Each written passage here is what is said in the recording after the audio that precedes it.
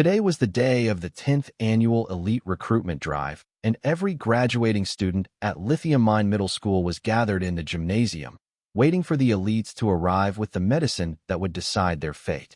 The elites were the idols of the Golden Dragon Nation, superhumans with magical abilities that were born from the divine injection that the students were going to receive today.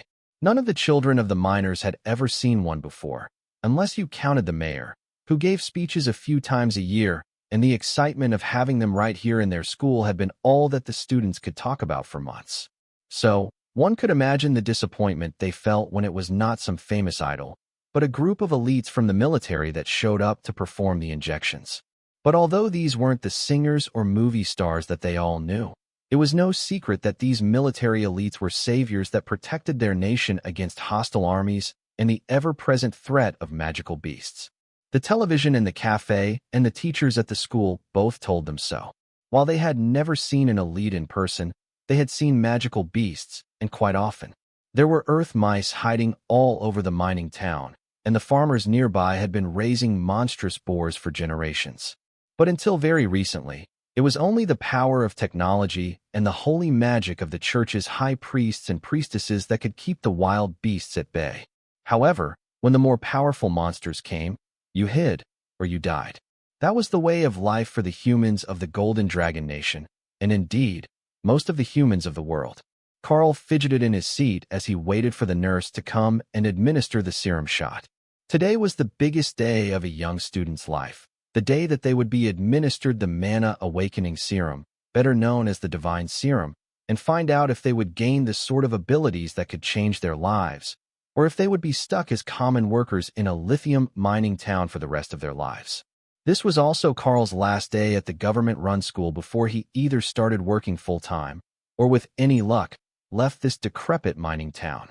If he was compatible with the serum, he would be off to the Golden Divine Academy tonight, and ready to train his new skills as a defender of the Golden Dragon Nation.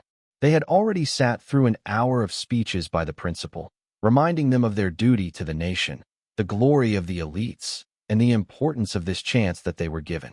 After all, they were just the children of common mine workers, dirt floor poor and unlikely to ever be anything else.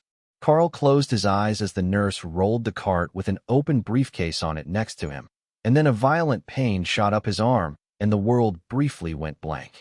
Agony spread to every cell in his body, like he was being torn apart from the inside, and blood clogged his lungs, leaving him drowning while sitting in the metal folding chair of his school's auditorium. This was wrong. The shot was only supposed to hurt as the needle poked you, not like this. As his consciousness faded, Karl realized that he was likely to be the 1 in 100, the rare fatal reaction to the shot which sorted out the defenders of the nation from the common people. But after a few seconds, his breathing cleared, the pain began to fade, and his eyes fluttered open. A few seconds after that, Karl regained consciousness, with pain still coursing through every cell of his body. The nurse's deep crimson eyes, a side effect of her own serum injection, were staring directly back at him, and a slight smile was on her face. "There you are. I thought that we lost you there for a minute. It's a good sign. 0 casualties at this stop always means there is a powerful one in the bunch." The woman moved back, and Karl took in the smartly pressed green military uniform, pencil skirt, and heels. It was all familiar, but all wrong. Did he lose some of his memories after the injection? Or was there something wrong with his eyes? On second thought, there was definitely something wrong with his eyes. The world was still a little blurry when he didn't have someone to focus on. He flinched as his head began to pound again, and a new wave of pain racked his body.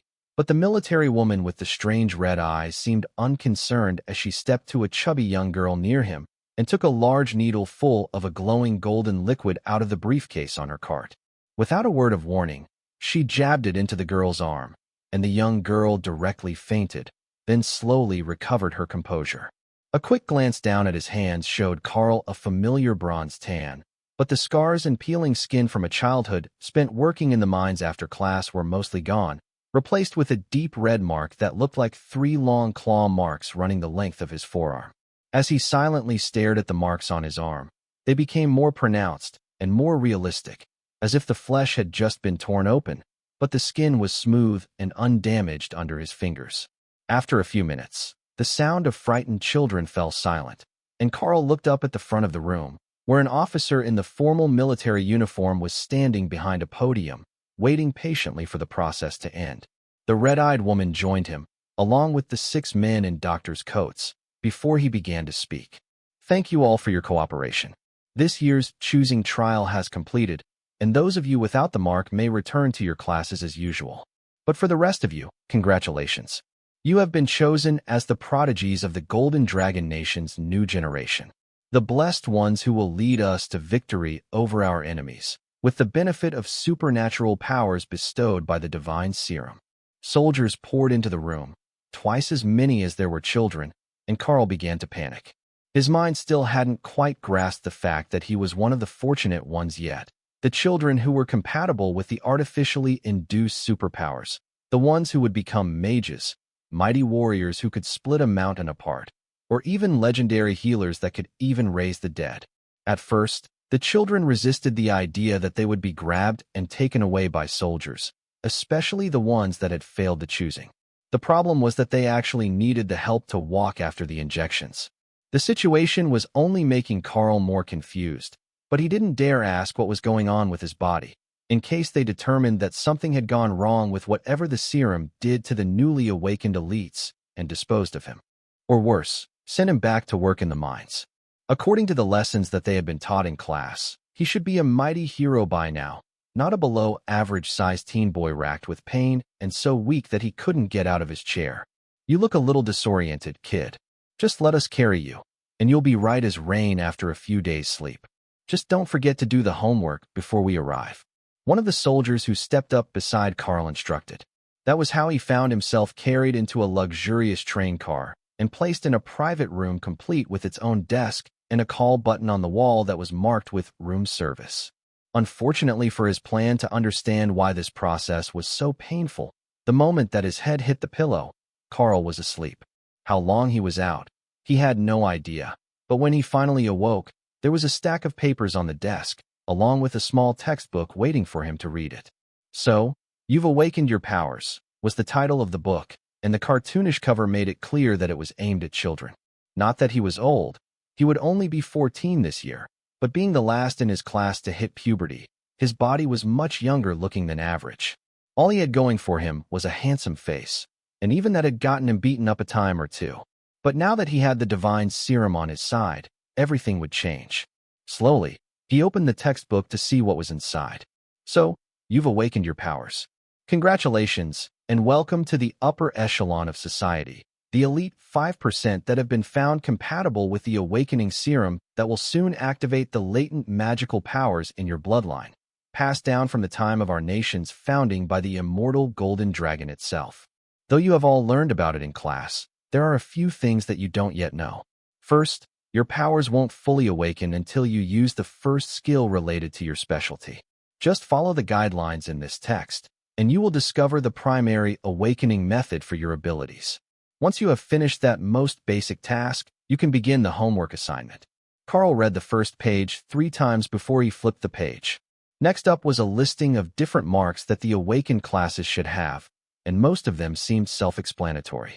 Ice shards, fire, blades, shields, paws, bows, and even an ornate fan were all detailed with page numbers that would lead the students to their awakening methods. But there was nothing that resembled claw marks. So, instead he turned to the homework assignment, hoping for answers. But that was even more useless. It was all about the students' abilities. How strong they were, the description, activation times, speed, energy usage, side effects. In short, he couldn't fill it in at all. All the marks seemed so obvious as to what sort of abilities they represented. Even the red aura around a pair of axes was clearly a berserker in Karl's mind, but the claw marks didn't make much sense. There was a similar one with an animal paw that was some sort of druid shaman, but nothing that was as simple but confusing as his. Was he supposed to be a punching bag for monsters? That didn't sound right at all. The book said that these marks represented superpowers. But after a few hours, there still wasn't any clear answer as to what he was supposed to do. It was time to call for one of the soldiers and get some answers before the train reached its destination. While Karl was trying to find a way to awaken his powers, the guards were making the rounds, checking which new students were already awake. Those with the most powerful bodies always woke up first, but it had only been half a day of travel, and they weren't expecting anything yet. "Sir, there is one active room already. Room 12A, a boy named Karl, no family name recorded." The patrol guard reported back to his commander in the front of the train. "What is his class? Have we seen him activate any skills yet?" The general asked. "Nothing yet. He appears to have a non-standard class marking, 3 claw marks." The guard replied. The general gestured for his assistants to go look for the details on this class, but even after a few minutes had passed, there was still no news. Other markings in their records were close, but nothing exactly like that one was found. "Well, then he will have to awaken on his own. I hope that the boy has good luck or thick skin. He's going to need it if he turns in a blank sheet for his assignment when he gets to the academy." It wasn't unheard of for a student to get the mark, but fail to awaken their powers immediately, even if they followed the instructions. Some would have gotten a non-standard starting skill, and some were just worthless at using the power that had been given to them. The general even recalled a case where a child had awakened the mage class, but didn't have enough mana to cast any spells until nearly the end of the first semester. In the end, that student had proven to be a dismal failure, and had run away during a school outing to live the life of a commoner without ever getting past the beginning of the first level of his training. That was the fate of many of the students who never learned to awaken their skills, either because they were completely unsuited to the abilities that they had received, or because they had a marking that no guidance could be issued for, like the 3 claw marks boy in room 12A. The divine serum was a modern invention, created after extensive research of an astonishing archaeological find at a holy site under an ancient world. Dragon Cathedral had detailed the inner workings of an ancient divine device known as the System Stones. The device itself was broken, but an initially unidentifiable power within it remained.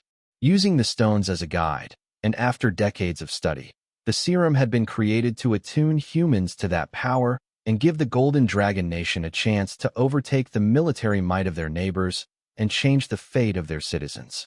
What did it matter if the ocean people had water magic to guard their ships against the rockets and guns of the Golden Dragon fleet? Now, they had mages of their own. Even if the untamed monsters of the Beast Lands attacked, they had warriors and guardians with powerful skills that could cut down the most ferocious magical creatures with ease. That was the strategic value of the divine serum, and the reason that every student who was found to be compatible was taken in by the military and intensively trained in the duties and responsibilities that came with being a protector of the nation. Life wasn't all military training and duty, though. If it were, there was an absolute certainty that the serum-compatible and freshly empowered future guardians of the nation would rebel against authority and either turn traitor or stage a coup. So, they were treated as the legendary resources that they were, able to live in luxury all their lives on the condition that their power was enough to justify their salary. Once they could pass all the tests that the Golden Divine Academy placed before them, they would even receive official titles from the church and a collection of legal and social benefits to match. Society had always belonged to the rich and powerful, but now the phrase had taken on an entirely different meaning. Karl was blissfully unaware of the topic of the observers' conversations, and while they were discussing the likelihood that he might not be able to awaken his powers in time to keep up with his classmates, Karl was preparing to ask the passing guards for advice. "Sir, pardon me, but my skill marking doesn't seem to be in the book. Could I be missing a page?" he asked as the uniformed guard passed by again. "Not in the book, eh? Tough luck there, son. The book only covers the common markings, the ones that 90% of the new students get, but there are others possible. The injections are a mysterious divine force, and sometimes they give out results that nobody understands. The best I can tell you is to try everything, and whatever feels right probably is. If you're lucky, you'll awaken some powers before your classes start. Between me and you want to awaken those powers before you get to the academy. The elite students are particular about the power rankings, and if you don't, you'll be starting school from the very bottom." "Thanks, but have you ever seen a marking like this?" Karl asked curiously. The guard rolled up his sleeve and showed off the picture of a bare paw, the mark of a druid, and according to the guide, a nature magic user with an affinity for animals. "Since it's a little like mine, and seems to involve animals, perhaps try things related to either animals or unarmed combat." There isn't much you can do to attune with nature on a busy train, but the windows open a little if you need some fresh air. That's what I had to do. I couldn't awaken my powers without some attachment to nature. In fact, I didn't awaken them on the train at all. They woke up as soon as I touched the trees on the way to the academy gates. The guard explained. Thanks for the help, Karl called as the guard walked away. He didn't seem to be big on talking, or perhaps he just didn't want to get Karl's hopes up. But the advice gave him something to go on. Karl flopped on his bed and looked out the window to see if there was any sort of hint as to what his powers were supposed to be. The guard had a point, and the claw marks definitely had to refer to some sort of animal. Humans didn't leave marks like that. So, the first thing that he tried was focusing on adding claws to his hands. Claw. Nope. Yelling out skill names isn't going to do it. How do the other classes activate their skills? Karl complained, unaware that the board's supervisors in the main car were watching through hidden cameras and laughing at his antics. Page 2, Magic Classes. Open the box of casting assistance under your bed using the thumb of your left hand and extract the appropriate casting medium to begin attempting to activate your first spell. This doesn't look like the sort of marking that a spellcaster should have. Next page. Page 3, Combat Classes. Open the box of practice weapons under your bed with the index finger of your right hand and choose the most appropriate weapon for your desired skills. That sounded more likely, so Karl knelt on the ground in front of the bed and unlocked the upper drawer, where he found a collection of simple weapons, and even some more obscure ones, like throwing knives, single-handed crossbows, and some sort of axe on a chain that looked like it would be more dangerous to the user than anyone else. He was, unfortunately, not yet among the physically gifted, so Karl picked a short sword from among the weapons while he cursed being the last in his class to enjoy the full benefits of puberty. He had never actually held a sword before, but this one felt right, and Karl gave it a few tentative swings before trying for a more meaningful strike toward the door. Pet skills not available. You must record a pet. Karl blinked slowly as he worked to process the idea that had come to him, as if implanted in his mind. It was a message directly into his thoughts, obviously from the effects of the marking, and now he somewhat knew what he needed to do. But how did he record a pet? It couldn't be as simple as just writing it down, could it? Or maybe he needed to do something to memorize it. But first he would have to find some sort of animal. This was a shiny new military train, not the company houses at the mines. There weren't going to be any mice. If he had to touch the animal for the skill to activate, this could be much more difficult than he had been expecting. The obvious choice would be to try writing something down and to see if that worked. Maybe there would be a book in the spell casting equipment. The drawer of tools slid open, and Karl stared in amusement at the wide variety of strange items held inside. He had absolutely zero clue about how these were supposed to be used. Some of them didn't even look like they were anything special, like this silly snow globe with no base. What were they going to do with that? Sit and ponder their orb? Karl picked the surprisingly heavy glass ball up in his hand, and suddenly, it lit up with a bright white light. Taming space viewing is not available. Please record a pet. At first, the message that appeared in his thoughts made no sense, but after a few seconds of focus, Karl could feel the change. In his mind, a vast emptiness was forming, giving him a sense of eternal power beyond anything he had ever imagined. What about a dragon? Can I have a dragon? Karl thought, trying to will one into existence in the taming space. Nothing. Of course, it wasn't going to be that easy. Karl was deep in thought when someone touching his arm brought his attention back to the present. Did you have any luck? The patrolling guard asked, looking at the two open drawers and the sword on the mattress. Yes and no. I get the feeling that the blade is the right choice, but I'm lacking something to activate the skill. None of the other weapons I looked at are really appealing, though. Karl sighed. Well, keep at it. You'll find something that works for you soon. If you've already got an idea, you're ahead of the others. Most of them are still asleep. That's something at least.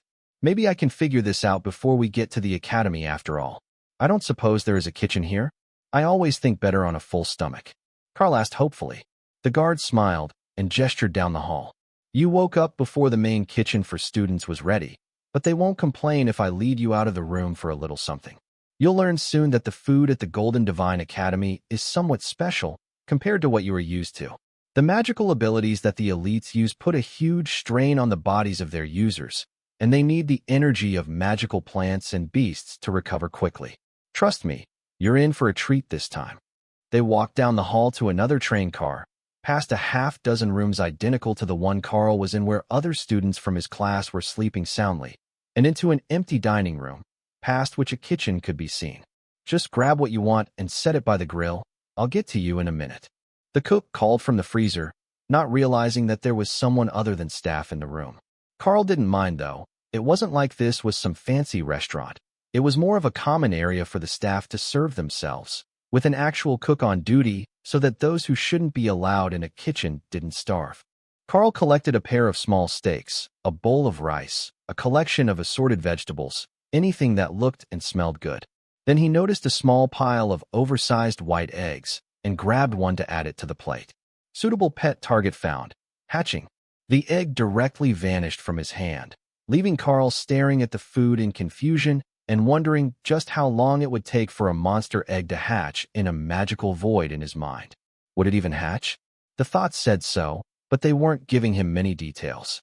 A small straw nest slowly appeared in his mind, with a single large white egg inside.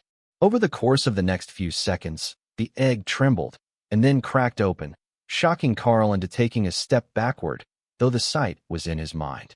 He bumped into the guard, who thought he might be faint from hunger, and stabilized himself. "Sorry about that," Karl mumbled, while the guard gestured to the cook and led Karl to a table. "Don't worry about it. Everyone is a bit off for the first few days after they wake up.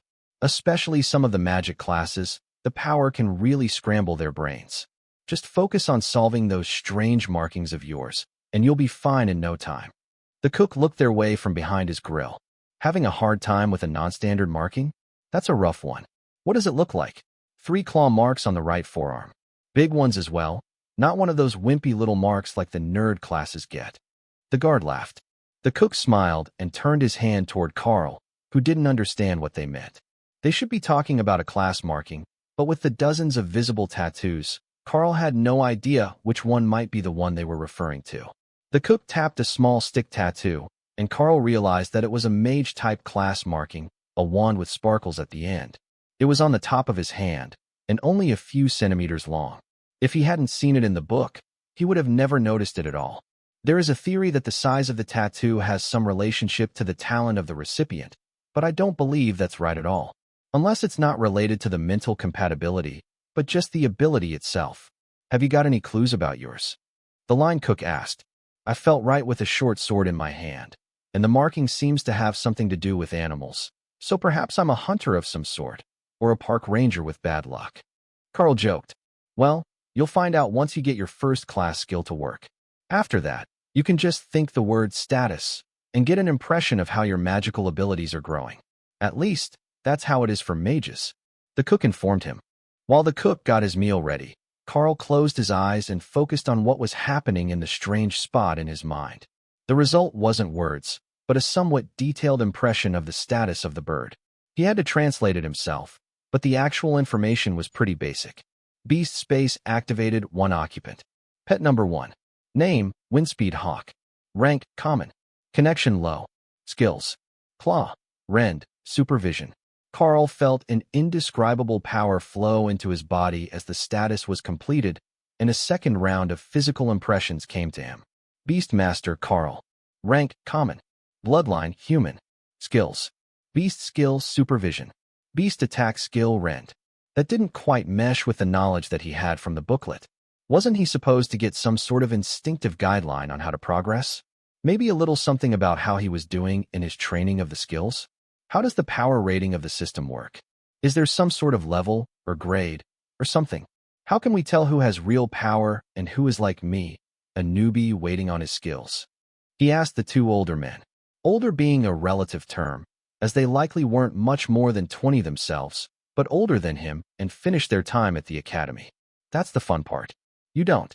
Unless they directly tell you, or you have some special skill to sense energy fluctuations like some of the mages, you just have to go with your gut instinct or the public rankings. The problem with the rankings is that they're all subjective. You see, I'm a wand class mage. I can use the fire element. If I was an orb class mage, I could use 2 elements at once, but that still doesn't tell you anything about my power. The important part is that I never made it past level 1 in my spell book, I just don't have the talent for it. But the druid here, He describes his powers entirely differently. The guard nodded. I'm a level 6 mortal grade druid. My grade has never changed, but I can use much more powerful nature magic than when I was starting school, and I can even transform into a bear. Because everyone's internal measurements are so wildly different, we judge everyone on the same scale as magical beasts. From common to mythical in rank based on what they can defeat in battle or how effective their healing and support skills are compared to beasts at the same level. So, while the cook is still considered to be in the common grade, I have made it one rank up to the awakened grade, and I can fight awakened magical beasts on my own. At least in limited numbers I can. But I was near the bottom of my class, all the way through. My skills are varied. I can heal, fight, transform into a bear, even help plants grow, but I can't do any of them worth a damn. So I'm stuck at the awakened grade. Karl nodded, understanding the concept if not the actual power level. Sometimes focusing on too many things would lead to you never getting good at anything. There was a guy like that in his neighborhood, a jack of all trades. He could fix your car, your sink, or your fridge, but only the common issues. If it were really broken, he would refer you to someone else. I think that I follow the idea. How powerful were the top students of your class? He asked. Have you heard of the Archmage Mia, that new idol spellcaster? She was in our class, and she reached the awakened rank in the first year. By the end of the second, she could defeat ascended beasts with ease, and by the time we graduated, she was already a commander-grade mage. Then only a few years after that, she got some super-secret resource from a mission, and it pushed her to the royal rank. That's when everyone started calling her the Archmage, and the fame started to get to her head. She doesn't answer our messages anymore, but we can still proudly say we went to school with someone super famous. Royal-grade monsters were a terrifying thought to Karl.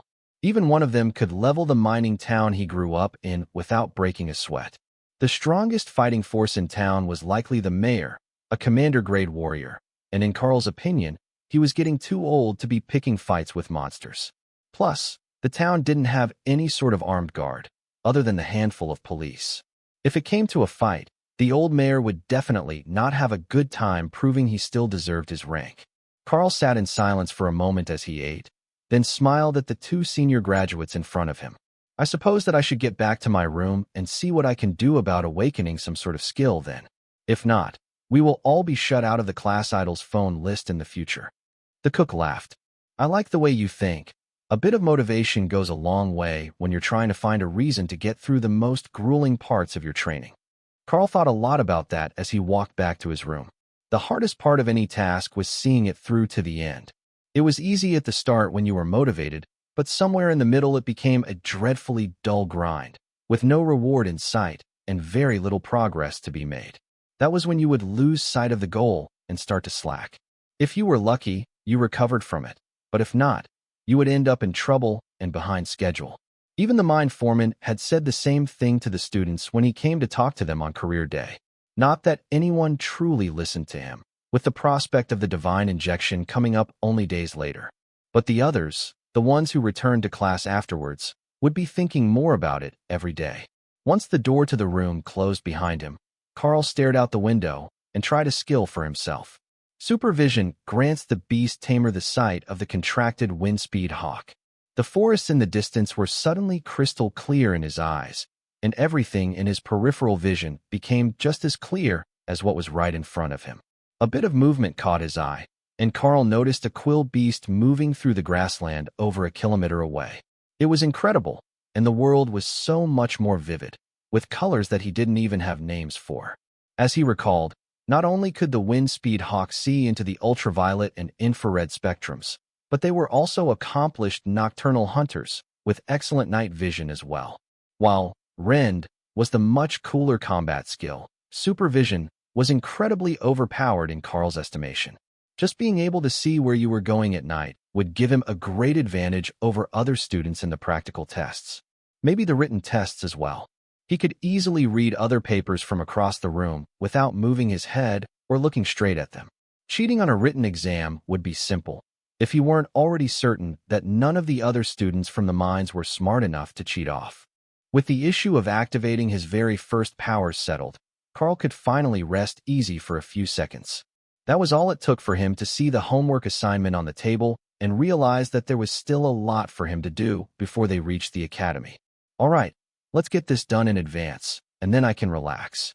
His silent motivational speech had very little effect, but Karl sat down with a pen and the homework assignment in front of him. Name, Karl. Age, 14. Skill name. It only had one spot for a skill name, and that made him assume that it was normal for a newly awakened student to only have one skill. But which should he put in there? Beast taming, supervision, or rend? This homework would be posted for the class, he was certain, so he didn't want to give away the extent of his abilities to the other students and become the target of other students' envy before he could defend himself. Plus, the contracted pet might be a magical beast, the windspeed hawk, but it was still a gosling, and wouldn't grow into its full power for months or even years. Wouldn't he just become a new target of bullying if he showed everyone a baby bird as his power? Supervision seemed like it was much cooler and more useful, but it wasn't a combat skill, and for the elite, combat strength was king. So, he went back to the bed and picked up the short sword again, determined to make rend work. Activating the skill was incredibly easy. A single thought lit up the blade with a dull red light, and when he swung it toward the portion of the wall that was marked testing area, a crescent arc of destructive power was thrown out and absorbed by the high-tech alloy. Drawing the blade through the air when using rend was like mixing thick dough. He could barely move his arm, and the blade speed was slow, but the skill formed as the blade moved. So with a bit more training, it should be faster to activate. Rend would definitely make him friends in class. With a bit more effort, it could slice a wide swathe through enemies and allow him to target an entire group. Karl hurried back over to the sheet and filled out the questions about his skill, including the restriction on movement speed when using the attack, which limited how fast it could be activated. If he thought about it, there might be a way around that if he was already moving when he activated the skill. Wasn't that how hawks hunted? They didn't rely on strength, they came in at high speed and took out their prey in a single strike. If he could determine how that skill was supposed to be used, his combat power would increase drastically. But other than the skill, the questionnaire also asked about the user. Any headaches, feelings that you had forgotten something important, physical increases or decreases. Karl tested himself, and other than the supervision, he had definitely also become a bit more flexible. Not by a lot, but it was clearly noticeable. In the end, he decided to leave that portion of the questionnaire marked with none. If the agility increase improved in the future, he could blame it on something else from his training. After all, some of the elite were said to be true superhuman monsters, and some were just as frail and human as always, but with mind-boggling supernatural powers. One of the idols had even sprained an ankle after stumbling to go on stage for a meet and greet event. That seemed like pretty conclusive proof that the injection skill distribution system did not distribute physical enhancements in a fair and equal manner. Once he was satisfied that the answers would be enough for the academy to rate him fairly highly among his classmates, Karl carefully slid the paper into the envelope provided and placed it in the tray by the door. That was everything that he was expected to do until they arrived at the academy. But he couldn't help wanting to try out more and better ways to use the rend skill. What if he tried to be more like the hawk? There should have been a clawed gauntlet among the equipment there, as well as a trident. Both would replicate the 3 claws of the mark on his arm, but the trident was a stabbing weapon, which didn't seem well suited to how the skill worked. He opened the drawer again and put back the sword before taking out a pair of gauntlets with clawed tips on the fingers. As a weapon, they weren't too impressive, but they looked like they would work with the skill that he had. They were a bit big on his hand, as Karl was slightly smaller than average, but after a few buckle adjustments, they fit well enough, and he tried the skill again. With his hand extended out in front of him, the way a hawk would when swooping down on prey, he flexed his fingers, and 4 small streaks of red light tore through the air in front of him to hit the wall. Each of them was much less impressive than the one created by the sword, but the speed was incredibly fast, and they would hit multiple areas on the target. Against lightly armored targets, that seemed like the better path. The more attack blades they had to dodge or block, the better. Each time he used the skill, it seemed to drain some of his energy, and after only a few more swings, Karl could feel his arms getting weaker, and he had to sit down and catch his breath. This was going to become an issue very quickly while doing combat training.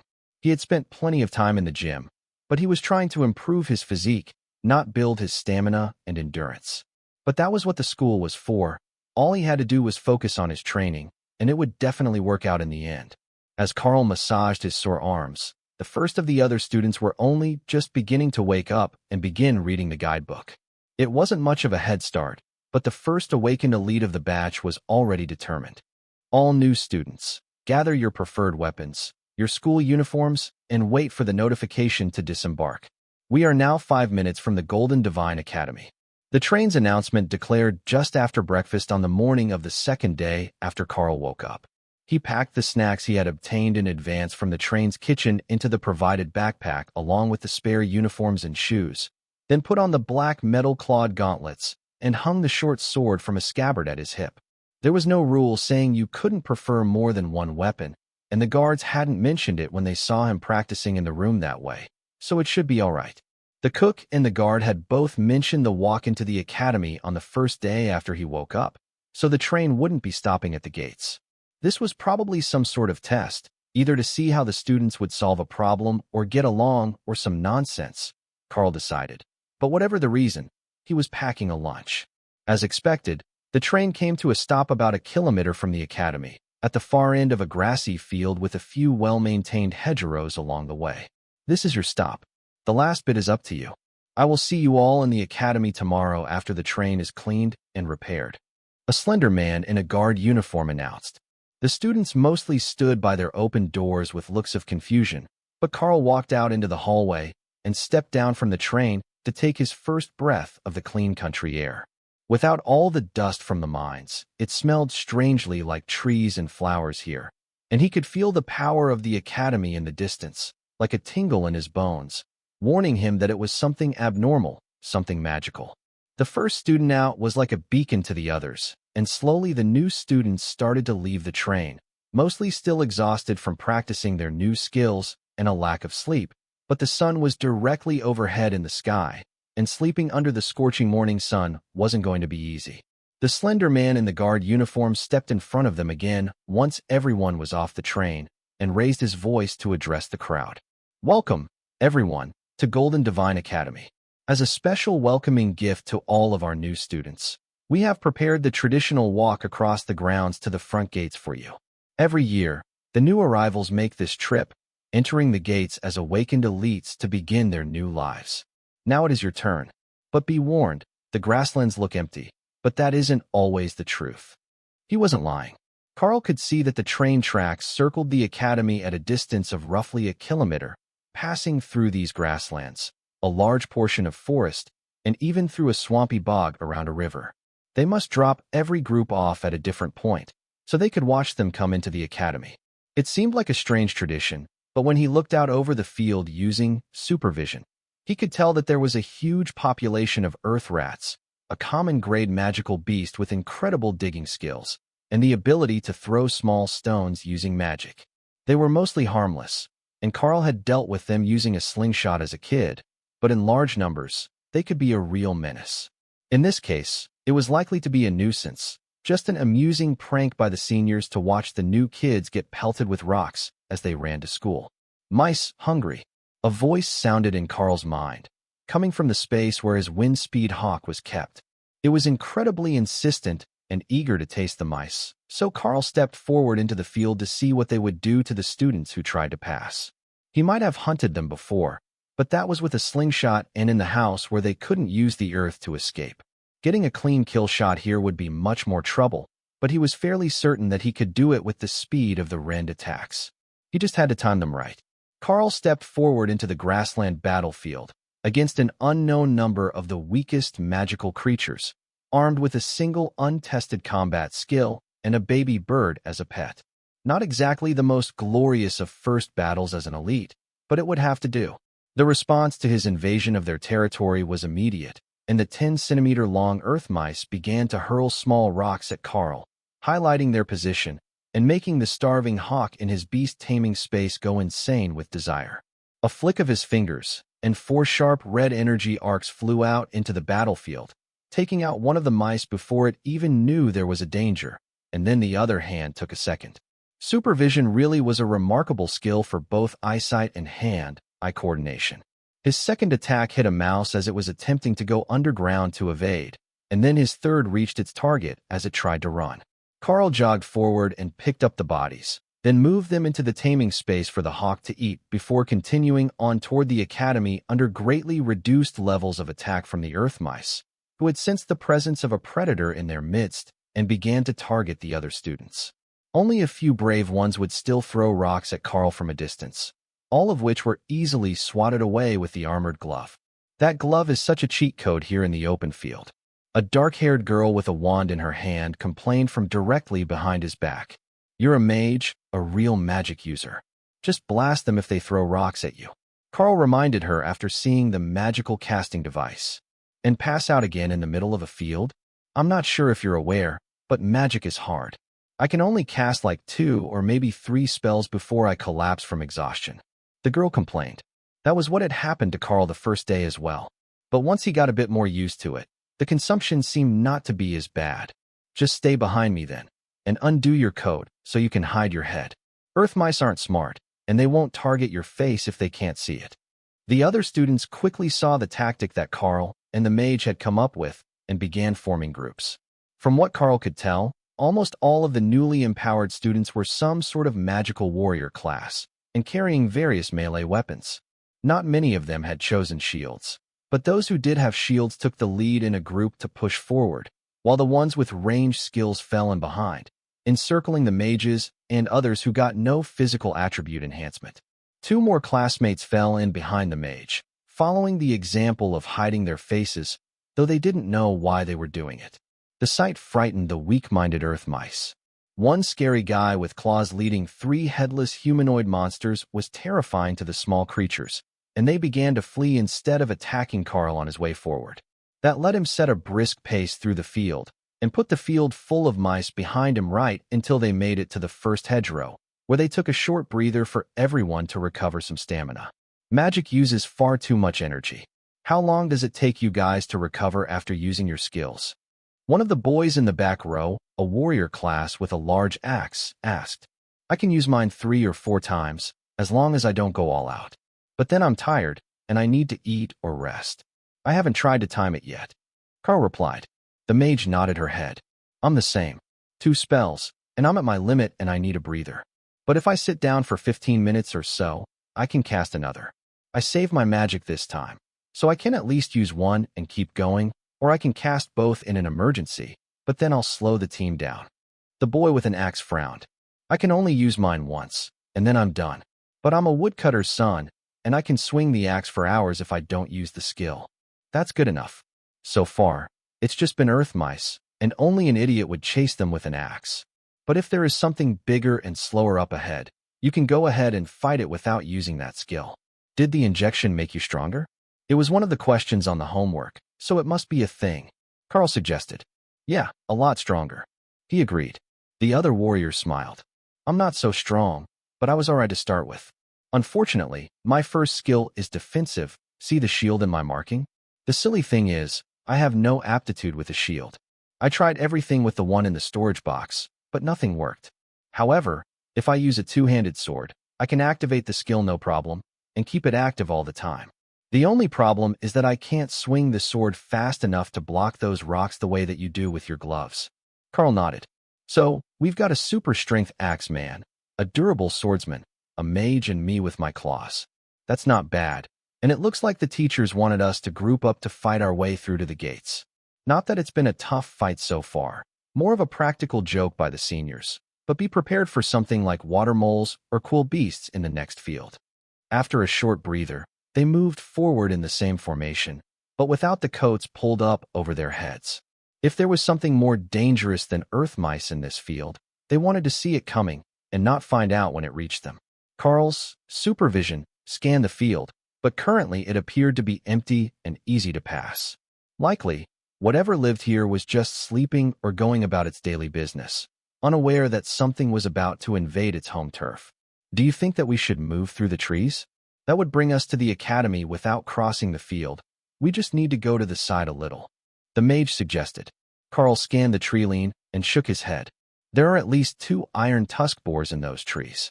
I can see the torn tree bark at different heights. It might be a different species, but those marks are pretty distinctive. He quietly informed the others. They were a long way from home, so it might be an entirely different species of boar, but if the tusk markings were similar on the trees to the ones he knew from home, then the animal likely was as well. Then onward, valiant scapegoats of the freshman class. Let's amuse our seniors and get ourselves inside that gate before it gets dark. The woodcutter's son laughed. They moved forward at a fast walk, not wanting to make too much noise or vibration underground that might disturb the beasts living there, but not wanting to waste time and let the others behind them catch up either. None of the other groups had entered this field yet. Most were resting. Some were still struggling with either a lack of courage or the mice, and some had decided to go the long way around, under the assumption that the direct route was a trap. That group probably wasn't wrong, but that didn't mean that the other routes were any better. They were halfway across the field when the next group moved forward, jogging to catch up to the leaders, and the field erupted with activity. Vines sprung up out of the ground around the feet of the new group, trapping their ankles and pulling them down onto the soft dirt, while loose vines whipped at their faces. It was some sort of plant monster. What sort? Karl had no idea, but the loud footsteps had awoken it. Keep moving gently. It hasn't attacked us yet. It's just active in our area. Keep moving, and we will get out without much trouble.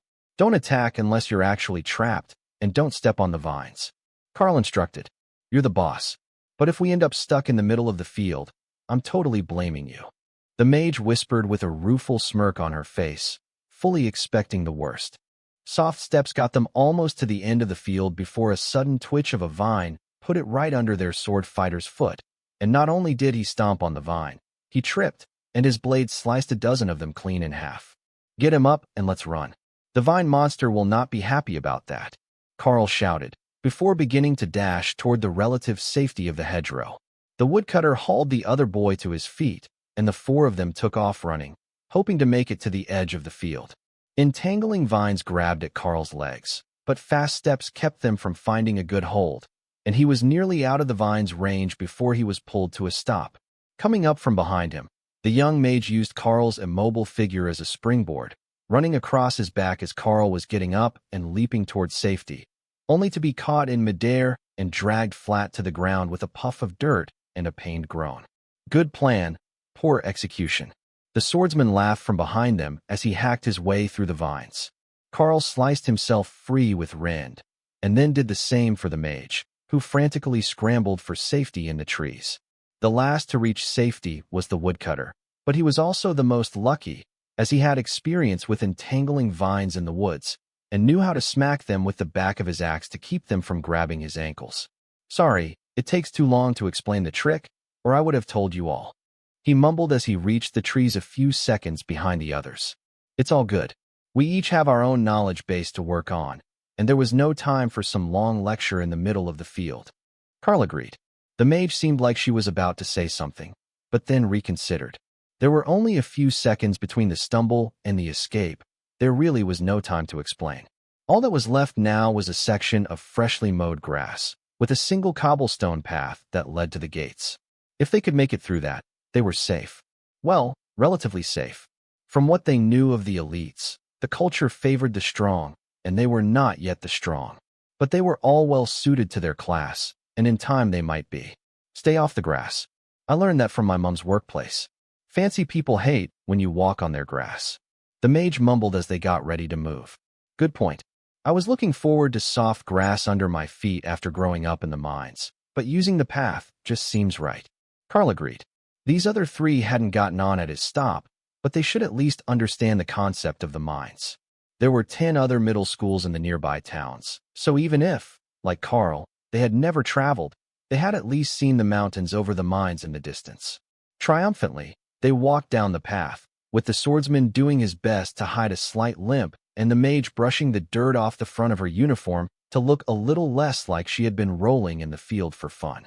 They reached the gate, where a pair of teachers were waiting to greet them with a large bag full of textbooks and a table full of drinks.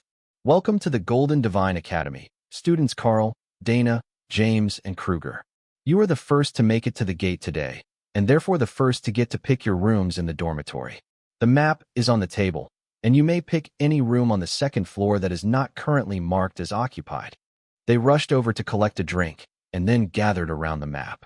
This layout makes no sense. Kruger, the axe wielder, mumbled. All the rooms are random. Look at this one. It's tiny, but with a huge empty balcony. Who would pick that? Dana, the dark-haired mage, agreed. But a long, narrow room caught her eye. There was supposed to be a training target at the end which she could fire spells at from a distance, which would be great for practice. I want the balcony room. Karl shrugged, then picked up a token from the table and placed it on the map. Right, you have a wide area attack skill. If you want to practice, you need more space.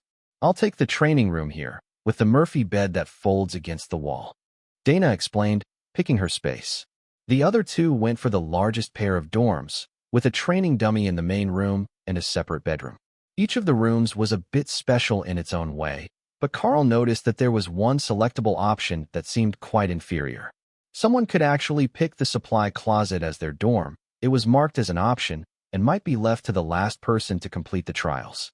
The Windspeed hawk in Karl's taming space looked out through his eyes and squawked in appreciation of the choice. The big balcony was one of the few rooms that had proper outdoor access. In fact, it blocked a half-dozen other rooms' access to the outside, unless they had a window that opened onto the balcony. It was perfect for the bird, and once it digested these delicious earth mice, the tiny monster was convinced that it would have the energy to grow enough that it could fly around outside. Baby monsters didn't stay helpless for long, even in this situation, where it was being nourished by a human beast tamer and not its mother. Are there more mice? It asked hopefully. It was strange to hear the bird's thoughts as words in his head, but unfortunately, Karl didn't have anything else for the beast right now. Just wait until dinner, and I will get you as much meat as you can eat. I hope they serve mice. Interesting choices. I can see the others, but why did you pick the balcony? The room itself is barely a bedroom. The teacher in charge of reception asked Karl. I can always set something up on the balcony, but mostly it's for training. I have an area attack skill that I can't train indoors easily. But the room is fine. It's bigger than mine at home, and it's got both a bed and a desk, with its own shower and water closet. The others quickly double-checked to make sure they had picked rooms with their own facilities and sighed in relief. Not only did the rooms they picked have a full bath, they also had a small kitchenette with a fridge and hot plate for cooking in the room while they were studying. In that case, I will give you all your keys and wish you well in your studies. The teacher's smile told them all that they had probably screwed up somehow, but they had no idea what they should have done differently in that situation. Unless the juice was poisoned, they had just picked the rooms that seemed the most appropriate for their class, or the biggest ones, in the estimation of James and Kruger. They took a few steps, and students from the senior classes, wearing badges with white, black, and bronze symbols on them, fell in beside the group. White for common grade, black for awakened, and bronze for ascended, according to the text on the badges. The badges on the new students' uniforms were all white, so Karl hadn't noticed until now that they represented anything but the academy. Welcome to the academy. We will show you to your rooms. It's always fun to see the newbies' first experience of the dorms, you see.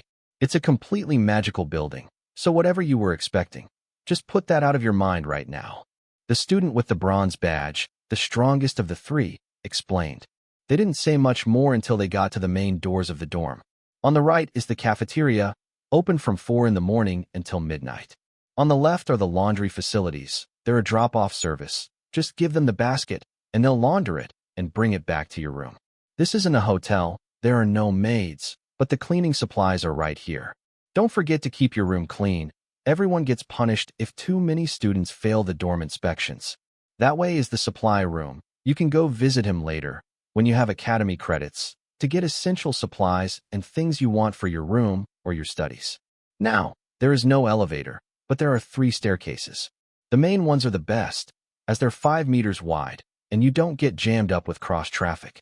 Your year is lucky. You got rooms on the 2nd floor, mine is up on the 4th floor, and these 2 are on the 5th floor.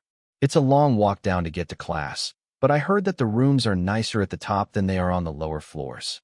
The boy's smirk told Karl that he was definitely pranking them. Either there was an elevator, or the rooms were all strange, no matter where you went. The 3 older students put their hands on the shoulders of the newbies and led them up to the 2nd floor with a smile. You 2 are right here, since you picked the square internal rooms. The leader of the senior students informed them, gesturing to the doors on either side of the stairs. That was a factor that they might have forgotten to consider. Being right next to the stairs could be loud, but the hallways were decorated with thick red carpets, hanging tapestries on the walls, and plenty of decorations that should prevent echoes. The two warriors opened their doors and looked at the bare rooms. Stone walls with multiple scorch marks, cut marks, and absolutely zero furniture in the main room greeted them. They stepped inside in shock and found that the bedroom had a simple single bed in it, unmade, but with quality linens and a comforter emblazoned with the school's crest folded at the foot.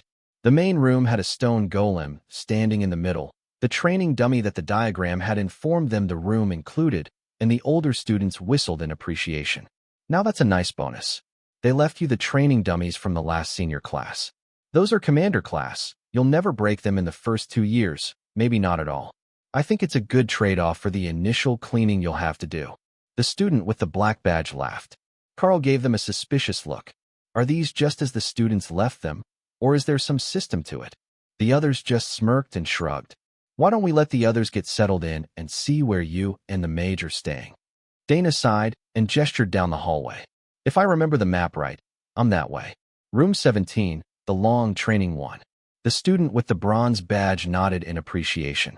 I'm also a mage, so I picked the same room on my floor. Let's see what you got. They opened the door and looked at an incredibly long hallway, far longer than the actual dimensions of the building should allow.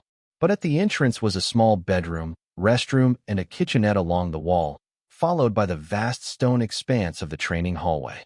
It was spotlessly clean, and there was a single potion sitting on the table with a welcome note from the last occupant. Congratulations, you got a decent senior. Check out your welcoming gift. We will get Karl here settled into his room. The balcony room was just around the corner, and at first, Karl almost missed it. The supply closet room was right next to his, so the doors were narrow and very close together, but the older students knew which one it was. Right here. Let's see what it's like. The balcony on our floor is empty. We didn't have as many students as you guys do, so some of them aren't in use. The door swung open to show a very plain room past a short hallway with a bathroom on the left. The main room was just a metal desk and a large bed, trimmed in black leather, with drawers underneath. The walls were painted dark gray, giving the room a very odd feeling, but the curtains were the Academy logo gold ones that presumably came with the room. Well, this must have been the kitchen witch's room. Creepy goth girl. You can repaint once you get some credits to buy the supplies. Good luck with that. The gold-badged student sighed, obviously disappointed that there wasn't anything special about the place. But they had forgotten the most important part. Once they left and the door closed behind them, Karl opened the curtains to the balcony and stepped outside, only to find himself in the middle of a greenhouse. There were plants everywhere, blocking his view, and Karl smiled. He had never had plants in the house before. His parents couldn't even keep flowers alive. But the Windspeed hawk was overjoyed at the potted trees, flowers, and vines that were scattered all over the balcony.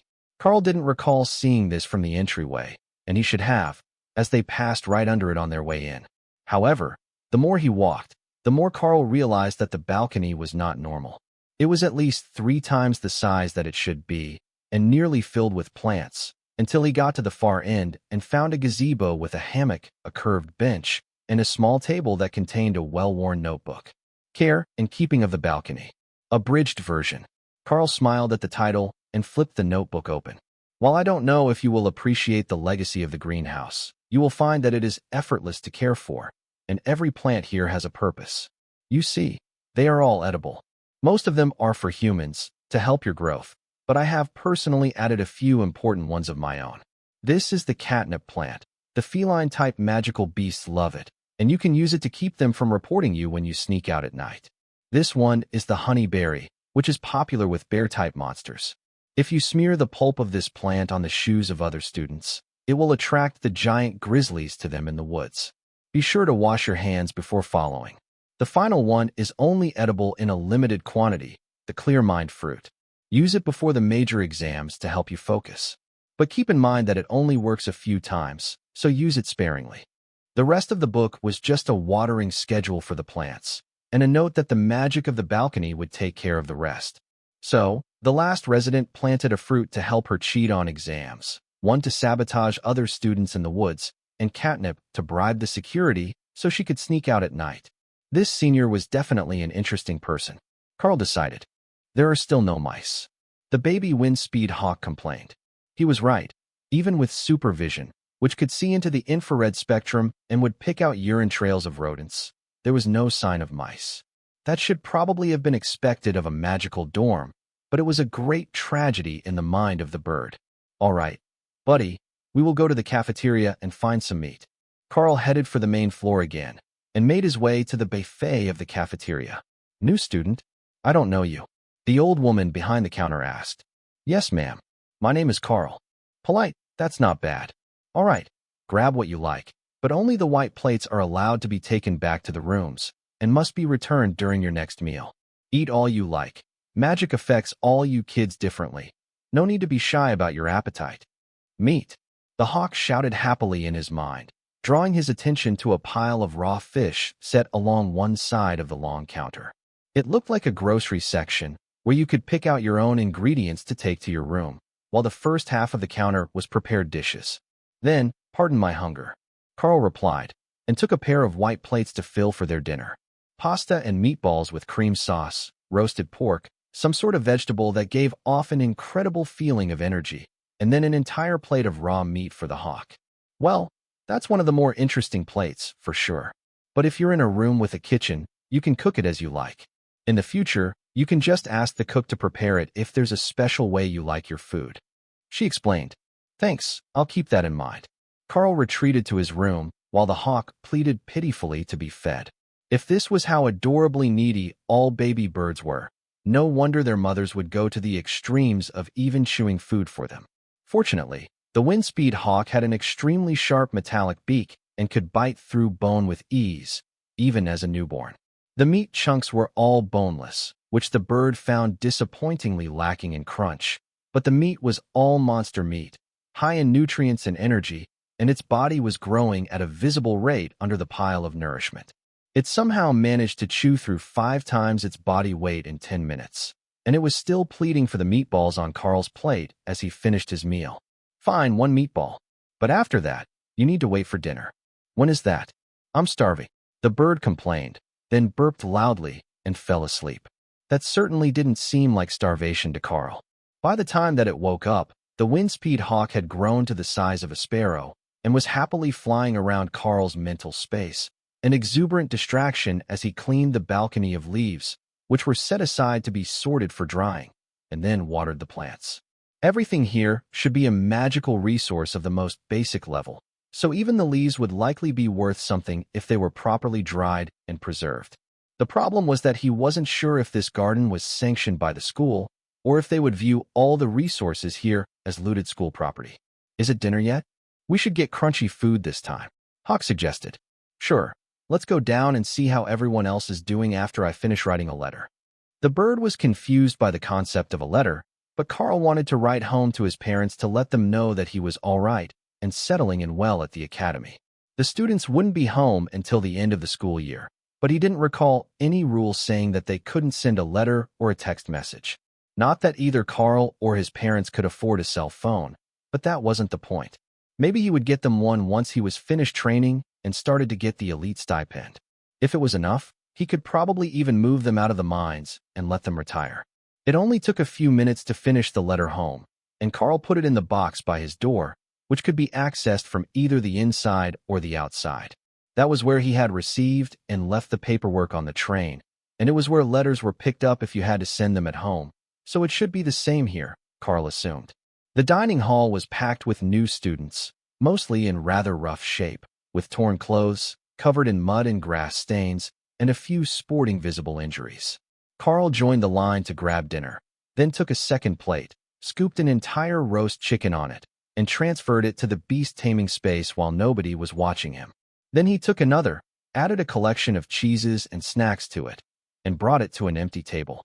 You were the gauntlet guy from the first group, aren't you? I didn't get a good look at your face earlier. A girl with blonde hair and a heavily bruised face asked as he sat at the table next to hers. Yeah, might I ask what happened? Everyone looks like they were beaten half to death. Karl asked. We were. I went with a group that understood going together for safety against the earth mice, and our lead warrior chased them off with a skill, but when we got to the second field, the plant monster was already going insane. So, we thought it would be safer to go around, and we decided to try the tree lean to the right. She paused and gently touched her face, then flinched. The one with the monstrous boars? Karl asked. Oh, you already know? Karl nodded. That's why we went through the field. I saw the marks of the boars on the trees, and recognized them from outside the mining town where I grew up. The girl laughed. It's me, Jasmine. I guess you really didn't recognize me with my face like this. That explained why she didn't introduce herself when she started speaking. He should have already known her. Karl looked her over again. He was absolutely certain that when they left, the Jasmine that he knew had not been a blonde, and that she had been at least 20 kilos heavier than she was now. You look different. It must be the hair. Karl mumbled, not wanting to insult his classmate by mentioning what she used to look like. Maybe it was puberty, but he should have noticed a change like that. He was sure of it. There were a few other familiar, but also not familiar, faces in the crowd. It was like everyone was a bit different than he remembered, and most of them had improved in the best of ways. Come to think of it, he didn't remember sitting quite so tall at the table, and his uniform pants didn't quite reach his shoes anymore. That wasn't right. They definitely did this morning when he got off the train. Maybe his academy experience wasn't going to be a bad one after all. A little more height, and he would catch up to his classmates. The next morning was the official start of their training, but there were no scheduled classes. Instead, everyone woke up to announcements that they should wait in their rooms for the teacher in charge of their group to come inform them of their new routine. That sounded like a much more relaxed class atmosphere than any school he had heard of before, and Karl became a little more jealous of the elite lifestyle. Perhaps he would even get lucky and have a kind and gentle teacher who didn't shout at students for wrong answers, or believe that laps around the school were the cure for inattention. At breakfast, he gathered another roasted chicken for Hawk, along with a collection of raw meat, but the beast's consumption had temporarily slowed as the bird had grown overnight. They weren't a large predator by the standards of monstrous beasts, just a deadly one due to their eyesight and attack power. As they grew to maturity, most of them would perfect the knowledge of the rend skill, allowing them to take down much larger prey with a single strike. That might not sound too impressive, given that the full-grown bird only weighed a few kilograms, but when the proficiency reached a high enough level, a monster could actually ambush and kill monsters a rank above its own, using the power of the mastered skill. It wasn't a feat that many beasts could accomplish, and it was entirely a result of the wind-speed hawk's incredible rate of skill growth. It was well after noon before the teacher showed up to talk to him, and Karl was getting bored with just standing around in the garden and waiting. He had practiced his rend skill until he wore himself out, trying to improve his accuracy and activation speed, and then had a short nap, but he wasn't really sure where to go from here, and none of the information in the bag of textbooks he had received told him anything on that topic. The sharp knock at the door woke him up, and Karl rushed over to open the door for the sharp, featured female soldier that was waiting outside. Good afternoon, Karl. I am your combat skills professor. You may call me Sergeant Rita. In addition to teaching you martial arts and essential skills for the elites, I will be your personal guidance professor. The Academy has determined that your class is too different from other warriors for the standard class schedule to be useful outside the daily battle training courses, so we will be working together for the time being. Did you have the space here to take lessons, or would you like to move to a classroom? He had almost gotten his wish. Rita certainly wasn't ugly, but her nature was about as far from kind and gentle as was possible, and laps around the Academy didn't seem like they would be outside her list of preferred teaching methods. There is a spot on the patio that should be suitable. Please come in, Sergeant. The gazebo seemed like the best learning space, and with the weirdness of magical training golems, staircases that only went to your floor, and everything else in this dormitory, Karl couldn't see how the plants left to him by the senior would be an issue. Sergeant Rita followed him into the unit, then onto the balcony with an intrigued look. But it was not the number of plants that shocked her. Are these all freshly watered? She asked. There was a watering guide included with the room. Most only need it once a week, and I didn't know when they were watered last, so I did it the day that I moved in. They seemed fairly dry, but everything is still in good condition. Karl replied with a shrug as he walked to the gazebo. This is a nice unit, very outdoorsy. I'm not sure if it will rain on the patio, with the magic that's in effect, but other than that, you lucked out.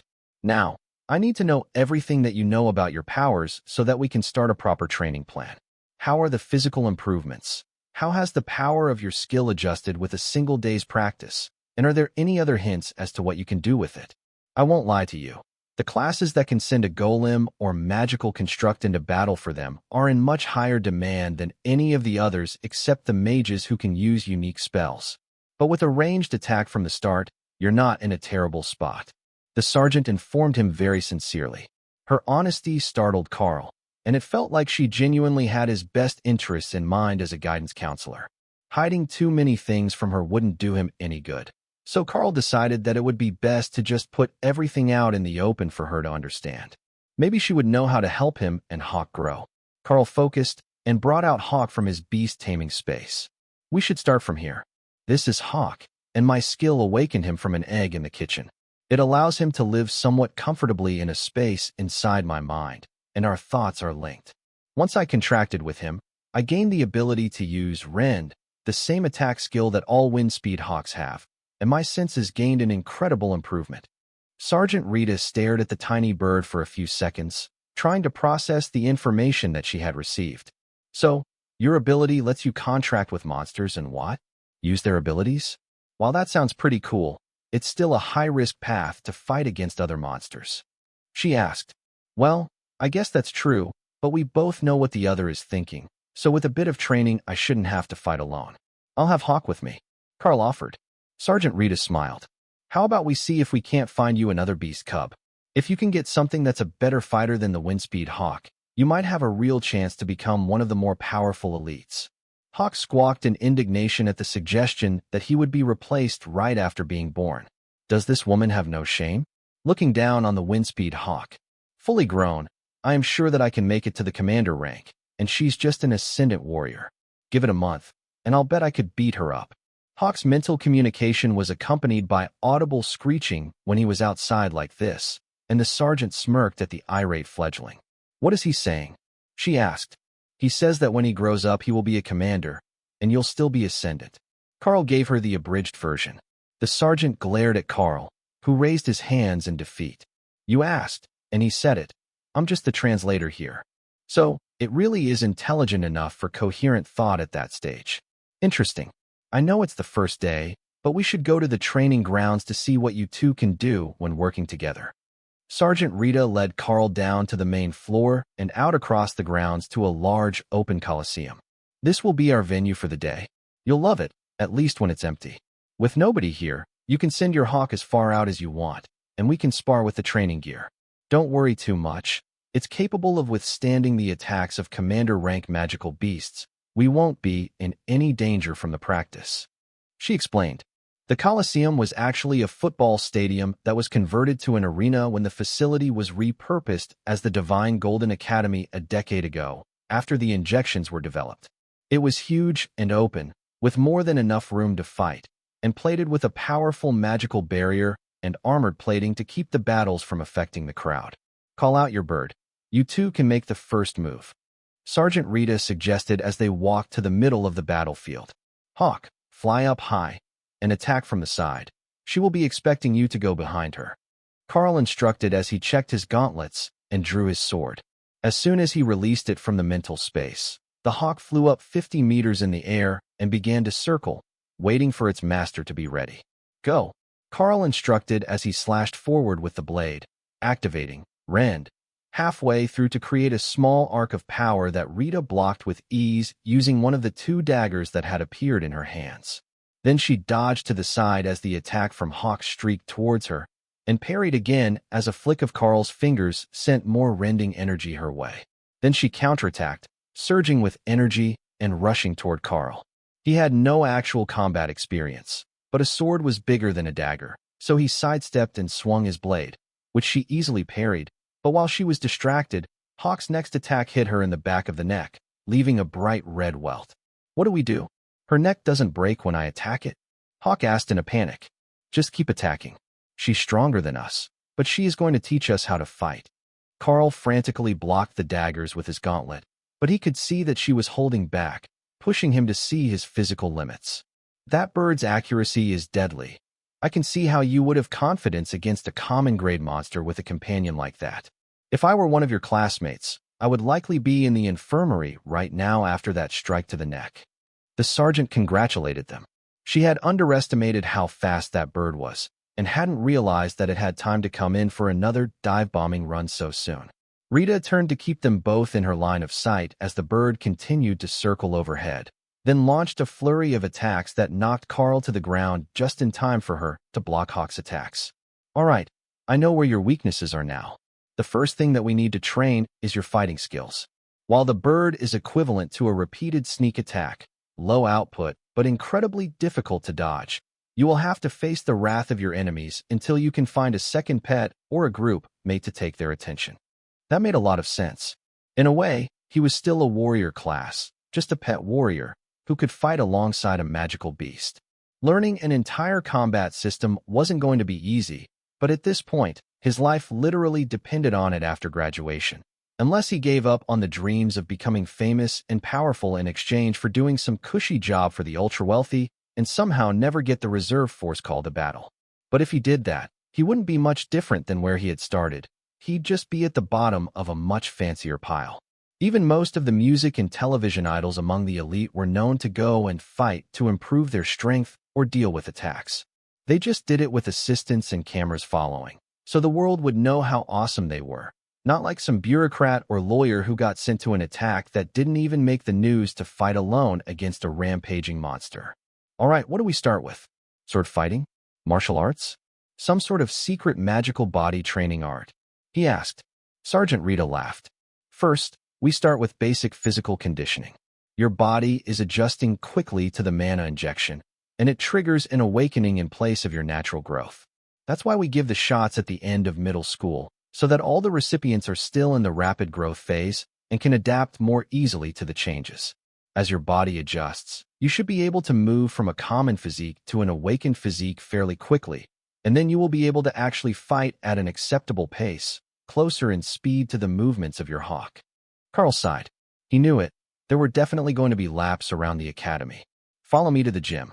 There will be a bunch of agility-type fighters there now, so your standards should be suitable for the equipment that is out. I will lead you through a basic routine today, and then we will set your baseline for improvement. Within the next month, I expect that you will be able to make the minimum awakened standard, but you have until the end of the semester before the official tests are done. So, most students take that long to make it to awakened? Karl asked. That didn't sound so bad. No, many of them will make the minimum standard within the next few weeks. The true geniuses will be getting close to ascended by the end of the first semester, and make it there either late in the year or at the beginning of the second year. Just like that, Karl's dreams of easy days as an elite were crushed. When they got to the gym, the attendant issued Karl a workout uniform consisting of sneakers, shorts, and a shirt in the academy's white and gold color scheme, and sent him to the locker rooms to shower and change. That was their policy, shower before and after using the equipment. Apparently, new students didn't wash enough on their own, and they needed to shower when they arrived. Or perhaps, like he was that day, they were expected to be sweaty already. It didn't take long to get ready, but Sergeant Rita was already there, changed into a black tank top and a different pair of green cargo pants with clean boots. Did they think that she might be mistaken as a student if she didn't wear green? Or perhaps it was a military rule. Karl had heard that the elite soldiers weren't officially military, but their own branch of the government. However, they didn't come to the mines. There was no reason for them to be there, so he had never actually seen one before the injection day. The agility-type warriors, as Sergeant Rita called this class, turned out to be almost entirely female. That made Karl wonder deeply about what sort of bias the mana injection had for the skills that it awakened in people, or what that said about his current physique. He might not be the most macho man ever, but being subtly told that you currently have the physique of a 14-year-old girl was hard on the ego. Then he looked through the glass wall and saw the strength-type warriors from the senior class's training, and the class was full of muscle-bound meatheads with arms the size of his torso. Maybe he was in the right place. All right, first up, upper body strength. That skill of yours puts a lot of resistance on your body, and you need to be able to power through it, but without building up so much bulk that you can't evade anymore. Rita began. What followed was 2 hours in hell. By the time that Karl limped back to the showers, he was sweaty, exhausted, and ready to fall asleep right where he was. He was about to collapse when Hawk pushed a piece of cold roast chicken out of the space for him to eat as a form of emergency energy or a survival ration, Windspeed Hawk style. A very deeply missed survival ration, even though the bird still had a quarter of a roast chicken and plenty of raw meat left. Once he was changed, Karl made his way back to the dorms for the afternoon and straight to the cafeteria for some much-needed sugar and caffeine. If this was going to be the daily routine, he was going to have to start eating much heavier meals than usual. Somehow, despite feeling like death, he still managed to look like he was in better shape than the next few groups to arrive. They were holding each other upright, and mostly bruised, cut, scorched, or dripping with some sort of mystery liquid. "What happened to you?" Karl asked the mage sitting at the next table, startling him so much he almost fell out of his chair. "Skills training. All day long, the magic classes undergo skills and theory training. I have one spell, Lightning Bolt, and they had me drink supplements over and over to cast it 30 times today until it stopped hitting me and everyone around me." He complained, clearly in agony, and so tired he was about to pass out. "What about you?" The other mage at the table, a girl with charred sections on her uniform, asked. "I had a combat class with the instructor, then 2 hours of fitness routine with the agility-type fighters. I think my legs have started to turn into pudding already." Karl sighed. 2-hour fitness routine? What did you do to the instructor to deserve that? Even the newbie warriors only get a 30-minute intensive weight training session and a 30-minute cardio session along with their weapons training. The girl asked. "No idea. I think that she's got high hopes for me, though, because she's already talking about forging me into an awakened body this month." The mages winced. "We need to get our mana levels up to awakened levels before the end of semester exams. But that's way harder than it sounds, and we need to meditate whenever we're off. But you can't do it when you can't focus, and we're all too sore today." "Well, almost all of us. I think that she might be fine. That woman is a demon." The boy Karl had spoken to first complained, gesturing toward a woman covered in slime at the next table. "Slime girl?" Karl asked. "Don't let it fool you. She's a water mage, and her first spell is Refreshing Water Slime. It helps her recover stamina and mana, so she's been wearing it like that all day." That was almost a cheat ability. From what these two said, the mages trained their aptitude by maintaining and controlling their spells, and hers refreshed her stamina and magic while she wore it, so she could do it all the time without getting exhausted. She would almost certainly grow quickly. That was the sort of luck that a true protagonist should have, Karl decided. Slimes suck. You can't even eat them. They just squish. Hawk had a point. Not only was he an excellent combat assistant, he was also edible. The students slowly made their way to their rooms, and Karl let Hawk sleep off his overindulgence while he lay in bed, too tired to sleep, but too sore to do anything else. He wasn't sure when that changed to blissful slumber, but he was very aware of his alarm going off the next morning, alerting him that he had 15 minutes before Sergeant Rita arrived. Karl took a quick shower and changed into his uniform before the sergeant was at his door, impatiently knocking and holding a breakfast tray in her other hand. "You're running late, so I brought food. Let's go to the gazebo so you can eat while you study," she instructed. Once they sat down, Sergeant Rita took out a small stone and set it on the table. "What do you think of this?" she asked. Karl looked it over. It wasn't an egg, it was just a rock of some sort. He even poked it, first with the handle of his spoon, and then with his finger. No response. "It's definitely a rock," he replied. "Interesting. So the psychic stone has no response to you, but you can communicate with your bird," Rita noted. "Now, try this one." Again, Karl put his hand on the stone, tried to make it do something, but it was just a rock. Then another, and another. But when she put a small golden coin on the table, an ancient monetary instrument from the Golden Dragon Nation they lived in, Karl immediately felt an affinity for the object, and when he touched the dragon on the coin, a sense of power filled him. So that's the answer.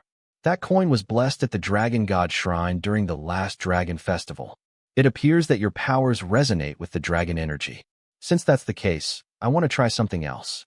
Rita took out a small vial filled with shimmering red liquid. "Oh, I want it. Ask the evil lady to give me that," Hawk demanded. "You should be glad that she can't hear you.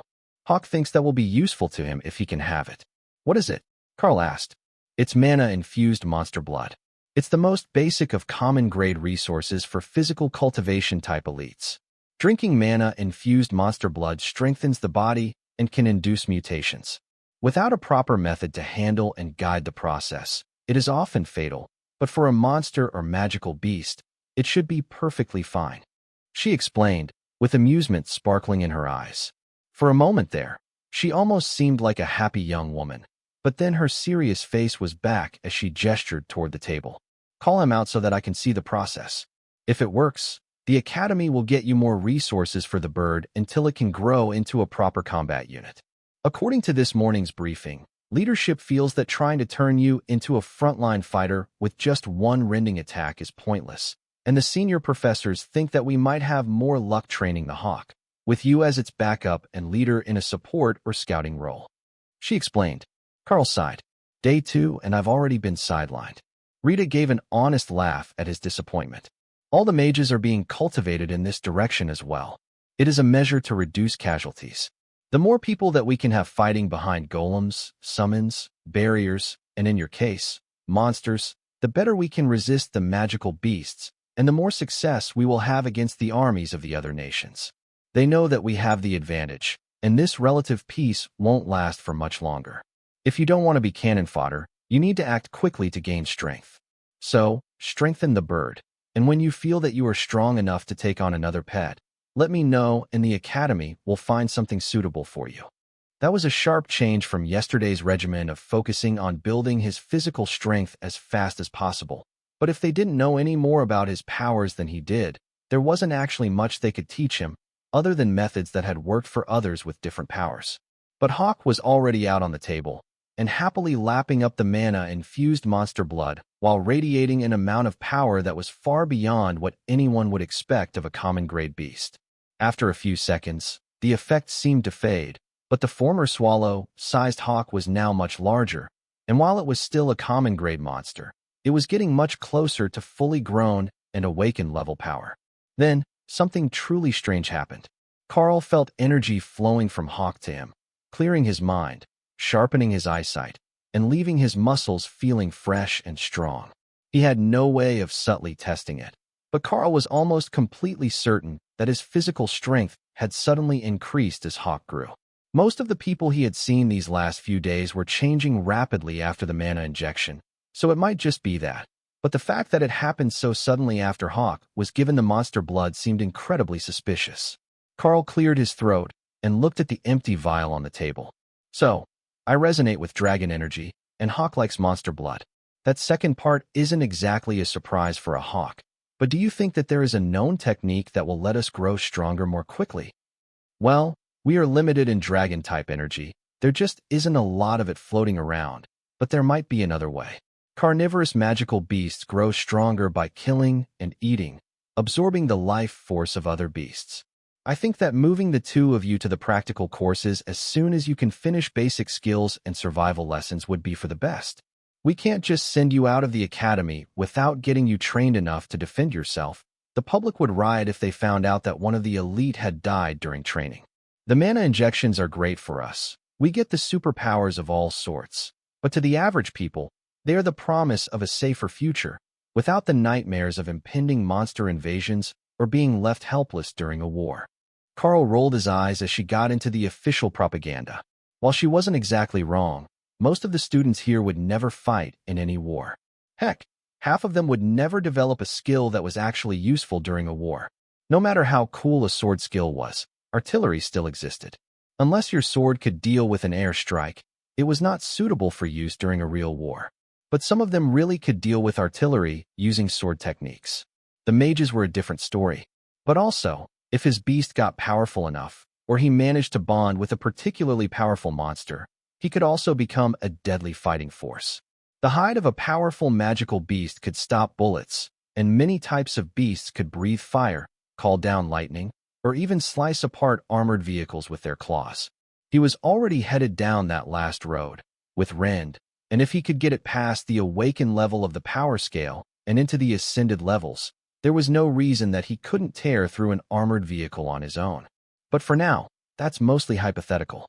We're not at war with anyone, and the magical beasts are being held at bay throughout the Golden Dragon Nation. Karl replied. For now, just trust me. Karl, you want to get in as much combat training as you can, and I will apply for improved resources for Hawk. I know that birds are usually fine with whatever sort of meat you feed them, but if we want to force it to grow faster, it will take a detailed plan. Rita informed him. Karl thought about that. A windspeed hawk was full-grown at 4 months old, but at that point, they were only low awakened level beasts with a common grade physique. It would take time and hunting stronger beasts if they wanted to grow past that strength level.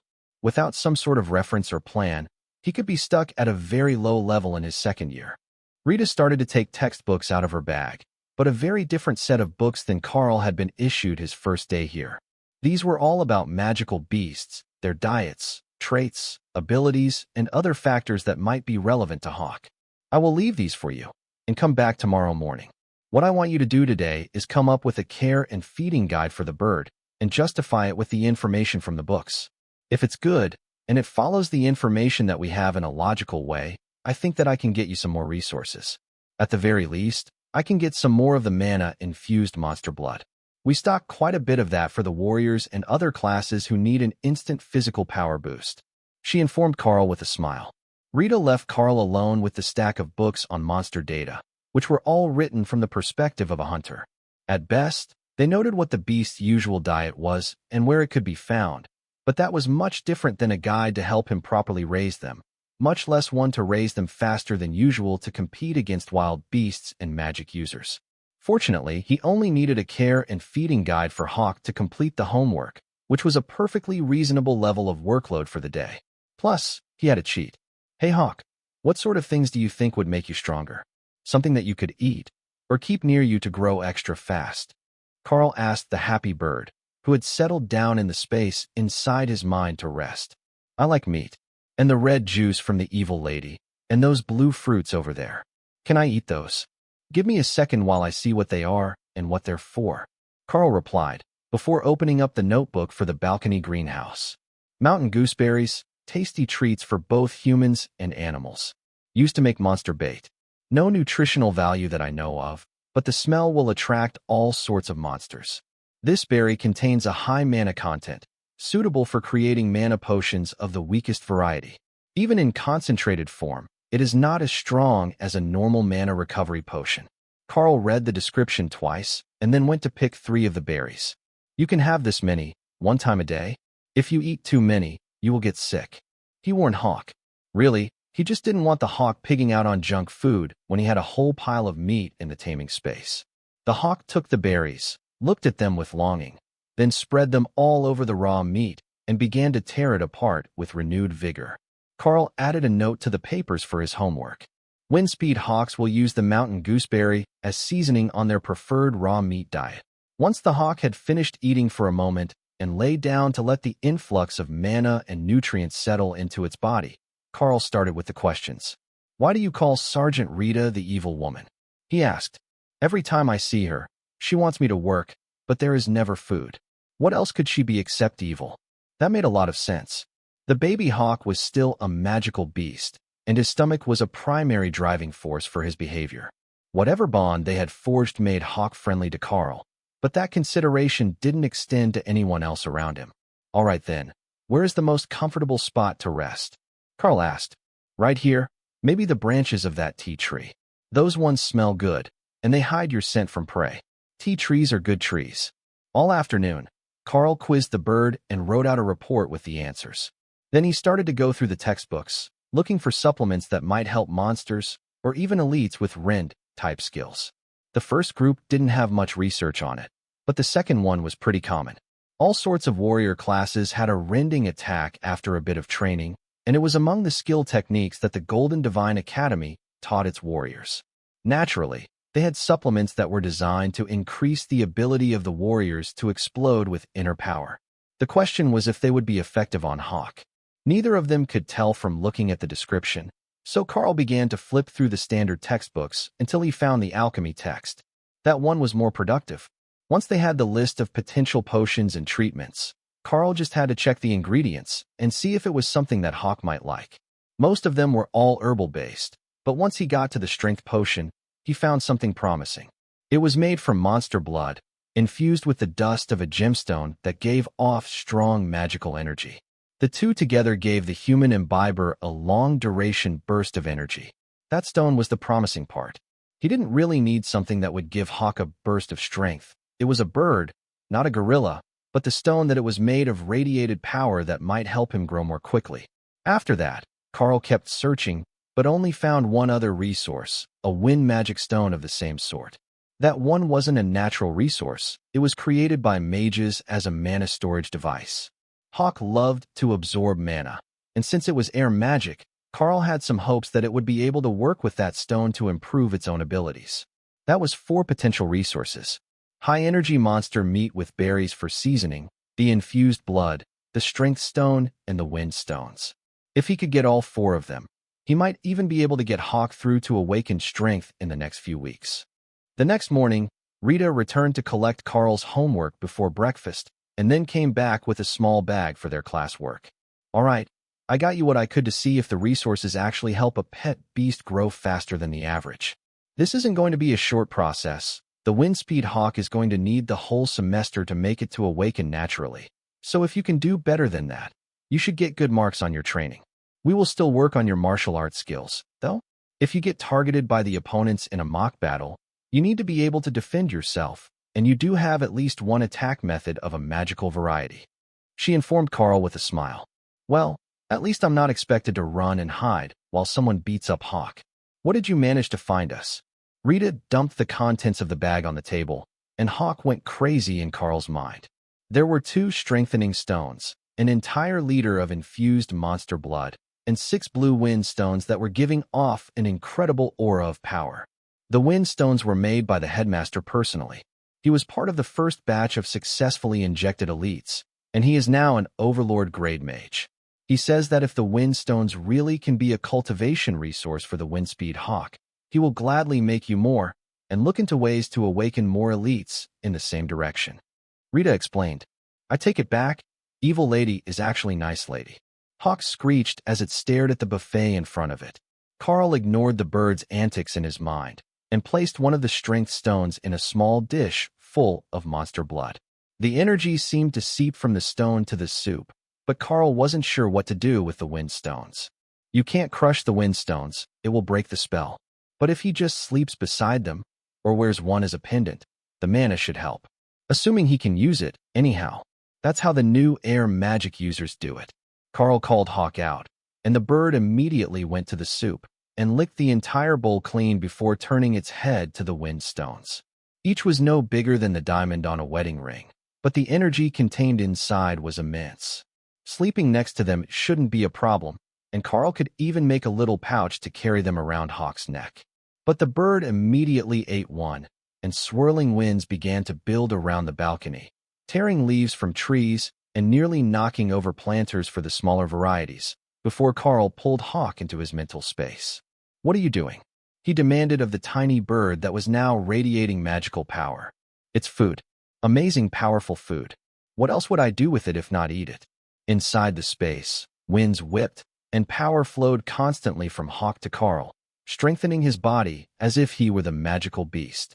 But from the outside, from Rita's perspective, everything was calm, and Karl was meditating or distracted by his thoughts, with no sign of external stimulus. All she could do was patiently wait until an hour later, when Karl finally opened his eyes and gave an exhausted sigh. The windstones are indeed an excellent resource for Hawk. Come on out, and let her see you, my friend. The Windspeed Hawk appeared on the table, looking exactly as it always did, with cream feathers covered in mottled brown patterns that matched the common trees of the forest. But now it was much larger, as long as Karl's forearm, as a nearly full-grown Windspeed Hawk should be. It was also giving off the aura of an awakened grade monster. Well, we can say for certain that feeding a windstone to a Windspeed Hawk will cause an immediate growth breakthrough, and it will progress from fledgling to a young adult state within a few hours. He's also starving again, and he has eaten everything I stored, so I'll pour him some more blood into the dish. Karl offered as an explanation. It really worked. There actually is a way to cultivate tamed monsters. How do you feel? Is it a strain on your body? Did you gain anything from the process? Perhaps more mana? Or a new power? Rita asked, ready to take notes for the academy. I feel stronger, but I don't know how to check my mana levels. Is there a device for that? Karl asked. No, the mages know instinctively, but I'm not a mage. We can bring you to one later, and they can give us a reading for the records. But meanwhile, you can try to use your abilities and see how long it takes for you to get tired. Karl ran off to the closet in his small room to get the gauntlets, and came back out. A quick flex of his arms gave him a sense of great power, and once he got to the railing, he found that the resistance of the rend spell on his actions was negligible. He had more than enough strength to move his arm normally, and the four thick arcs streaked through the air and out over the academy courtyard. Impressive. That is definitely at the awakened rank and power, but how many times can you do it? If there is no stamina, the academy will classify it as a common class burst ability on your part, where it is an awakened ability for the hawk. Rita explained. 3 more at full power was enough to leave Karl panting. But he had an idea. Give me a few minutes to recover, and I think that I can do better. A short break, and a bit more to eat, had Karl back up to full strength, while Rita quietly made notes about his recovery speed. Karl tried again at half strength, and the drain on his energy was negligible. The feedback from Hawk was enough that Karl felt he could do this for hours, but instead he did it a dozen more times, alternating hands and directions of the cuts, as if he was shadowboxing with rend as the strikes. 15 minutes at half output. That's still common grade strength, but on the strong side of it, and it looks like you are improving as the hawk improves. Once he is stronger, you should really become an awakened level fighter, or rather beast tamer, with the advantage of an awakened level beast to help you. Not bad for the first week, right? If you leave those resources here, I think that we can do better by the end of the month. We might even have enough strength to fight with some of the second-year students by the time the exams come around. Rita laughed at Karl's enthusiasm. You had better make time in your day for combat training then. Or even with Hawk, you'll get beaten to a pulp. She had a point. This whole beast taming thing would be a lot easier if he had a giant rhino or something scary in front of him. Hawk went straight for the wind stones again, once nobody was paying attention, and grabbed another. But this time, it didn't integrate into his body in the same sudden rush. Instead, there was a steady flow of wind magic from the stone to the bird, and its body seemed to be adapting to the excess energy at a much slower rate. Does it only work that well once? That was a pretty high-level resource, compared to Hawk, so perhaps it damages the body when it is used in such an abrupt manner. Rita suggested, while flipping her short black hair out of her eyes. That's possible. I can't really tell, and Hawk doesn't understand either. He just wants the stones. I will ration them out for him, so he gets a new one when the old one is absorbed. Karl agreed. That would be a while, as after he ate the second stone, Hawk was begging to be let back into the mental space to sleep off its overindulgence. Food coma, Karl explained, when Rita gave the disappearing bird a confused look. She sighed and shook her head. That's not part of a proper training regimen. But today, we can forgive it, since he had such a large breakthrough. I approve of your diet plan, and the infused blood will be brought to you regularly, along with a new strength stone, in a few weeks. Hopefully, this one lasts because that's as fast as we can get another. It looks like your abilities are very fast-growing, but equally resource-intensive. Perhaps if you grew naturally at the rate of the contracted beast, you could do it with only food resources. But from what we know of the wild magical beasts, they also need to eat some rare objects, or absorb strange energies to reach the higher ranks naturally. What Karl really needed was a way to improve the hawk so it could beat other monsters at its level, and not just keep growing. They were likely to have to face beast packs and invasions in the future, and one monster on their side against 10 on the other would mean very little to their chances of winning. Being able to work together was a nice start, but not enough to be considered a truly powerful sort of existence on his own. Hawk snorted in amusement in his mind. What other hawk of my level is so good with its magic or so majestic in flight? I know you're the best, but I'm trying to think of ways to make us even better. Karl countered. Hawk went quiet as he thought about it. Hawks only needed one skill, the ability to kill their prey, but he supposed that more ways to kill his food wasn't necessarily a bad thing. Maybe if he watched other birds do it, he could find ways to do it better? The wind-speed hawk wasn't sure that was even possible, but it wanted to make Karl happy, so it was willing to try to use rend in new ways. Can we go down to the training areas? I think that the more we see actual combat while we're training, the easier it will be to come up with ways to make ourselves better, Karl suggested. Hawk wasn't going to be coming out for a while, so he might as well train himself while he had the chance. Rita led him out of the dorms and out into the field on the opposite side from his balcony. There was a large training area there, with stone squares in the open field, and a large group of students were training unarmed combat techniques there. They were all second-year students, and very good at what they were doing, but just watching them gave Karl ideas on how he and Hawk could work together to overcome them. We're going to try something different today. Since you have a ranged skill of sorts, I want to start you on defensive basics. If you're fighting from a distance without magical armor skills like the mages learn, then you need to have a way to block. Today, we will practice blocking incoming attacks with your claws. The more you practice, the better you will get. Think of it like learning to play catch. Just hit the incoming attack with your own. Somehow, that friendly description sounded extremely sinister to Karl, especially when she led him away from the unarmed combat field and toward a huge bunker. There are mages at your level training here, stronger common class students that are close to breaking through to awakened. They might have a bit more stamina than you do, since they've been practicing longer, but it takes less to deflect the attacks than to form them. Now, at first, they will be firing down the training hall above your head. Don't worry, they shouldn't miss the target entirely at their level. Just do your best to deflect them off target. The mages nearby glared at Sergeant Rita as she said those words. Who was she to come in here and interfere with their training? They were already at the bottom of their class, but now she was bringing in some newbie hotshot just to mess with them? All right, seniors, I apologize for the inconvenience. Karl apologized as he felt the glares directed his way. It is training for the mages as well. It's one thing to just hit a target, but in the real world, targets will defend themselves. Being able to work around the defense to land a solid hit is also a necessary skill. Rita added. In the end, she was a teacher, and they didn't have any say about her intentions for their training. But the thought that this was a real-world exercise, while they had been mostly abandoned to their own devices as the weakest of the elites, was somewhat reassuring. Rita led Karl to the other end of the training grounds, where a dozen targets were lined up. All right, everyone, here is the goal.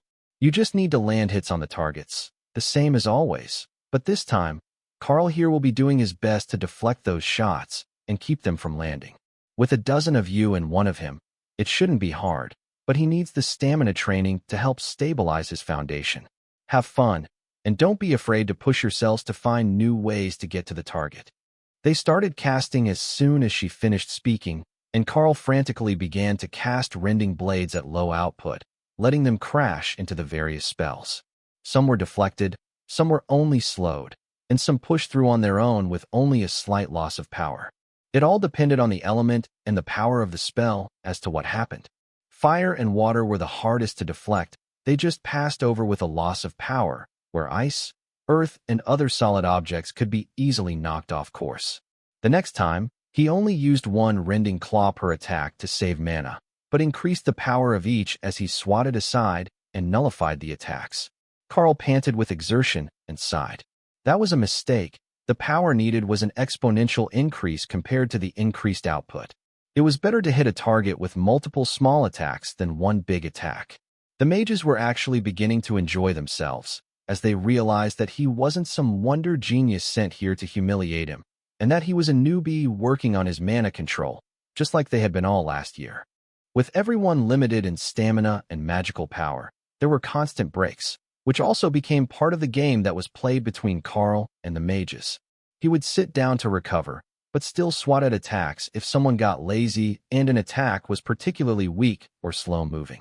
In the eyes of the supervisor, the lone teacher assigned to watch over the dozen mages in this class, it was the best motivation that they had seen in months. None of these students were good at self-motivating, and their abilities weren't strong enough to get them a personal instructor, even one at the low level that Sergeant Rita had reached. To his trained gaze, the warrior with the rending claws was likely to overtake her in power by the end of his first semester, while she had taken 3 years to make it to the middle of ascended rank combat power. Sergeant Rita was no genius when she had to learn magical powers, but she was a great martial artist, and from what he could see, a superb teacher. Not only had she motivated her own student, it was motivating his as well. Karl and the others trained together until lunch. after which the mages would be moving to theoretical training to help them learn new spells, and Karl would be moving on to either close combat training or theory classes on how to care for a magical beast and research assignments on the chances of increasing its power more than its species would normally allow. Come with us for lunch. It looks like you awakened a pretty cool combat ability right from the start with the ranged claw attacks. Most warriors are boring until they're at least reaching the end of the awakened rank, and they can start to hit targets more than 2 meters away from them. One of the mages informed Karl. She was a tall and buxom blonde, but with the growth spurt that he had undergone the last few days, she was only a little taller than he was now, and Karl had hopes that he would reach an acceptable height before he had enough classes with others that his reputation as a shorty would precede him. At the very least, everyone seemed to respect his abilities. None of them seemed to notice that Karl covered an entire plate of raw meat in a drizzle of mana-infused monster blood, or that it simply vanished into thin air. They were all more eager to discuss the ways that they had thought of to use their spells to get around his defenses. I think that if we increase the speed and fire them as double balls instead of a single, we can get at least one through to the target. One of the mages was suggesting, better if you send them a few meters apart, so that the other claws don't hit. Or better, at slightly different speeds, that will make it harder to guess when they will arrive. Another mage sighed. His specialty was ice, and he had a terrible time getting the ice shards to hit the target when they were so easily knocked off course. This is a different cafeteria than I'm used to. Where are we? Karl asked. Oh, this is the cafeteria in the mage district. There is another in the warrior training area as well, for students who were a long way from the dorm cafeteria at lunch. The foods at each are totally different because they are specialized for the different groups. The warrior one has more nutrition-based options, designed to build muscle, while ours is more mana-rich. The one at the dorm is a mix of everything, but mostly it's used by the students who study in their dorms all morning, the non-combat elites. The tall blonde explained. That's good to know. I have to train everything, but today, I definitely need the extra mana. I'm Karl, by the way. Molly, the blonde replied, formerly known as Gertrude Dingwall. One of the boys teased. But now I'm Molly. It's on my ID card. The blonde replied in an annoyed tone. You don't have to put your real name on the sheet, you see. She asked if she could change it when she was on the train, and the guard said they'd call her anything she wrote there. Legend has it that some prankster a few years ago was known as Tater Salad for an entire year before he could get his card changed. One of the other mages informed Karl with a giggle. Hawk sighed in contentment as he feasted on the upgraded lunch package, courtesy of the red sauce that the not-so-evil lady had left for him, and Karl sat and joked with the mages for an hour before Sergeant Rita came to inform him of his next training task. We will see you all tomorrow morning, but for the afternoon Karl has actual combat training to do. He might have a ranged attack magic, but the academy has determined that he is still a warrior class. The mages made praying motions, wishing Karl the best of luck on surviving warrior training as well as ranged casting practice in a single day, then slowly made their way to theory classes with a renewed motivation to learn new spells that would get past his defense. Karl had been getting better all morning, but they all had thoughts on how to evade his defensive abilities. As they walked out across the grounds, Rita smiled at Karl's concerned look. Relax, it won't be so bad. We're going to the first-year unarmed combat classes. It's just basic martial arts, and most of them have very little skill. Your physique is miles beyond most of the other newbies, so you shouldn't have too many problems adapting. Plus, I brought you one more resource that I scooped from the mage class instructor. It's a memory drop, a condensed focusing spell that makes it easier to memorize things. It's not powerful magic, but it's incredible for studying. The mages get them as a reward when they do well on tests. Ah, Rita, welcome. It's good to see you back here as a teacher instead of a student. Who is this that you've brought with you? The instructor, a small but muscular man in his late 40s, asked. Chances are he wasn't part of the elite. He was too old to have been chosen even a decade ago. But if he was a martial arts expert, he would be the perfect person to be training new recruits. They wouldn't be stronger than he was, and they knew basically nothing, unless they happened to have some special training at home, with the hope that they would be in the lucky 5% that managed to gain an affinity to mana from the injection. That was a fairly big risk to take, but some would surely have done it, just in case. This is Karl. He's an agility-type warrior with a ranged magical attack that utilizes the claws on the gauntlets. It has proven quite versatile, and since it's a gauntlet-type weapon, he should fit in fairly well in your unarmed combat classes as well. Rita explained. Well, that sounds like it's a properly versatile skill set. All right, let's see what you can already do and what you still need to learn. The instructor agreed. Karl laughed and Rita smirked. They both knew that he knew nothing, but with the enhancement that he had been getting from Hawk, at least he might not embarrass himself. The instructor noticed his uneasy look and smiled. Don't worry too much, it's unarmed combat. Just leave your gauntlets over there, and we can spar a little. If you're a complete newbie, just do what feels right, and that will tell me what way is best to help you develop. Yeah, swoop down from above and break his neck. Hawk added. Not helpful, I can't fly. Then jump or something. I don't know. Hawk pouted. Karl set his gauntlets off to the side and took a combat stance that he had learned from Rita on the first day. At least he now knew how to throw a punch without hurting himself, but they would have to see how the actual match went. The instructor threw a sudden punch, and Karl swatted it aside as Rita had told him, then counterattacked with a punch of his own, which the instructor simply sidestepped to evade. For a man who couldn't be an elite, he was insanely agile, and Karl's follow-up punch also missed, making him think that Rita had been taking it even easier on him than he had first suspected. The instructor's knee caught Karl in the midsection, forcing him back, but he swung his leg out in a sweep, trying to knock the instructor over. He misjudged the range, but being down low let him block the next knee and tackle the instructor, who was only a little taller than Karl was. That turned out to be the wrong move, as the man caught him, and then suddenly Karl was spinning through the air to land on his back. Dust puffed up around him as the wind left his lungs and Karl gasped, but rolled to his feet. Not bad, kid. I've got a good idea of how you like to fight now, so we will put you with the mixed martial arts group. Those stand-up fighters do well against soldiers, but it looks like you will be better in bar brawls and nastier fights against monsters. It might seem counterintuitive, but with your speed and power, a punch to the head will stun many common monsters, and grappling skills can be adapted to keep their claws away from you. It's not an offensive art. You have your ranged attacks for that, but if they get past that, I think we can teach you to defend yourself. Somehow, punching a magical beast in the face seemed like an awful idea, but if the option came down to that or being bitten, he supposed it wasn't all that bad. Rita, come over here and give us a hand. Your student needs to learn the basics of the style, and we've already got an even number of students. Sergeant Rita looked like she had been prepared to sit this class out, but when she was called, she didn't resist. Not many of these new students would be Karl's match anyhow, and it would just be bullying for him to spar with the ones who didn't receive a large initial physical boost. Once again, Karl found himself headed back to the cafeteria for dinner, totally exhausted, sore in every muscle and barely able to walk. But the memory water was working, and he could recall each of the 50 techniques that he had been shown that day with perfect clarity, along with the proper way to use them. After a few more weeks of training, so his body remembered it as well, he might even be able to consider himself a trained amateur fighter. Karl sat down alone at a table, but he was soon joined by other members of the unarmed combat class. Man, you won the lottery with that awakening, didn't you? It's the first week, but you're already so fast, and you even got a personal trainer. One of the boys from the mixed martial arts group greeted him. Karl laughed. I got a personal trainer because my marking is different from any of the others, and they had no idea what sort of skill I was going to get. So, I was tossed a personal trainer, and we're just guessing our way through it. Most of you guys should have gotten the grappler or monk marks, right? The open hand or the staff over the fist. The small group at the table nodded.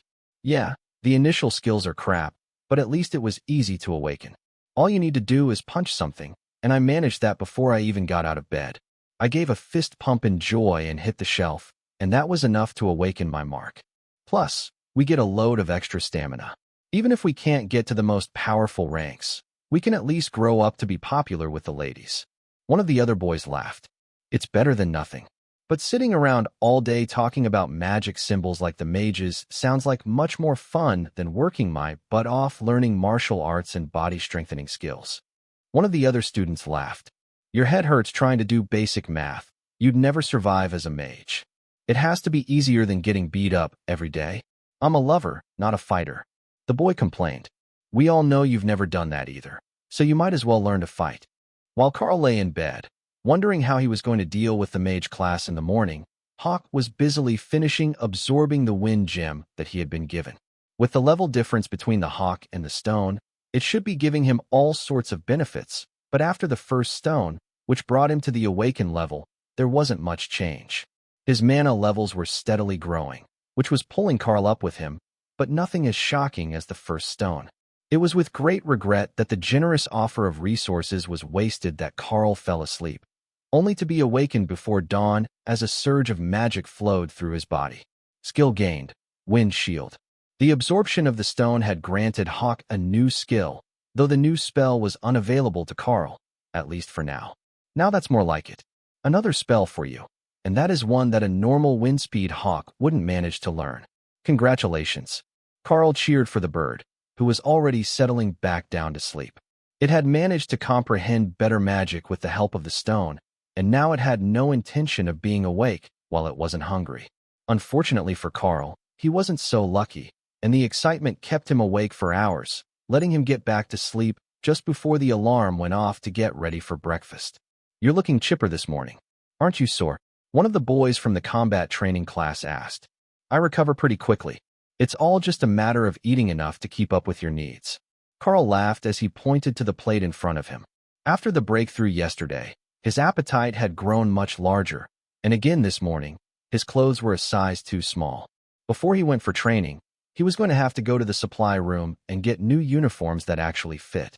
Karl made his way to the laundry room, where the sign said they could apply for new uniforms, and was greeted by a very large woman in a raincoat. What do you need then? A bit early in the day for laundry. It won't be ready until later, and I'll put it in your room, she announced. Actually, I need uniforms that fit.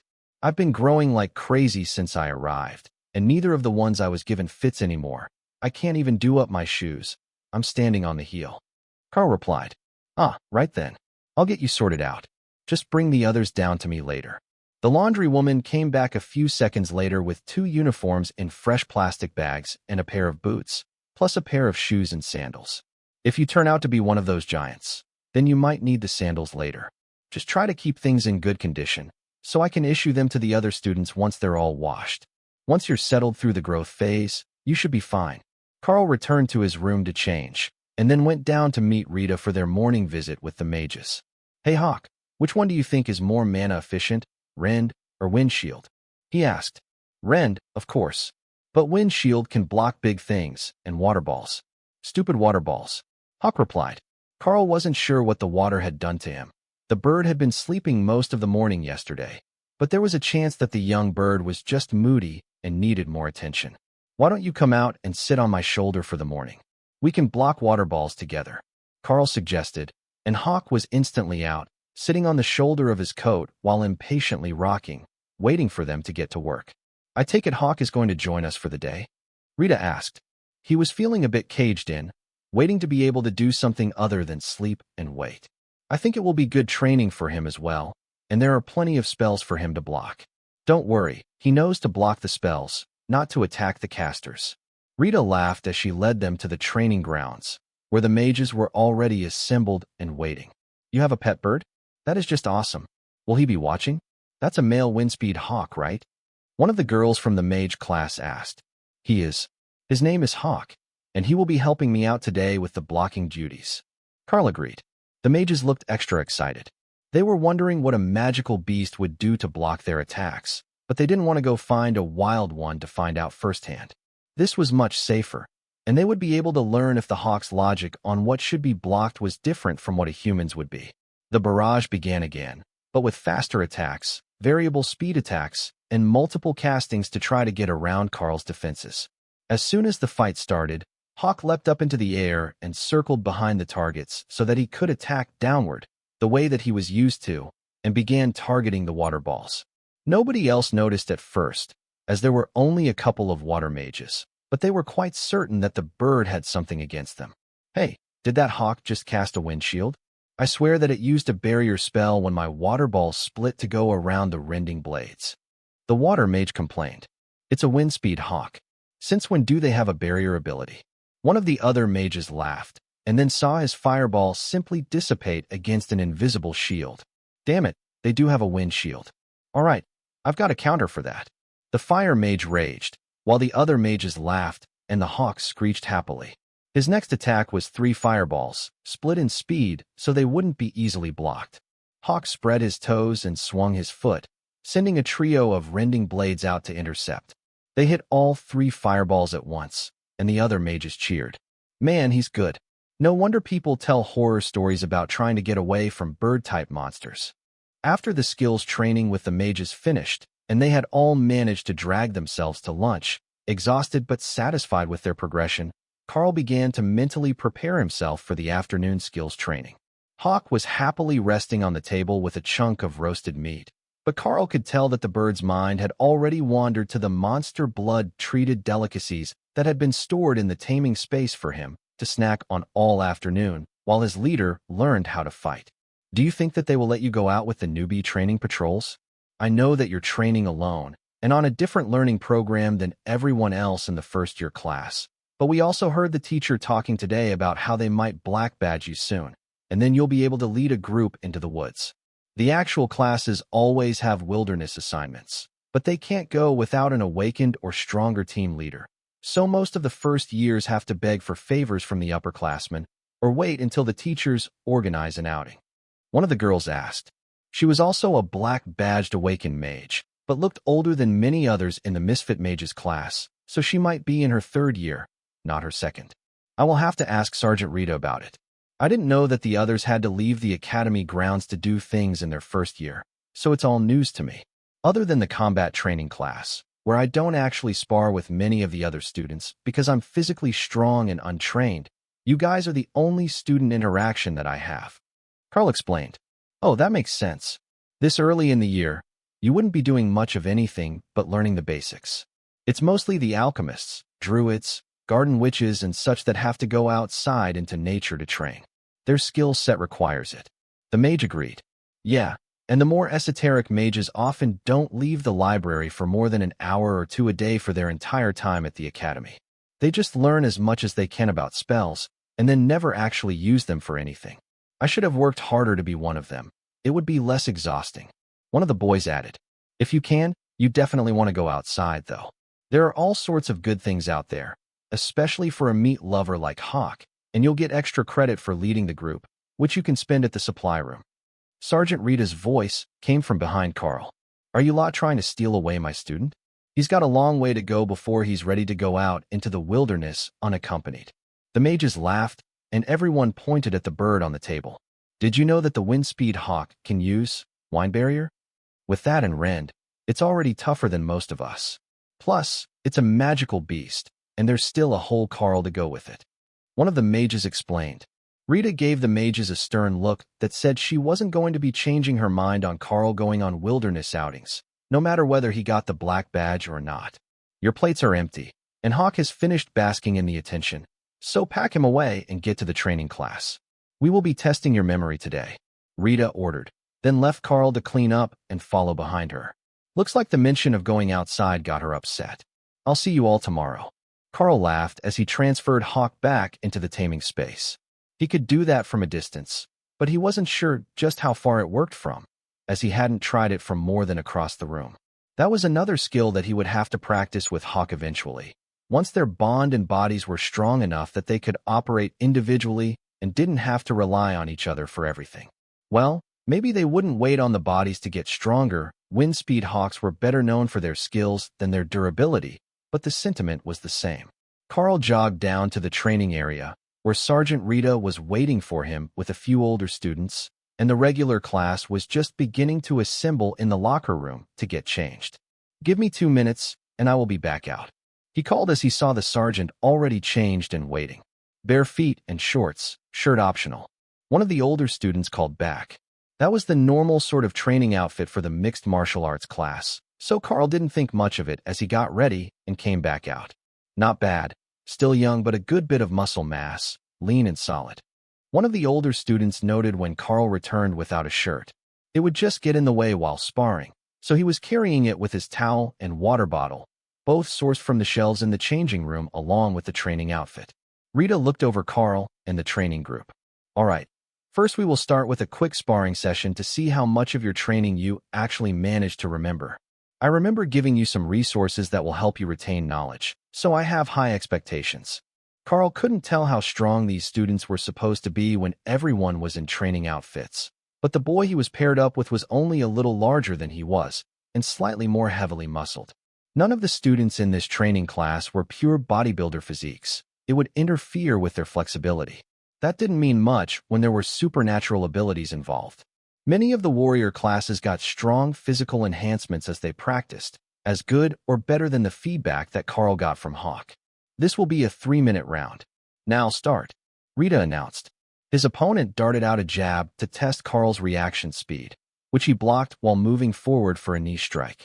Being smaller, it was to his advantage to get as close as he could, where the other boy's reach advantage didn't mean anything.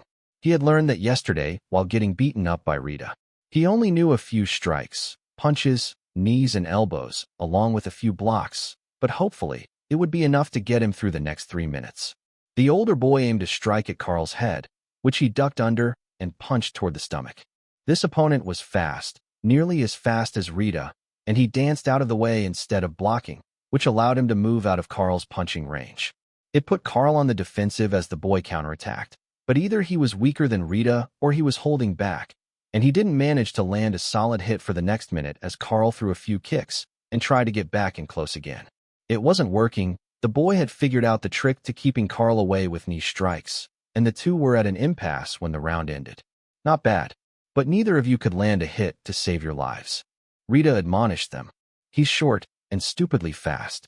If you want someone who can beat him up in a sparring match, ask the monk classes, not me. The boy complained. After 2 hours and a dozen opponents, Rita finally stopped calling more people to the ring. All right, I have the combat data that I need. It looks like Karl here has a pretty good memory and instinct for someone who has clearly never won a fight before in his life. That's good enough for us to get started on the next round of instruction, she announced. The next round? What exactly are we going to have to do next?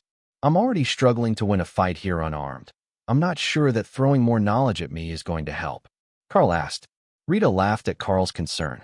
No, we're not going to force you to learn even more in the next few days. Instead, what we will be doing is tying everything that you have learned into one practical lesson and then grinding it into your brain until it is impossible for you to forget it. You need to be able to block attacks while fighting and work with Hawk at the same time. Like a mage that has been tasked with both offense and defense, you'll be working overtime, and you need to build your situational awareness. Karl nodded like he understood, but Rita saw right through his subterfuge.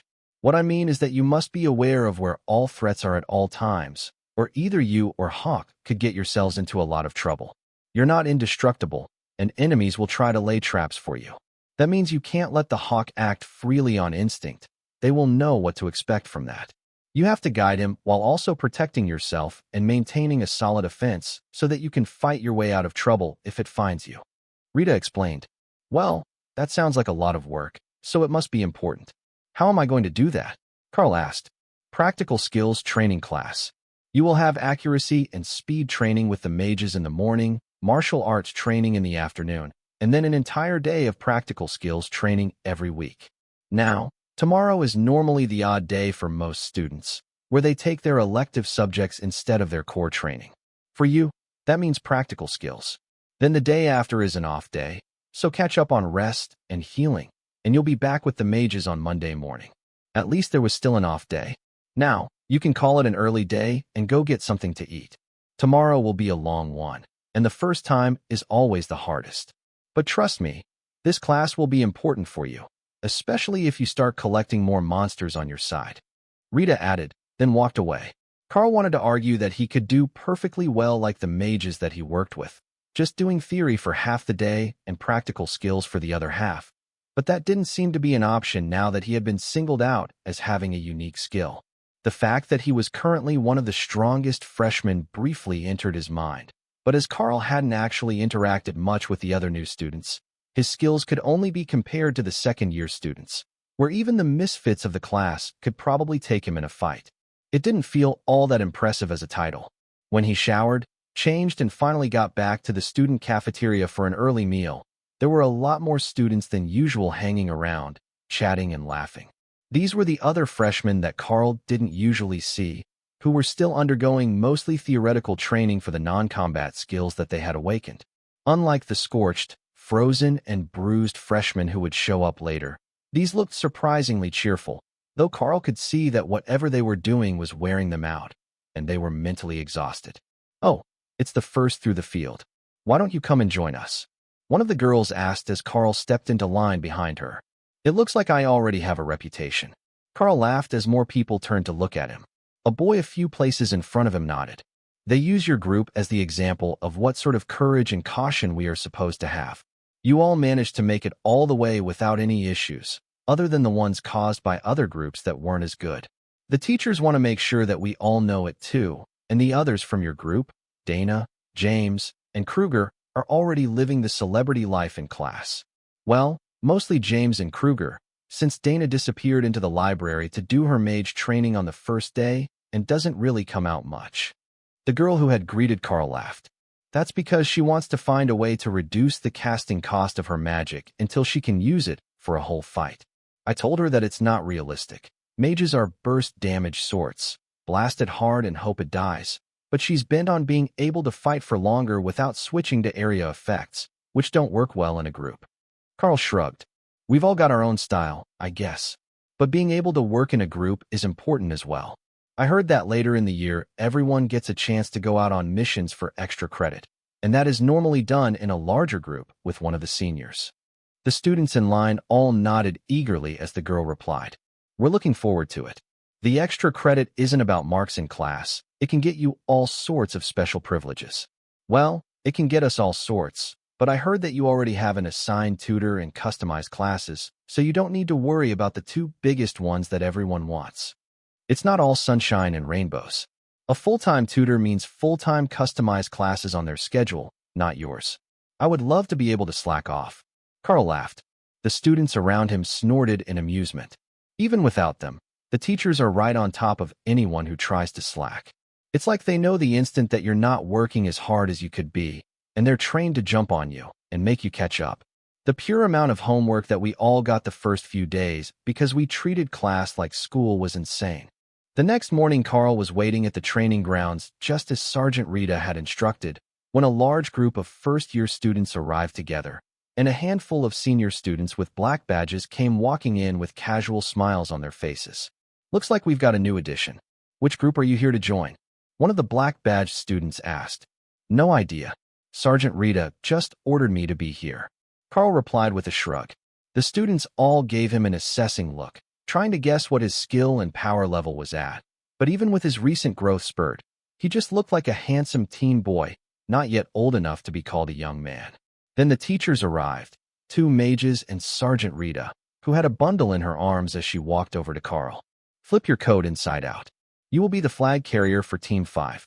Here is your actual flag for the mission. Wear it as a cape, and I wish you luck. As I said, the first day is always the hardest." She informed him with a smile. "Oh, we get a rookie for today's training?"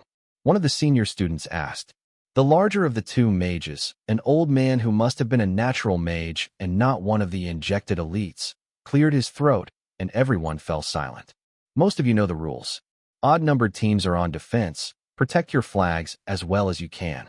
The flag carriers are your team leaders.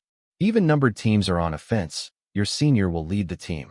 This is a group training exercise, as you alone won't be able to face down every threat that comes your way during training. Sergeant Rita will hand out the tokens at random, while the seniors know their numbers already. Senior Jeffrey is out on a mission, so Karl will be taking his place for the next few weeks." Rita walked through the groups of first-year students and passed out tokens, which everyone pulled from a bag. Then the students grouped up based on the token they drew. The fact that it was completely random, and that they wouldn't have any guarantees of a decent grouping, was already giving Karl a headache. But it looked like the others were well aware of the situation, and they were already making plans for how they would work with what they had. That was the point of the lesson. When there was an emergency call, whoever was close to the emergency answered. You didn't get to pick and choose a front guard, healer, and mages. You just fought with what you had, and there was no extra time to figure it out. Karl's group was Dana, the mage girl who was behind him on the first day, along with 7 large boys that all had shields and hammers or spears. "Oh, come on." One of the other students groaned as they saw the group forming. How did Group 5 end up with every defender in the entire class? One of the mages agreed. His group was 5 mages and 3 boys with short swords and daggers. If they were attacking, it wouldn't be too terrible, but they were Group 3, and they would have to defend a flag without anyone who could take an attack head-on. The flag carrier for Group 4 laughed and pointed at his group. 8 first-year mage girls, which left a grand total of 2 girls not on his team. Dana, and a warrior in Group 2. But they had picked the numbers out of a bag, so if there was any trickery going on, it was not easy to detect. It looks like today's game will be an interesting one. Sometimes the luck of the draw means that you have to improvise. While Group 5 has the shields, they don't have a lot of mobility, and they only have 1 spellcaster. It's not impossible to overtake them and capture the flag. You just have to get creative. Karl draped the black flag with the Golden Academy logo on it over his shoulders as a cape and tied it off, then joined his group to see what they could do. You will have 2 minutes to prepare, then we will move everyone to their starting positions. The older mage announced, while the other mage started to lay out a mat on the ground that had all sorts of fancy symbols drawn on it. All right, what can everyone use for skills? With so many mages it will be difficult to just turtle, they will target me pretty quickly. Karl asked. The joys of being the new guy. They'll all be gunning for you because you're the only leader who doesn't know what he's doing. I'm assuming that you've been training for this since we got here, but the other leaders are all in the 2nd and 3rd year. As far as skills go, I can create fog or magic missiles. Dana explained, then swept her dark curls back from her face to tie them in a ponytail. We're all common warriors, and we've all got the same 2 skills. Slash and guard. It's a thing that apparently happens every year because guard is the most common skill, and slash is easy to teach. One of the warriors explained. All right, what does guard do exactly? At your level, that is. I'm not worried about how the dragon bulwark uses his in the movies. Karl replied. The students laughed at the thought that they might eventually manage to use the guard skill at the overlord level to create a barrier that could extend a whole city block. It covers an octagon about 3 meters across. It will take a couple of spells for the others to knock down, but if the attacking team leaders target one of us, we're pretty much screwed. The boy explained. Karl nodded. I expected as much. Does everyone remember the gladiator movies? The triple line formation and the turtle shell? When we're attacked, form up to create an overlapping wall with your shields, and only when we're in trouble, use guard to block them out. Staying close together will make us harder to find, as long as we're not in an open field, while Dana and I will have to be the offense unless they charge us. Dana sighed. You know, magic missile uses a lot of mana. I can't do it much. The fog is easier though. I'm pretty good at the fog. Is there natural fog where we're going? Karl asked. The others all shook their heads. Then save it until we're under attack. I don't want them to find us because of the fog itself. How fast does it cast? Dana frowned. About 10 meters radius per minute, slowing as it expands. If we want to use it effectively, it will take time. Time is up. Everyone, prepare to transport. The mage shouted. Suddenly, they were standing knee-deep in swamp water, with a slight mist on the surface and thick trees all around them. Dana, begin the fog spell. Everyone else, crouch down in the water near that stand of trees. Karl whispered. Nobody was happy about being neck-deep in swamp water. It smelled of rot and something even more foul, but they obeyed Karl's order and hid in a circular formation, with Karl and Dana in the middle. Karl released Hawk and let the bird stand on his shoulder for a moment. Hawk, go scout the area for attackers. They're the groups with nobody wearing a black cloak like mine. Don't let them see you, and come back within 5 minutes. He whispered, speaking out loud so that the others could understand what his plan was. You have a pet bird? Dana asked. I do. It's part of my class skills. But it's also a real bird, so I don't want him hurt. Karl explained. The bird scouts the area to let us know when someone is likely to find us so that we're not ambushed. The fog hides our exact location, even if they can figure out right away that it is unnatural. Being in the water makes us difficult to target and gives us the chance to launch the first strike. One of the warriors deduced. Exactly. Dana, don't make the fog as thick at the edges. Make it get thicker as you approach the trees behind us. If they are targeting by the center of the fog, I want them to miss us by at least a few meters. If we're lucky, they'll find each other first, and we can face weakened groups. Karl added. Dana softly chuckled as she worked. This is such a dick move. What's next? Tearing vines from the trees to hide under? Karl didn't even have to say anything. The warriors immediately got to work pulling some vines free, not tearing them from the island, but pulling them up so that they could sit a blanket of vines over the group and pretend they were part of the island. The fog cloud was growing quickly, but the groups were spread out over a square kilometer of swamp, and they weren't alone. There were common grade monsters here as well, bullfrogs and beetles, who made a lot of noise and distracted the groups that were trying to search for the defenders. A few minutes in, hawks swooped down from the sky, landing on the vines that had been pulled over Karl's head, and then disappeared into his taming space. I'm full. I'm going to nap now, he announced. Did you eat bullfrogs instead of working? Karl asked. I worked. Nobody is coming this way. 2 of the other coat people are close together, and the others are all going that way. The bird replied as it settled into the nest. Hawk says that the other 2 defender groups started close together, and everyone else is headed that way. So, it's 3 on 2 on the other side of the area. They likely won't come looking for us until that fight is over. Is there anything that we can do to help Dana keep up her energy and expand that fog? Karl whispered. Nothing. It's not too draining though. I just need to keep focusing on it. By the time that they come looking for us, it will be big, but if they don't lose people, they will be able to just walk in a line and find us. The warriors shrugged. That was actually fine by them. The ranged attackers wouldn't be able to see the fight from more than a few meters away, and they were close combat fighters anyhow. Being found at the last moment was just what they wanted. Hawk, go rest up in the trees. Keep an eye out for the other groups while you rest, since you can't keep your appetite under control between meals. Karl instructed. Fine, I will go watch. The bird was going to need some sort of discipline training soon, Karl decided, but he had no idea how to train an intelligent monster, or what would even work to keep the food-motivated creature working hard and not gorging itself at the first opportunity. The fact that it had managed to hunt a common-grade creature without any issues and return unharmed was a good sign that the Windspeed Hawk's power was growing quickly, though much faster than was normal for the species, and Karl was quite certain that it had to do with their bond. There was far too much that he didn't know about this power, but as Hawk settled into the tree and began diligently watching the ongoing battles with his keen vision and relaying the play-by-play back to Karl, he began to understand a little more. Hawk did what he wanted and whined constantly for more food, as was the way of all baby birds, but when Karl actually gave him an order, the bird obeyed. It was just that Karl didn't give enough orders or enough details, so Hawk could take full advantage to twist them in the way that he wanted. Like the first mission, to scout and return. He did exactly that, and probably didn't miss much during the seconds that it took to ambush the bullfrog. Then he promptly tried to take a nap because it wasn't forbidden, and that was what a hawk naturally wanted to do after eating. When they were training with the mages, Hawk never acted up, but Karl was giving him instructions every few seconds to keep him in place to block the sections that he couldn't cover himself. Without the open-ended orders, the problem didn't exist.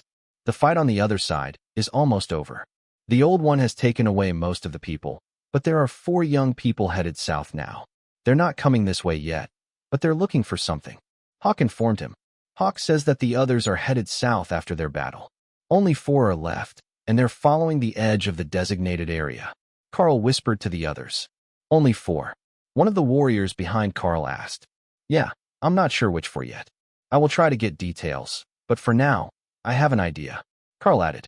The rest of the group eagerly waited for anything that didn't involve crouching in a fetid swamp to become the new plan. We will keep up the fog expansion from the same point, but we are moving.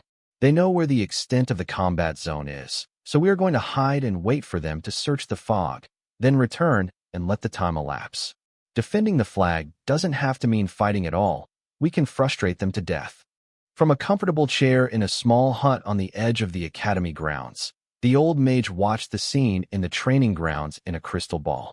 That new leader is sneaky. I like the way that he thinks, but he might be too afraid of combat. He noted. Sergeant Rita snorted and shook her head. No, he's just avoiding any extra work. See the hawk he's got up in the trees? The 2 of them can communicate. He's playing cat and mouse with the other team because he knows there is a timer, and they won't double back on an area they've just searched. If they don't catch the trick, the time is going to run out with his people just sitting in the swamp. She explained. The younger mage nodded. His task was to protect the flag for the duration of the match, not eliminate the attackers. It is a valid strategy. It reminds me of when we collected that grimoire from the Thalian temple and then just sat on the beach for a week drinking margaritas until the search teams moved on. The older mage laughed softly at the memory. Their world had a rich history of magic to go along with the dangers of the magical beasts that lived in it. But as cultures shifted, the magically adept had gathered into their own enclaves and left large parts of the world to rely on developing technology to survive. When they did survive, that was. Many of the magical societies in the ancient past had believed that the human population shouldn't exceed a few million for the entire planet.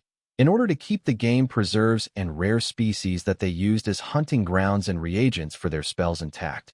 So, when those left behind with no magic and insufficient weapons were eliminated, they didn't take any action to prevent the disasters. That bit got glossed over in the history books, described as a failure of allied nations, rather than magic users banding together to the exclusion of everyone else. But that was mostly because the few powerful magic users who stayed in places like the Golden Dragon Nation were instrumental to helping the civilization survive, while they developed enough technology to stand on their own. Karl led his team south through the swamp, hiding behind trees as the attackers moved through the fog, and then waited as Hawk relayed their efforts to double-check the area, as the foggy area in the swamp was not only suspicious, it was the perfect hiding place for a group of warriors who didn't want to engage in ranged combat. Among the 4 attackers, there were 2 group leaders, who were both warriors with ranged attacks, and 2 first-year mages. It was a well-balanced group of survivors, but they were outnumbered by the defenders and couldn't afford to be caught from behind if they missed someone. They've moved. I don't sense any life here larger than a bird. One of the leaders whispered. If your skill says so, then we can keep going. But I think that they will return once they believe that we are gone, so let's circle back. The other agreed. The mages weren't particularly happy about wading through swamp water all morning, but they got extra credit for just being part of the special training program, a reward for top-performing students, so they weren't going to complain and risk getting switched out. The attacking group headed north to check for the hiding spot of the last defenders, and Karl prepared to give the order to move again. There are only 15 minutes left. One of the warriors whispered. In that case, we wait right here. Hawk says they're going north, so they're not likely to find us at all. The group silently waited as the attackers moved north. Then with 10 minutes left in the match, they turned back south, moving more quickly and searching for the last defenders. They're coming back. Hawk says they're almost to the fog now. Karl relayed as their scout explained the change.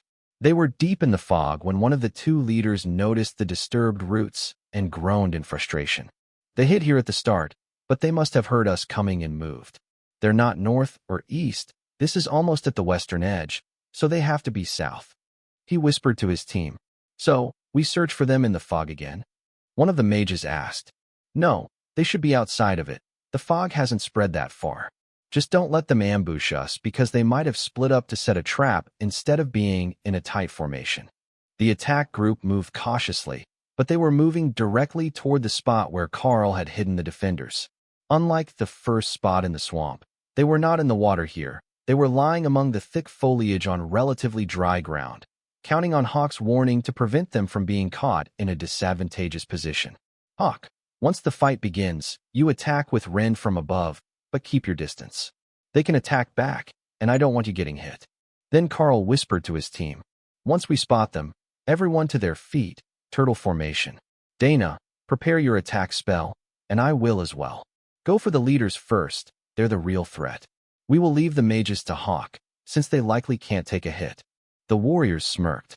They hadn't seen Karl in action yet, but he had to have something going for him if he had been picked as a substitute team leader for the day. The attackers came into sight, and the defense group rose to their feet, forming up and lifting their shields. They're in a full circle formation. It looks like they're onto your tricks. One of the warriors quietly joked. The other had managed to master a movement technique that would allow him to move with incredible speed for a few seconds, so he could attack from unexpected angles. Karl, of course, had no idea. He had set the turtle shell in case the mages had tricks up their sleeves so that the team could create a full dome of protection with guard. Now, both team leaders ordered at the same time, and guard, Barriers went up at the same time that two blinding sword lights tore across the intervening gap, and 6 red streaks came down from the sky toward the mages' backs. Karl slashed an uppercut toward the attackers, sending his own, rend, attack into the incoming sword light. The collision dissipated the claws, but dimmed the light of the sword attacks, before the second rend stopped them entirely. The warriors on Karl's team smiled in victory as Hawk's attacks took down both of the mages, activating the defensive charm on their uniforms and sending them out of the battle. Sinofwich, what just happened? One of the attackers shouted, unaware that they had been ambushed. They looked around frantically, unsure of where the next attack would come from. Hawk was still in the trees behind them, unwilling to fly out and make himself a target if he didn't have to. It distracted them for just long enough that Karl could launch 2 more attacks of his own, forcing them to defend, while Dana prepared her magic missiles. She took longer than most to cast them, but when she did, her strength was much better than average. The attacking team leaders couldn't do anything about the magical projectiles, as their blades were already out of position from trying to parry Karl's rend. They took the hits, absorbing them with their enhanced physiques, then jumped sideways to dodge the next attack by Hawk. That's just low? How did you trick the monsters into being on your side? The boys complained, while Karl's team laughed. Didn't they warn you? Karl has a pet hawk. It's the talk of the first-year dorms. Dana joked. Their banter was interrupted as they were all surrounded by glowing magic and moved to the staging area where they had started the battle. The match is over. I let you chat for a moment, but the victory goes to Defense Team 5. The older mage announced. How did we lose? The attackers demanded. You might not have noticed, but there were more than 2 sets of rending claws in the air when you evaded. You jumped right into the second set, and my defensive magic absorbed it for you, so it didn't flay your backs open. You, Karl, was it? How long will it take for your hawk to get back here? The mage added. Karl focused on his taming space, and Hawk appeared, disgruntled about having been left behind. The training area was part of the circle around the academy, though, so he had only been a kilometer away and could have been back in a matter of minutes. If I didn't call him, only a few minutes. We were only transported a kilometer or so. That is an incredible spell, by the way, Karl replied. The younger mage smiled at Karl's enthusiasm. It is a magical item that came from an ancient ruins. The ability to transport more than one student at a time allows for a much more immersive experience, but the protective magic is entirely the providence of the senior professor. Well, we should get you all washed off. It's not often that a team decides to actually hide in the swamp. Normally, they choose a more stand-up fight on the dry land. But I must say, that ambush was masterful. They didn't even realize that they were under attack until the mages were already eliminated. Sergeant Rita added, Yes, while the laundry team might not appreciate your ingenuity, the execution was flawless. I think that the young sergeant has made a wise recommendation, adding a scouting and ambush specialist to the team leaders. Simply having warriors and mages who knew each other's style was a bit dull. The old mage agreed. Sergeant Rita nodded. All right, everyone, get cleaned up. The bonus will be added to your student cards before you're back to your rooms. Good work, everyone. It's been a long time since we had so many winners and such a challenging fight. Karl's team walked a little more proudly as they returned to the base. The extra credits could get them some cool stuff for their rooms, little luxuries, or even more special treatment in the academy. This group didn't really need that. They were already recognized as worthy of the extra training, but they were quite intrigued as to how the academy had known that Karl was going to be so outstanding right from the start. It had to be that rending claw skill. That was deadly, and he could block the attacks of 2 awakened rank team leaders at once, without exhausting himself. The fact that there was also Hawk, who could do the same, was just an unfair advantage in the minds of the other students. What sort of class gave you a combo set right from the start? But if they got to be on his team again, there was a good chance that they would get the extra bonus at least once more this semester.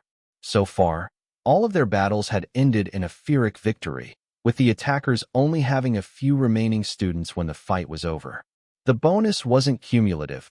Each winning student got the same, unless the teachers decided that they didn't do well enough to deserve it. So having all 9 of them get the bonus was a huge victory for their pockets. How about we meet at the study hall after we shower? There are some good places to relax and study for the afternoon, if you'd like to join us. One of the warriors asked. Dana smiled at Karl. What theory classes do you have? I haven't seen you in any of the magic ones, so it must be a physical attack skill that you use. Karl tried putting on his best innocent face, but the others caught it immediately. You don't have any theory classes handing out homework, do you? Are you in all practical classes? Dana demanded, with jealousy showing on her face.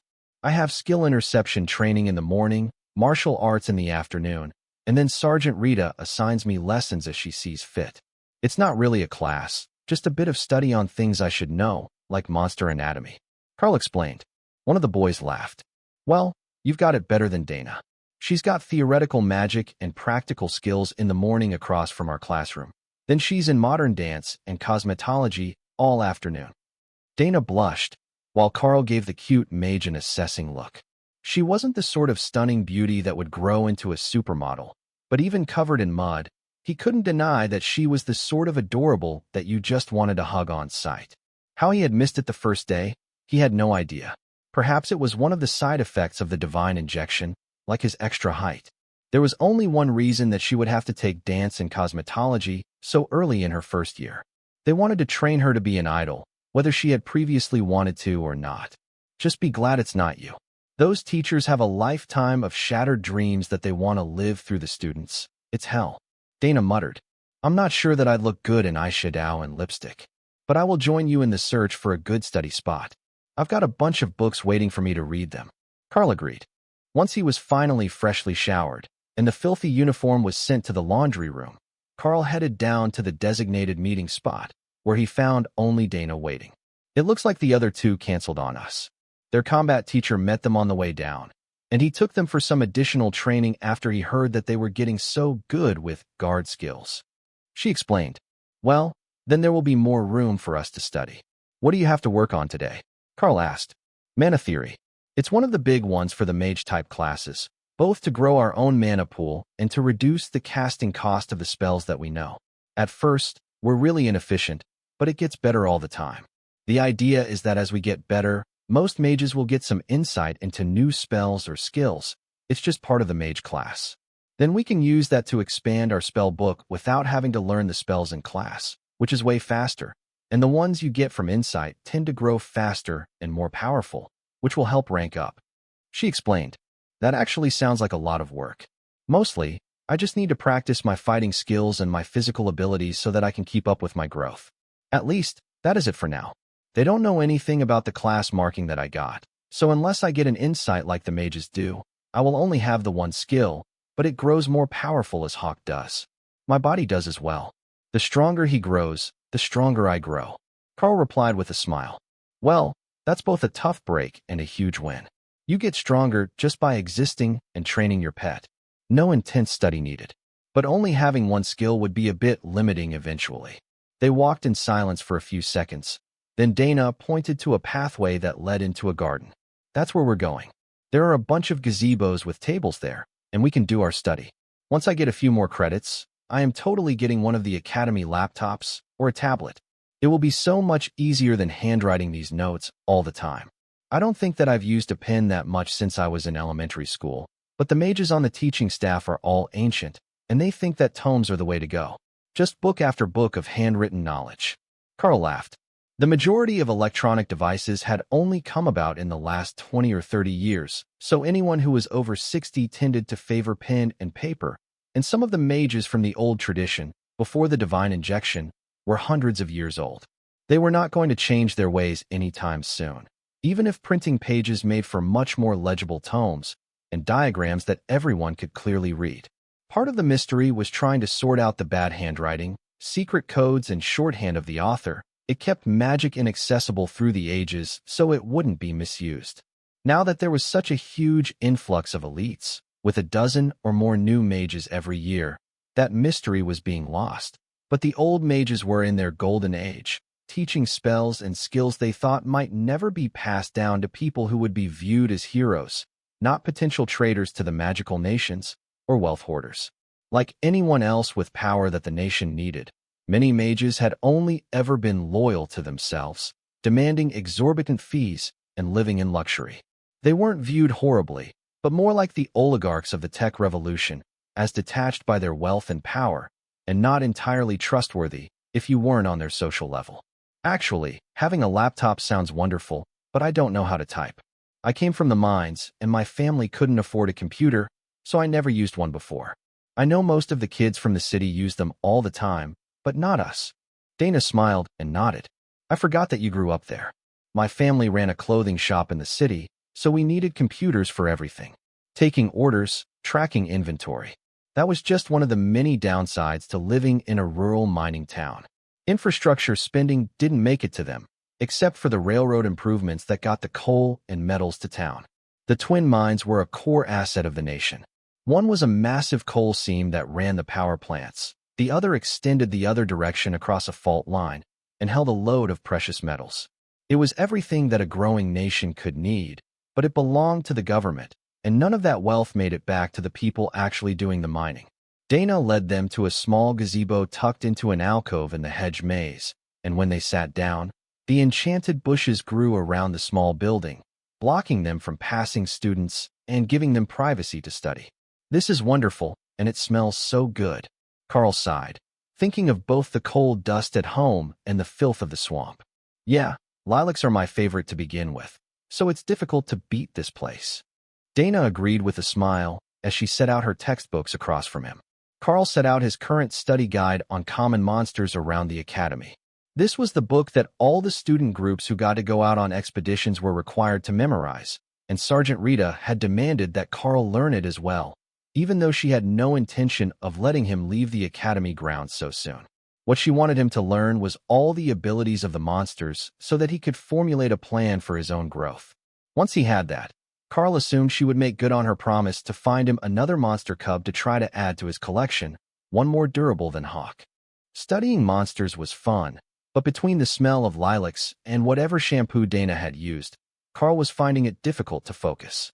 Hawk didn't care at all, as he found his nest more comfortable than the lilac bushes were likely to be, but Dana smelled wonderful, and her presence in this private gazebo had Karl more flustered than he would care to admit. But he did his best not to be a creep and work on his studies, carefully making notes about each of the monsters in the area that might be somewhat worthwhile, while memorizing the others, in case he ran into them in the future. The more that he knew, the more likely that the sergeant was to relent on her stance of keeping him here for training instead of letting him go outside. Not that the academy wasn't beautiful or well-equipped, but Karl had rarely been outside the mining town while he was growing up, and he had seen many kilometers of wilderness on their way here. Just getting to see it with a group would be an adventure, like the camping trip that his father promised on that mythical day off that he never got. The two studied silently for hours, until the sky started to change colors as sunset approached. Well, that's our cue to go back inside. If we don't get going soon, it will be dark before we get to dinner, and they don't light any of the academy grounds except the paths between buildings. Dana sighed, annoyed to have to stop her work. You seemed really into your studies. Karl noted. Yeah, the other two are good combat partners, but lousy study partners. They don't take anything seriously, and they never stop talking. Just being able to sit and study is a pleasant change. She agreed. As soon as they packed their things and stood, the bush around the gazebo opened again, allowing them access to the maze. But the moment that they stepped out, the world got incredibly dark, as if the sun had already set an hour ago, and the gazebo had been providing its own light. Crap, I can't see anything, Dana muttered. I think it's just because we're behind the bushes and in a cloud shadow. Once we're back outside, it should be better. But I can see just fine, so if you take my hand, we should be able to make it out, Karl suggested. Dana's hand bumped his arm, then slid down to clutch at his fingers, and Karl realized just how dark it probably was to anyone else. None of the colors that he could see were ones he had names for, but the light was coming from the grass under their feet. It must be a form of bioluminescence that was outside the normal human range of sight, which meant that the darkness here was likely unnatural. They hadn't mistaken the time. Someone had cast a darkness spell on the maze. Dana's hand was surprisingly soft and warm in his as Karl led the way back down the path, and her breathing was becoming more frantic as she nearly stumbled in the grass. Don't worry, I've got you. Just relax and follow my steps, Karl whispered. Dana moved to his side, so Karl wrapped his arm around her shoulders, not letting go of her hand as they made the last few corners to exit the maze. Their spot hadn't been far in, with little chance of getting lost in the maze itself, but the walk had still been quite the pleasant memory. Dana sighed with relief when they made it back into the fading evening light, but she didn't move to step away from Karl until they heard someone softly laughing nearby, behind one of the trees. "Congratulations, you are the first ones out of the maze of romance. And such a cute young couple as well." The person behind the tree laughed. "Maze of romance?" Dana asked softly. "Didn't you know? This is the Academy's most famous makeout spot, thanks to the hidden bushes. We cast a darkness spell over them whenever we get bored to see who comes out as a couple, who leaves their partner behind, and who thinks that darkness blocks sounds and takes things one step further." The senior classmate explained. Dana blushed, but Karl had a brilliant idea. He leaned over to whisper in her ear, "If everyone believes that we're coming here to make out, nobody will bother our studies. We can be here all night, and nobody will try to stop us." For a second, she actually fell for the trick. Then she looked up at Karl, and her cheeks blushed a little darker as she realized what he was actually suggesting.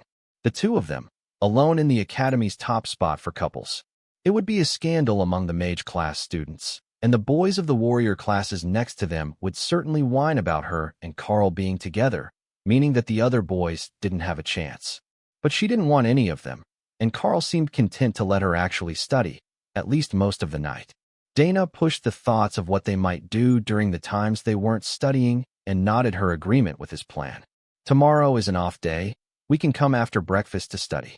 She whispered back, "In that case, I will pack a lunch." The two of them turned to leave, just as the sound of two people arguing came from near the exit of the maze. Whatever couple was coming out next was not happy with each other, but neither Karl nor Dana was interested in other students' drama tonight.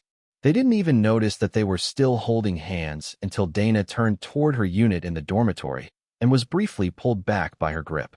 "Sorry, I forgot. I will see you in the morning," she stammered, then ran down the hall to her room. Karl was nearly too excited to sleep that night, and he was at breakfast first thing in the morning, just after the sun came up, and he decided that it must be somewhat acceptable to leave his room. But he wasn't the only one that was excited about their first day off since arriving at the academy, and the common areas were already packed with students planning what they were going to do for the day. The consensus was that they should explore every bit of the grounds today so that they could find all the best spots for the next time that they had a bit of time off. But that would put a serious damper on his plans for a calm day of studying with Dana.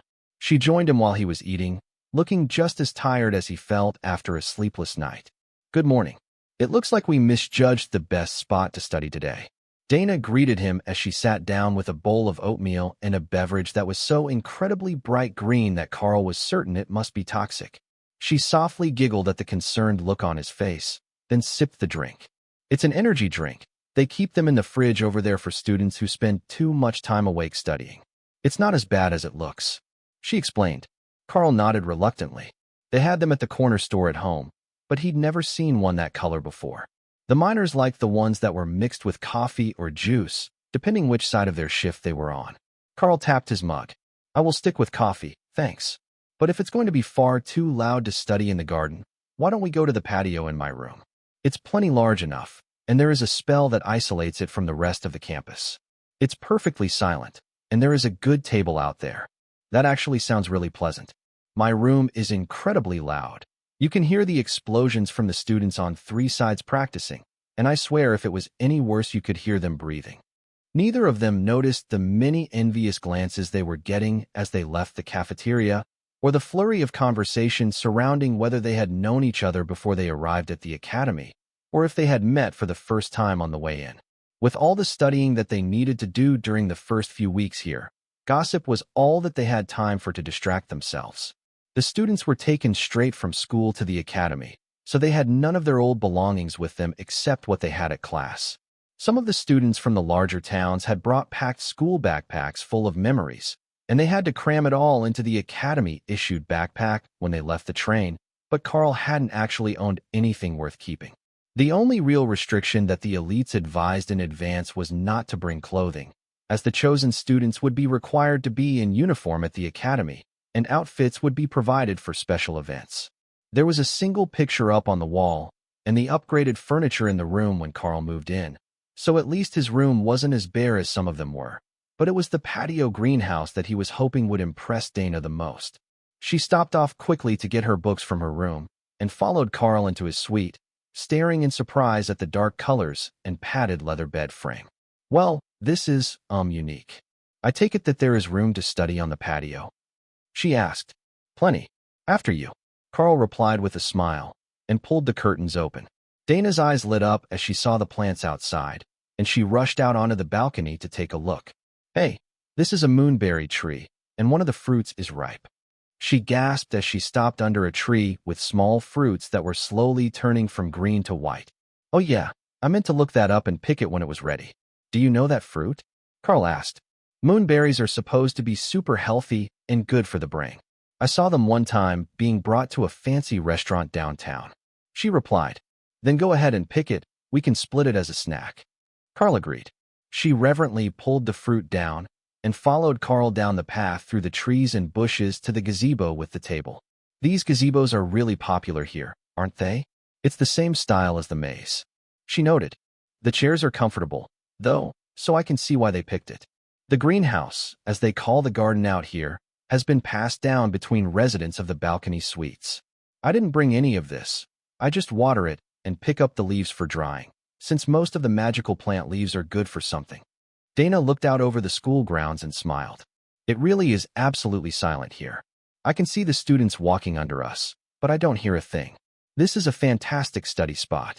Karl smiled and opened his tactics textbook, the next in the stack of lessons that Sergeant Rita had left for him to do in his out-of-class time. This one would have been useful to have read before yesterday, which made him wonder if he was actually slacking too much on his studies. She hadn't set any sort of due date for anything, and she wasn't giving him tests, so he hadn't thought about it. But perhaps she was, and the training lessons were the tests. Karl felt like a bit of an idiot for not having at least read the titles of all the books he was given. If he had known what they were, he could have read the ones that seemed most likely to be needed for the next day in advance. Dana cut the moonberry fruit into pieces, and they snacked as they studied the morning away, feeling instantly refreshed every time they ate another piece. The tree only had a dozen or so fruits, so it wouldn't be possible to eat them every day, but one every off day to wipe away the stress and fatigue of the week didn't sound bad at all. The tactical manual was incredibly boring to read, and Karl was a quick study with the help of a refreshed mind and Hawk's input on the best ways to hunt prey, so his mind began to wander. There were so many different plants here, and while he had looked through the journal, he didn't memorize the use of all of them, especially the ones that didn't have any fruit on them at the moment. So he switched books, reading through the details of the journal on the greenhouse instead, and discovering that there were a lot more fruits like the moonberry, but most importantly, there were a variety of teas, tonics, and potions that could be made with the various plants, though some required a particular magical affinity. The previous resident had been what the seniors called a witch, and she had been quite adept at brewing potions, but Karl had very little experience with that. His kitchen at home wasn't big enough for more than one person to work in at a time, so he hadn't ever tried to usurp his mother's position making breakfast, and 2 of his meals a day were provided by the school and the mine, respectively, pre-cooked and ready to eat. That was one of the advantages of working a short shift in the mine yard after school. You got a guaranteed hot meal, and it would be portioned for a hard-working adult. As he searched through the textbook, he noticed that Dana was getting increasingly excited and beginning to glow slightly with some sort of magical effect. She had already learned one spell other than her initial magic since she arrived at the academy, and it looked like she was about to grasp another. He didn't actually know how fast spells were usually learned, but from the chatter in the common areas and cafeteria, it sounded like most of the students were still working on their initial spell, trying to master it before moving on. But according to the cook and the guard on the train, everyone had different capabilities, so maybe Dana was one of the fastest learners? The cook made it sound like he had never managed to get through even the basics of the spells he could have learned, due to a lack of aptitude, but she seemed to be the opposite. The easiest way would be to just ask, "You're really moving through the spells, onto a third one already," Karl remarked. Dana looked up and smiled. "I've got an excellent memory, and while my power isn't as strong as some of the others, I am excellent at new magic. I had my first spell under control before we even left the train, but casting it twice was all I could do. Now, I can get a third casting in, or I can channel the fog slowly, but Gil, the strongest in our class, can cast 5 magic arrows at a time and do it repeatedly. His power is insane, but he's still having trouble controlling the direction and stability of the arrows.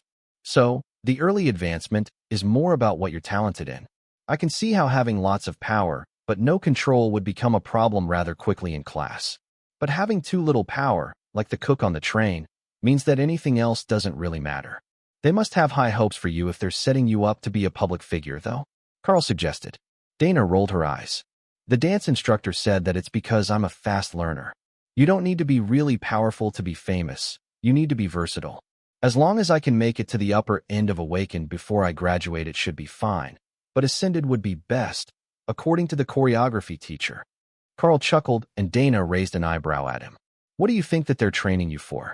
Not many get a dedicated tutor, and you've got a whole dedicated class schedule. They're obviously grooming you for something special. He shrugged. The first thing that they told me on the train was that it would be better to have a golem to fight for me. And that's how they want to guide the combat mages who can learn it. So, they're probably hoping that I will join the military or the government to do monster control. I don't really have a skill set that is good for much except combat or scouting, so that's most likely the only thing that they could think to do with me. And it's a unique class, so I don't even fit into the regular courses. Dana thought about it for a while. Hawk learned another skill after you got him, right? I heard from the second-year mages that he can use wind barrier. Maybe you can teach him to use more skills, or you can learn to use more monster skills. That might make you more versatile. If you could do something like using the ability of the ascended version of that cooling aloe plant, you could heal wounds. That would make you into a top medic all on its own. Karl looked at the plant. That thing can heal wounds. Dana shook her head. No, that one can treat rashes, sunburn, and numb pain a little. It's really useful, but it's a common grade magical resource. They sell it at the drugstore and in the supply room downstairs. There is a higher quality version of it, which can reach the ascended grade, and that one can actually cure all sorts of wounds, but not illnesses or disease. I saw it in a nature drama. Karl's family didn't own a television, so he only ever watched what was on in public, and that was rarely a nature documentary. He had taken a few classes on magical botany, but they were pretty basic and didn't really cover much on medicinal plants. They were more concerned with the ones that might kill you if you happened across them in the wilderness. Well, I don't know much about raising them, but maybe it's worth looking into how to improve the aloe plant up another rank so that it can treat more wounds. There are plenty of special plants here, but the guide that came with the greenhouse said that they're almost all edible ones, snacks for the residents. Karl explained. Snacks that might help their abilities grow, but still snacks. They managed to study smoothly until mid-afternoon, when they were both too hungry for more research, and they headed down for an early dinner. I should practice my stamina training and then meditate for the evening to improve my mana. But can I come visit again? Dana asked with a gentle smile. I would love to have you over any time. Karl agreed. Studying was much more pleasant with her around, and she knew the strangest things. It was good to have a friend here at the academy, and the more that he learned about the way that mages advanced, the more ideas Karl got about how he could expand his own skills. Meditation sounded like it might be worth something as a technique. The crystal ball in the train car said that it could look into his beast space, so there should be some connection between that and the method to improve it. If everything was driven by the monster inside, it would be totally contrary to the other elites, whose whole goal was self-strengthening in some way. What do you think, Hawk? Is meditation the way to improve the space you're in? Karl asked. Dunno. But if it can be bigger, with trees and mice, that would be good. Don't forget the mice. Karl was not about to put mice in the space alive, as he was worried it would bond them to him, and he would end up with a tortured earth mouse as a companion, right until Hawk killed it. That would be unfortunate, to say the least. So, when he returned to the garden after lunch, he laid down in the hammock in the shade of the pair of coconut trees and closed his eyes to focus on the beast space. At first, nothing seemed to happen as he tried to envision a pine tree for Hawk to rest in. The space was just there and empty, but Karl could feel that it had the potential to be more. He just didn't know how. The next thing he tried was focusing energy into the space, like when he wanted to use rend. Adding energy while meditating might improve the space somehow. The energy had to go somewhere. Or so he assumed. It felt like that was doing something. But even after an hour, the changes weren't visible. It feels better in here. Keep doing that. Hawk encouraged. that led to Karl channeling energy and meditating on the image of the tree that he wanted to create for Hawk to live in. During hour 2, there was a sprig of a tree growing from the ground near the nest, a single pine branch in the darkness. It really was working, just not instantly as he had hoped. At the end of the night, the tree was almost as tall as he was, but Karl was feeling refreshed and empowered, as if the improvement had granted him some extra energy. That would be easy enough to test. Today was a class day again, and his first lesson was in skill control with the mages. The weekend seemed to have done them all a world of good, and they were all looking much more fresh and ready to practice today than they had been the last time he saw them on Friday. Welcome back, everyone. We have an extra defender with us today. Along with Karl and Hawk, we will have Tori from the graduating class here to help motivate you all. The teacher announced with a smirk. Tori was a tall blonde girl around 18 years old, the graduation age for the academy, ascended rank, according to her bronze badge, so she would be stronger than any of the students in this class individually, and wore her hair in fancy ringlets, along with the short pleated uniform skirt that was somewhat rare among the students, as almost everyone preferred the pants. She looked like the sort of girl that should be extremely popular in school, but from the looks on the faces of the students here, either she was one of the mean girls, or she was hated for some other reason.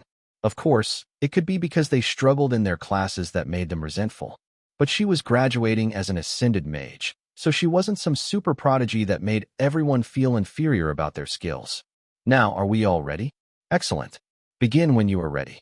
Karl called Hawk, who flew up into the air, while Tori began to form small blue spheres, one after another, which floated around her in a circle. It was fascinating to watch. She just formed them in her hand, then let go, and they hovered around her, slowly orbiting. Then the attacks began, and Karl realized why everyone in this class disliked her.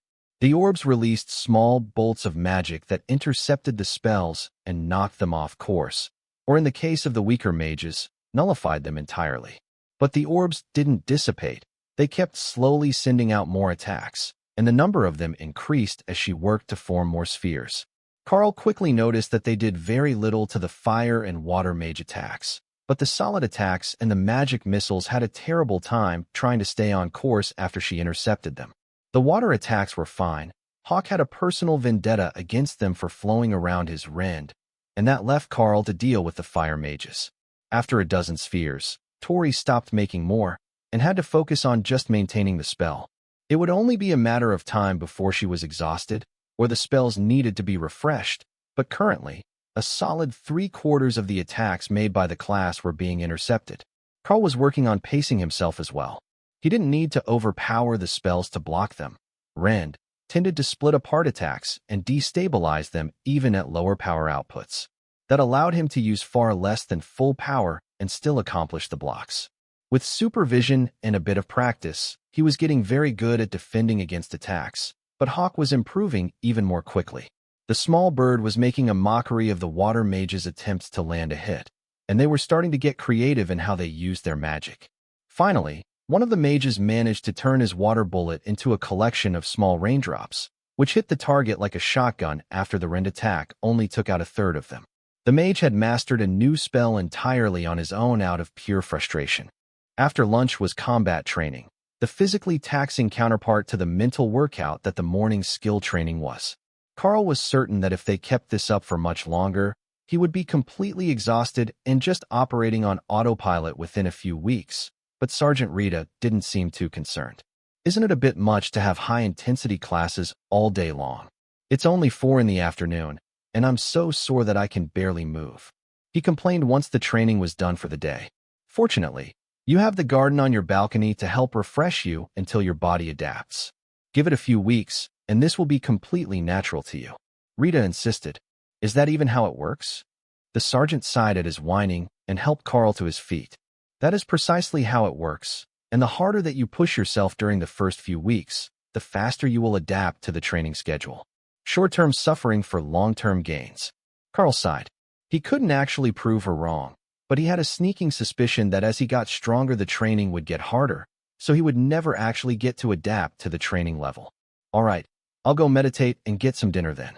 It seems to help with the mental space where Hawk stays. Karl reluctantly agreed. The sergeant didn't argue with him any further, She just took out her notepad to write down her observations about his practice, and the remark about meditation helping. Karl knew that it would likely make it into his routine now that she knew, but it was for the best, as he was going to need it to keep the wind speed hawk happy in his living space. Compared to that, the extra effects of growth were just a bonus, as the hawk was very vocal in his mind when it needed or wanted something. So letting it get bored would be a disaster for his mental health. The cafeteria food seemed to be a bit different today. He had ordered the pasta special with a side salad, but the meal tasted a bit different than he remembered, and the energy content was definitely higher. Only a few bites in, Karl was feeling like someone had electrocuted him and energy was pouring into his body. He finished the meal and was going to go for a jog to burn off some energy, but it seemed like it would be more worthwhile to meditate and try to integrate some of this energy into the taming space. Hawk was the main source of his power and advancement, so the more that he could do to help the beast grow, the better off he would be by the time that he graduated. But Karl was beginning to understand why some classes never managed to advance or even unlock their skills. If he hadn't picked up that egg and found compatibility, would he have ever guessed that petting monsters was the answer? Probably not. You would have to be an idiot to try, and the academy certainly wouldn't have given him the opportunity to touch a living monster, just on the off chance that it worked and he didn't get killed. Once he settled down in the hammock, his preferred meditation spot, and began to focus the extra energy in his body toward the upgrades for Hawk, he found that the excess was transferred very quickly, and in only an hour he found himself hungry again. He could meditate as usual, but the tree was growing quickly in that mental space, and there were some blades of grass around it now. If he just kept loading up on energy, he could probably do much better now than he had before. What had changed wasn't clear, but he could ask the kitchen staff if the menu changed. It might just be meat from a different monster that was more compatible with him. If that was all that it took, he could request it all the time. The kitchen worker looked at him a bit strangely when he returned so soon after a heavy meal, and Karl gave her an apologetic shrug. It seems that with the breakthrough in my abilities over the weekend, I've got some catching up to do. Even an hour of practice leaves me starving, so I hope you don't mind if I stock up on food to go. Karl explained as he began to load plates. Just tell me what you need, and I will bring it up in the service elevator. The older woman informed him with a smile. Did you change the recipe of the pasta special? It seemed different than I remember. He replied, Nope, same ingredient batch as last week. We didn't get anything in for that dish. Did you want to try a selection and see what works for you? I know that some of the classes get a taste for new things as they train. The berserkers in particular like extra spicy foods, and the more powerful they get, the spicier they want it. That sounds like a great idea. If you can give me a bit of each of the specials to start, I will pick the ones that seem best. Karl agreed. She began to load a plate with a little bit of everything, and Karl took it back to an empty table, where he began to work through them one at a time. The effect was the same as the pasta. His body was just absorbing much more energy from the food than it had been before, and the excess was building up for him to channel into Hawk's surroundings. Karl smiled at the cafeteria lady as he returned his empty plate. I think that the pasta and the meatloaf are the two best specials of the day, but whatever changed in my body, they're all better for my training efficiency. How much do you need for the evening? She asked, lining up plates on her counter. 2 each should be enough for the night. I'll come early in the morning so that I can have a heavy breakfast as well. The food arrived outside the room at the same time that Karl did, on a small cart pushed by one of the staff members. They had covered the loaded plates with foil to keep the heat in, but Karl could smell it following him down the hall, and Hawk was getting increasingly excited about the idea of both more food and an improvement in his living conditions. Thank you for that. I will return everything in the morning. Karl informed the kitchen staff worker. Just set the cart in the hall with your dishes, and we will come pick it up when we clean the halls. The worker explained. Then she walked back to the elevator, and Karl took everything inside so he could focus on eating and meditation. The food smelled delicious, and even the first serving, which had filled his body with energy to be burned off, wasn't enough to actually sate the hunger. Once he was settled into a comfortable meditation position in the middle of the bed, Karl began to focus on the improvements to the taming space. The excess energy was pouring freely from him into the space, causing the tree to grow and the patch of grass underneath to slowly, but steadily, expand. Once that burst of energy was gone, Karl paused to pick a plate from the pile. The obvious choice would be the pasta dish, as he knew for sure that it was a good one, and he had it devoured in a matter of minutes, while briefly wondering how much he was going to regret his overindulgence in the morning. The energy flowed into him just as smoothly as it had the first time, and Karl poured it all into the taming space, then repeated the process with the meatloaf special. As he finished transferring the energy from that one into the space, a feeling of fullness, like he wouldn't be able to transfer much more energy, appeared in his mind. That was a good sign that this was not some bottomless pit where he was throwing energy with no end in sight, but the space itself was far from complete. As the space began to resist more transfer, Karl carefully moved the nest up into the tree so Hawk could have a more natural spot to sleep, and looked at the small grass patch at the bottom. At this rate, it would take months to even fill the rest of the space with grass, much less add a sky and everything else it would need to feel like its own little world. But the feeling of power in his body was being influenced by the abundance of energy both in his body, left over from the meal, and from the beast space itself. Maybe he could get Sergeant Rita to test his strength next weekend, after he had more time to adjust. He might really have made it to the awakened standard, and not just based on the attack power of Rend. Now that the beast space was fully sated for the moment, Karl focused on seeing what he could do with the leftover energy. First on the list, since it was food-based, was to try giving the excess directly to Hawk. The bird's body happily accepted the power, but Karl couldn't tell if it was making any appreciable difference. It made Hawk happy, though, so it really wasn't a loss. They were partners now, and a happy partner was never a bad thing. For the rest of the night, Karl focused on using all the energy that he could muster to empower Hawk, who had finally reached the end of his growth phase, and had started to increase only in power, but not in size. Karl managed to finish the remaining 2 meals at breakfast, as Hawk was feeling hungry again, and wanted the filtered energy in addition to its meat and the daily allowance of berries to flavor his food. With the amount that Hawk ate, Karl felt like he might have restricted the consumption of junk food too much. It made a good seasoning for Hawk's meals, and it didn't hurt his appetite, so there was no real reason not to let him use them all the time. On the way back to the room from the patio to wait for Sergeant Rita, Karl went and picked another 3 mountain gooseberries. Now that you're fully grown, you can have more of the berries. They won't make you stronger, but I know that they taste good. Karl informed the overjoyed Windspeed Hawk. Good stuff. I will put them on everything. Hawk agreed. That gave Karl an idea. The meat that Hawk was eating was just plain meat. Normally, the discount cuts that his mother bought would marinate in a sauce overnight. If he squished the gooseberries into a bowl of water and threw the meat in with them, it would coat everything, just like Hawk wanted, without running them out of berries. He would set that up tonight, so Hawk's meals would be ready for tomorrow.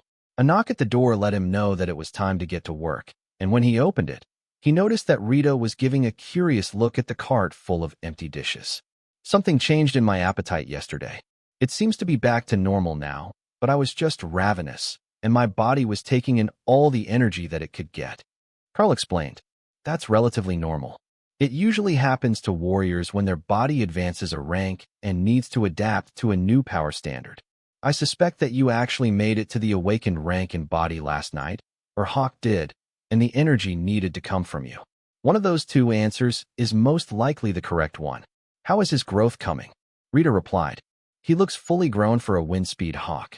He was growing quickly again last night while I was feeding energy into him and the space in my mind, but then it seemed to settle. Karl called Hawk out onto the bed, and Rita crouched to get a better look at the proudly preening Hawk. He looks more mature now. The softer feathers are gone, and the pin feathers are larger and stronger than the last time I saw him. Your skill is brilliant. 1 week to bring a Windspeed Hawk to maturity. Even if your ability was just to train combat birds, I can guarantee that the Academy would still rate it as a top-notch success. Karl smiled at the sergeant. If it's a great success, that means there will be more resources, right? We're still finishing the ones you gave us, but now that Hawk has reached full maturity, his growth is slowing to a crawl, and it's going to take more than just my efforts to keep him growing at this sort of rate. Sergeant Rita laughed. If you can keep growing at that rate, what would the rest of the elites call themselves? I think it's natural that you would have to slow down at some point and consolidate your powers. But if you can keep feeding Hawk extra energy, he should progress toward the ascended rank from awakening in a relatively short time. I will find you what resources I can, though I'm not sure what the Hawk can use now that we've tried the two that seem the most beneficial to it. Well, if there is an upgraded version of the Strength Stone, or some more powerful infused blood, that would be great. I don't know if the Air Stone will do much. He's still digesting the second one he ate, and the first was so powerful that it caused a huge breakthrough. But if there are other air-type resources, maybe they will help him as well? Every time that he improves, my body improves as well. I just need to train my skills and stamina to keep up. So resources for Hawk seem to be the most effective way for me to grow. Karl suggested. Hawk was definitely a fan of that plan. He didn't mind if Karl got strong. They were a team, but if the plan was to make him the most powerful wind-speed Hawk, then it was definitely a good idea. Their next stop was back at their usual training grounds, and Hawk was looking forward to being able to show up the mages of the class with his new skills. Now that he was fully grown, and his power was getting better, he could block many more shots to protect the targets. Karl could tell that it wasn't actually about the target. It was more about Hawk wanting to show off his skills and get praised, or cursed, by the mages. Both were fine in Hawk's mind, as long as they were recognizing his might. That was the important part in the Hawk's mind, reminding them all that he was the predator here, and all the mice were his. I swear that Hawk is picking on us. It gets better by the day, just to remind us all that we're beneath it. One of the mages announced, sweaty and exhausted at the end of the class. It's a wind-speed Hawk. Do you really think that it has some innate grudge against mages? One of the others scoffed. Everyone turned to look at the water mages, whose fluid attacks drove the bird particularly crazy, and then back at the questioner. I mean, in general, it's pretty obvious that the Hawk has a hatred for water attacks, but I doubt that he hates mages in general. Karl smiled. If only they knew that Hawk really did see himself as innately better than humans, who couldn't fly, could barely see, and didn't even hunt their own meals. The fact that Hawk himself didn't hunt his own food was a matter of luxurious living in its mind, so that didn't count. At least, to him, it didn't. Instead of returning to rest, Hawk decided to circle in the sky for the afternoon while Karl trained his martial arts skills. His great hope was that he would finally find something that was able to be hunted in this academy. Unfortunately, there were no rodents, no pests, nothing at all wandering around the grounds.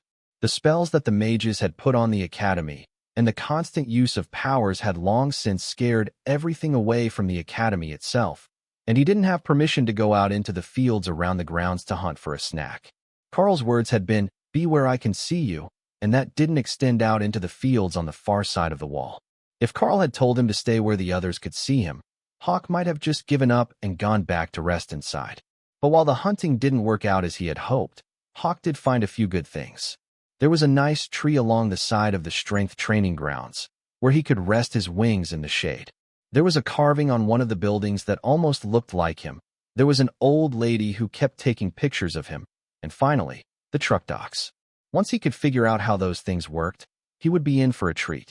Even from up in the sky, he could tell that the buildings behind the docks were just packed full of good stuff. Karl mostly ignored Hawk's adventures, and only occasionally reminded him not to make trouble for anyone, or take food from strangers.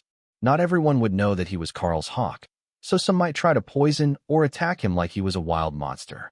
Sergeant Rita had another book full of information for them to study, this time on monster biology, in hopes that they would stumble across something that might help Hawk continue to grow at an accelerated rate. Every elite wanted to be famous, powerful, or both. That was the whole point of the training regimen here. So, her job as a private instructor was to do what she could to help Karl keep advancing and live up to the potential that the senior staff believed he had when they observed him on the train. If the final result was intense early growth, leading to stagnation and a growth plateau, that just meant that they didn't understand the next step in his training. But the next time that they saw a class like this one, they could use his experience as a baseline and start growing the new elite from there. Karl sat on the balcony of his room with a stack of textbooks, trying to determine if there would be some surefire way to help Hawk advance from the awakened stage to ascended without a large delay. From what he knew of the windspeed Hawk, their progression usually came from improved skills with Rend, along with an increased ability power level. The mana-infused monster blood should help with the second part, and they were doing daily training, which no wild hawk would ever have a reason to do. Mostly because they hunted for food, not for sport, so they wouldn't use their skills 100 times a day. That gave them some sort of advantage over the wild growth rate. But there had to be more that he could do than just grind their skills over and over. Hawk had already learned the wind barrier from the headmaster's wind beads, so the wind-speed Hawk could absolutely learn new things from mystic resources. He just had to get his hands on them. A knock on his door distracted him from his confusion, and Karl went to open the door, finding Dana with a smile and a bag full of books, plus a small plate of food. I brought a gift for Hawk. Someone told me that they had them around their house in the farmlands, and the Hawks really liked these, so I asked the kitchen to find one. She greeted him. That caught Hawk's attention, and he flew in from the other room to land on her shoulder and check out the plate. It was a small animal, skinned, but intact and raw, but to the wind-speed Hawk, the smell was divine. It's an ironjaw mole. They're farmland pests, as they dig huge holes for their nests. They've got great jaw strength, as you would expect, but that's it. Unfortunately for them, they're even weaker than the earth mice in the fields outside the academy, and they've got no ranged attacking power at all. The trio walked back to the patio, and Dana set the plate on the table, where it was immediately attacked by Hawk. Mind your manners, I don't need you getting blood splatter on the textbooks. Karl reminded him. In response, the Hawk pushed the plate to the far side of the table, but didn't slow his pace, happily tearing the small animal to bits. What are you working on today? Karl asked as Dana set out a pair of notebooks, but no reference text. Mana control. According to the teacher, I still use too much for every spell, and that inefficiency is why I'm having trouble with multiple spells and my channeling speed. For now, they've asked me to just focus on magic missiles and fog, and not to expand my spell repertoire yet, or I will ingrain bad habits into new spells. So, I want to get my efficiency increased as quickly as I can. Dana explained. Hawk looked up with interest. That topic sounded like it would be useful to him too. He could kill more water balls that way, and taunt the mages. Taunting mages was way more fun than Hawk had expected it to be, especially when they weren't allowed to attack him directly. That sounds like good advice. I need to find a way to keep Hawk progressing now that he's reaching full growth. All this good food and the handful of special items they could find that were suitable for Hawks have brought him up to full grown in record time. But he is going to hit his natural bottleneck soon. And then it's up to training whether we can make the leap from awakened to ascended before the first semester is over. They studied in silence for a few minutes while Hawk finished eating, and then the bird flew up into the trees and brought them back a singed pear, perfectly ripened. Karl remembered this one from the guidebook. It was supposed to help refresh the body and remove stress. A common enough effect for magical plants, but useful when studying. Karl cut it into thin slices, and Hawk took one small bite before ruffling its feathers and turning away. The pear smelled incredible, but it was too sweet, not at all to Hawk's liking. The humans could have it. Karl laughed at the Hawk's disappointed look and cut the pear into slices for them to snack on.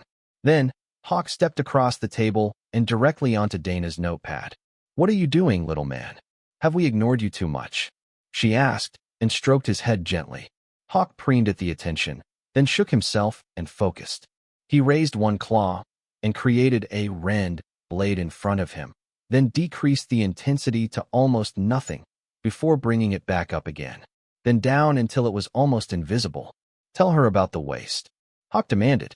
He wants you to understand that the harder you push yourself, the more mana you waste. Try what he's doing with your magic missiles, and I think you'll see. Hold it in place and keep decreasing the power. The mana cost drops exponentially. Karl explained. Dana looked skeptical, but she did what he asked. The first few missiles nearly fired out across the academy grounds, as she had never before tried to hold them in place. But after a few minutes, she could hold and guide them where she wanted, as she slowly reduced the power from the default full activation to barely a glow of light. How did you know to do that? She asked as she mimicked Hawk's cycle through the power range. It's instinctive for Hawk, and he taught me. By the logic of a wind-speed Hawk, you should hunt with just enough power to take out your prey, so you don't waste more energy than you get back. Karl explained. So that's it. This is a huge breakthrough. I can see where I was going wrong. I was just focusing on the spell activation sequence and letting it go. I thought that I was doing well by controlling the direction, but if I focus on the mana flow, I can do so much more with it. There are likely so many things that we can learn from magical creatures that we have never thought of ourselves. The teacher's directions aren't even this detailed, and I've never seen another student actually reduce the power of their spells. They just increase their endurance and cast everything at full power every time, but with better control as they grow. Karl thought about that for a moment and shook his head. No, the senior students have learned to control and split the power as well. I guess they just thought that it would be too difficult for a new mage, but it makes casting spells way easier. Even if you do it at half power, you should be able to cast at least 5 missiles for every one that you could before. Dana and Hawk spent the rest of the evening practicing their skill control together, while Karl focused on finding more about the growth cycles and power increase triggers of various magical beast species. There were so many, but Karl was certain that if he worked on it, he could find some sort of pattern to the triggers. It should be either something to do with their skills, their body's alignment to an element, or some sort of environmental factor. He didn't believe that it was completely random and that it was all up to luck. With study, they should be able to trigger the advancements deliberately. The meditation and movement of energy to Hawk was certainly going to help, though he couldn't tell how much. But every meal since the advancement had given him a surge of energy, as he was absorbing the nutrients and embedded mana much more efficiently than a regular human would. That should be something normal for the elites, as the kitchens did deliberately prepare that sort of meal for every student. So the real difference should be that he could share the excess with Hawk instead of wasting it. Once it started to get dark, Dana finished making notes on what she had learned, and then returned to her room for the night, while Karl prepared to eat one more late-night meal and meditate on transferring that extra energy to Hawk to help him grow. The only problem was that they would have to wait until there was a noticeable change to find out if these methods were working, and even then, they wouldn't necessarily know for certain which of the methods were the ones that had the largest impact. There was no exact measuring method, which was why they had just loosely grouped monsters into categories based on their power rankings. But that also meant that near the boundaries of those rankings there could be some uncertainty, unless the body or power went through a notable change. For example, when a devil cat went through the process of moving from awakened to ascended, it grew a second tail. That was a pretty simple and surefire way to tell. Many birds would gain a distinctive pattern on their feathers as they grew more powerful, and most mammals would increase in size in a sudden growth spurt. Windspeed hawks didn't go through most of that. They kept their appearance, except for the claws. Once a windspeed hawk reached the ascended level, their claws would turn from a dull black to a translucent obsidian, and that claw material was an exceptional resource for elites learning similar skills. It could be ground up and mixed with monster blood in the same way as the strength stones, and drinking it would increase skill understanding. Haha. Yeah, make them eat my claw clippings. They grow back quickly. Hawk giggled in Karl's mind, equating the broken claw parts to human toenail clippings. Just a shed waste product that it no longer cared about. Well, if we can help you grow to that level, we can help the others out then. We will show them how far ahead you are, just by being yourself. Karl joked, stroking the bird's ego for a moment before he began to meditate. In the morning, they both felt refreshed and a bit better than they had the day before, so that became their routine. Mornings with the mages, afternoons of martial arts training, and then evenings of book studies, while Karl worked on learning all that he could about magical beasts and the triggers that could cause them to advance, while Hawk worked with Dana on their mana control. His rate of growth was incredible, and while he had an advantage to begin with, thanks to his species, Hawk was rapidly outgrowing anything that could have been expected of a juvenile windspeed hawk. Normally, they wouldn't need to use the rend attack more than a handful of times in a day, as it was primarily for hunting and occasionally for self-defense. But by the end of the week, he could keep it up for hours at a time. Dana was also progressing at a crazy pace with his help, and she now had full control over her magic missiles. It was quite impressive to see her hold them in place, or move them around the room with her mind. The process still drained her much faster than she would prefer, but it was a vast improvement on the first day that she started working with Hawk, when she didn't understand at all how she was supposed to control the mana flows. So, it was with greatly improved confidence that they headed for the meeting spot for the next practical skills meeting. The same group of 54 students were gathered in the field, waiting for the teachers to arrive, and Karl took his spot next to the other team leaders. Sergeant Rita arrived a few minutes later with the 2 mages, driving one of the academy's cargo buggies filled with gear. We have something new and fun for everyone today. These are the new experimental products from the Weapons Development Department at the Golden Dragon National Research University. What you all are going to do today is go on a little field trip. The danger will be a bit higher than usual, as you will be leaving the academy grounds entirely, and not just going to the outskirts. But the university has asked us to test whether these new weapons with their fancy technology can actually improve the user's strength by a whole rank. Sergeant Rita announced. The mages were more than a little skeptical, as their powers were based on mana flow and control, which were both internal factors. They didn't use weapons in the same way that the warriors did. If it was just for the warrior classes, it would be a great safety measure for elites in general, but not specifically for them. However, when they took the tarp off the cart, there was a box with everyone's name on it. The university really had come up with something for everyone, and the students began to become excited to see what it could do. Karl made his way to the stack of boxes, where Sergeant Rita was organizing everyone into a single file line to get through the stack more efficiently. She handed him a large box, and he stepped aside, trying to decipher how to open a box with no visible latches. The answer turned out to be a fingerprint scanner in the middle of one side, hidden beneath the paint. To students who grew up in the city, it was obvious, but the small towns didn't have any need for such high-tech security in their daily lives. They just taped the boxes closed and called it secure. Inside the box was a new set of gauntlets, similar to the ones that he already had, at least in external appearance, but they were lighter than the training units, and the claws on the fingers seemed to be made from some sort of actual monster claw, instead of alloy.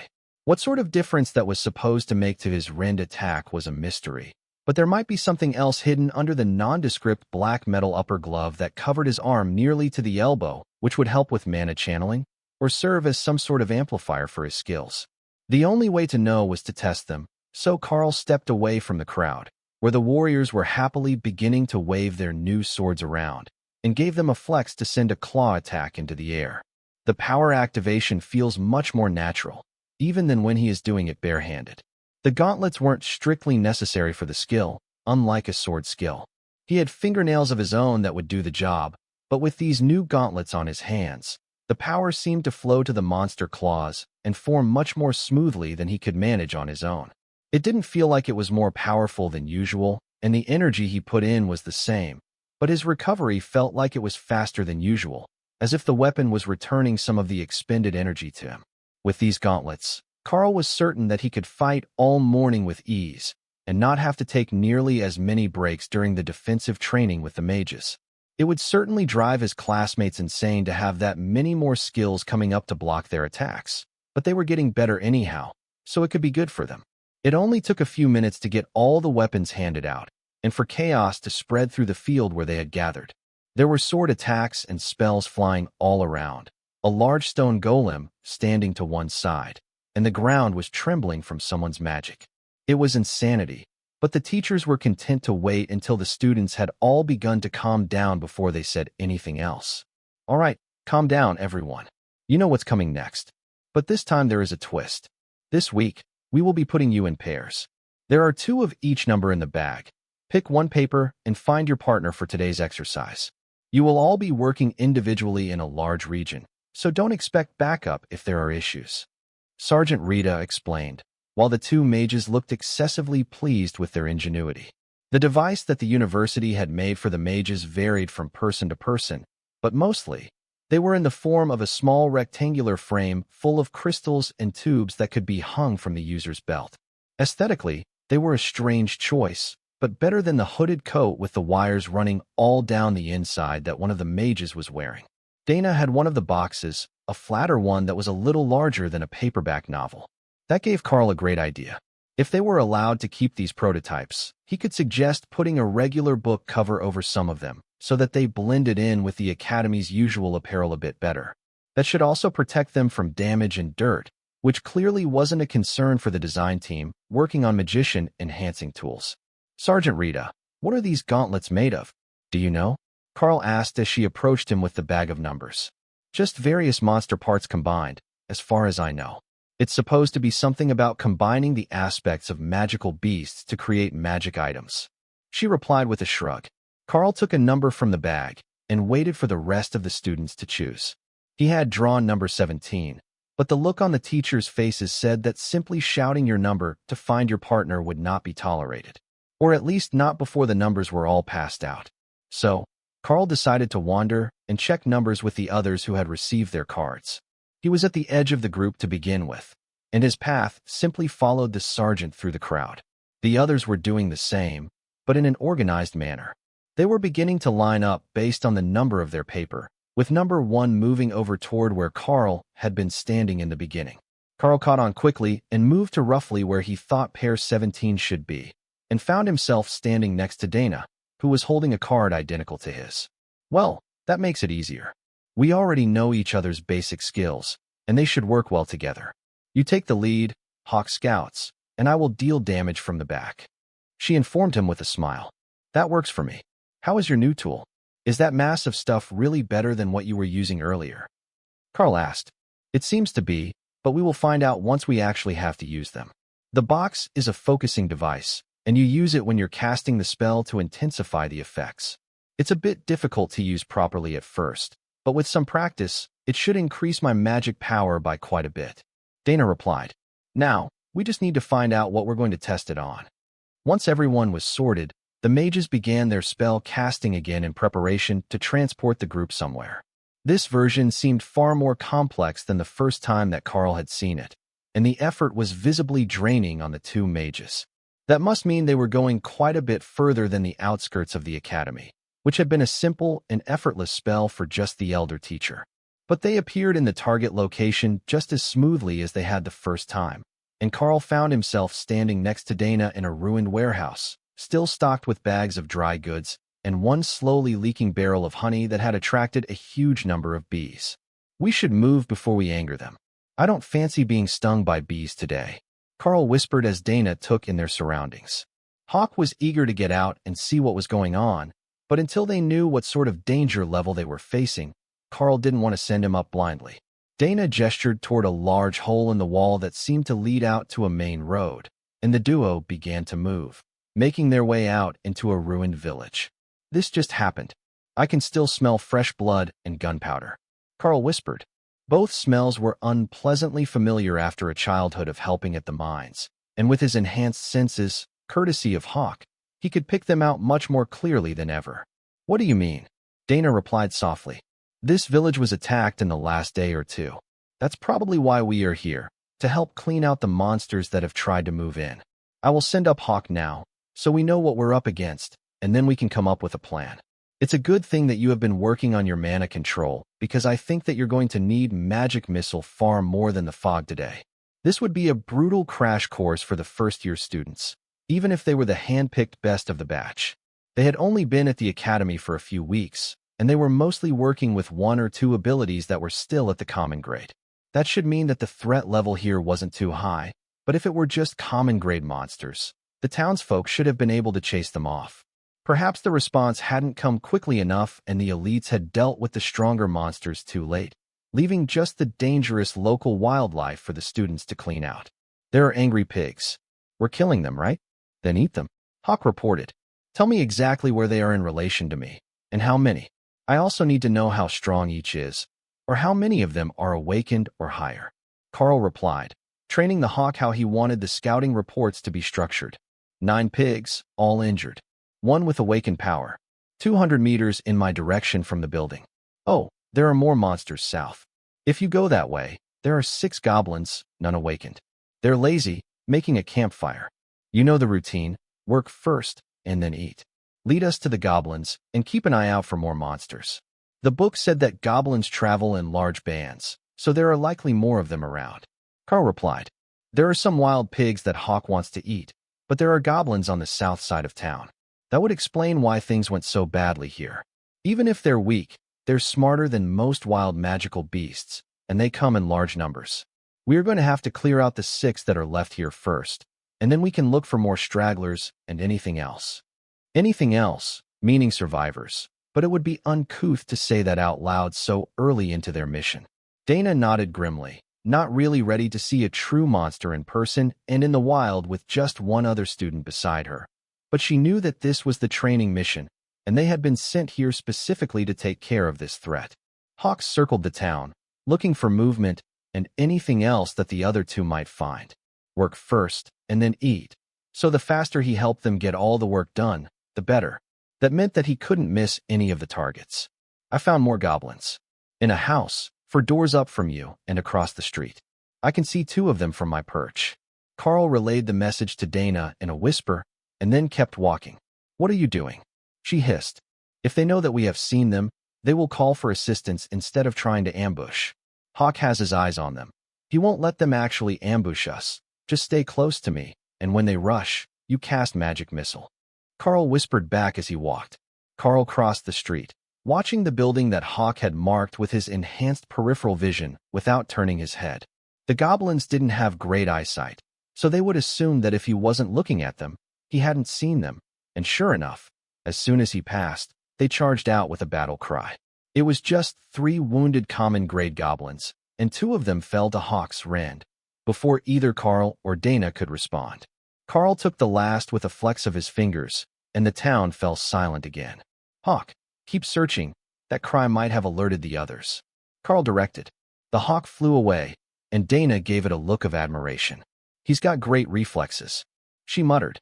He's definitely a good friend to have on a day like this. He's gone to scout for more goblins, in case something heard and responded to that battle cry. Karl kept them moving south toward the edge of town, even when he felt the occasional pull of exertion, as Hawk took out lone goblins that had been hiding in town. He was not happy about the situation, as they smelled terrible and were inedible to him. But there was the promise of iron tusk boars in the distance as soon as he found and eliminated them all. They really prepared a brutal test for us today.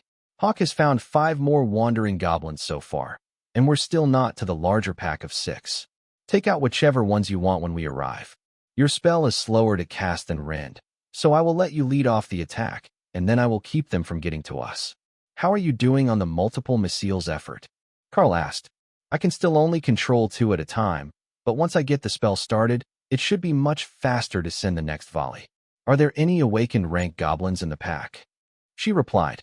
According to Hawk, they're all common grade followers. There is no sign of a stronger leader. The elite who came here first likely dealt with the stronger foes, and then left the rest, or they ran and came back. Karl replied. Karl caught a glimpse of flames in the distance, on the outskirts of town, and put a finger to his lips to signal silence from here forward. The goblin camp was loud, preparing for something, and they didn't even have a guard out when Karl led the way to the edge of the clearing where they had set up. Once they were close, he crouched, getting low to the ground so that his uniform didn't stand out quite as badly, and did his best to move silently. It was clear that there had once been many more goblins here, but presently only 6 remained, easy prey for the 2 elites. Dana focused and put a pair of magic missiles into the back of 2 of the goblins near the fire pit, while Karl took out the one closer to them. Then he aimed for the one who reacted the fastest, and another who was trying to run. Dana got the last of them in the back, and Karl rose to his feet to go make sure they were really dead. There would be nothing worse than having what they thought was a defeated enemy come from behind and ambush them. But as he made his way through the camp, Karl immediately began to regret moving in for a closer look. He had forgotten what goblins eat, which was mostly the flesh of the villagers they slaughtered, and the stench was overpowering. But after motioning for Dana to stay put for the moment and watch for reinforcements, he checked all the bodies, giving them all a quick stab with a pilfered goblin sword before moving back to their hiding spot. They're finished. Let's move back into town and take care of the rest of the targets. Then we can kill the pigs and have some lunch before waiting to see what else we are supposed to be doing here. I think that this should be it, but I was expecting a bit more guidance. He explained. So was I. When they said that there wouldn't be much of a chance that we would be meeting the other students, I didn't think that they meant we wouldn't even be in the same town. What does Hawk say about the situation? Dana replied. Nothing else is moving. I even went up high, and there was nothing else around but the pigs. I even stopped at the houses, and there was no sound of heartbeats or movement inside.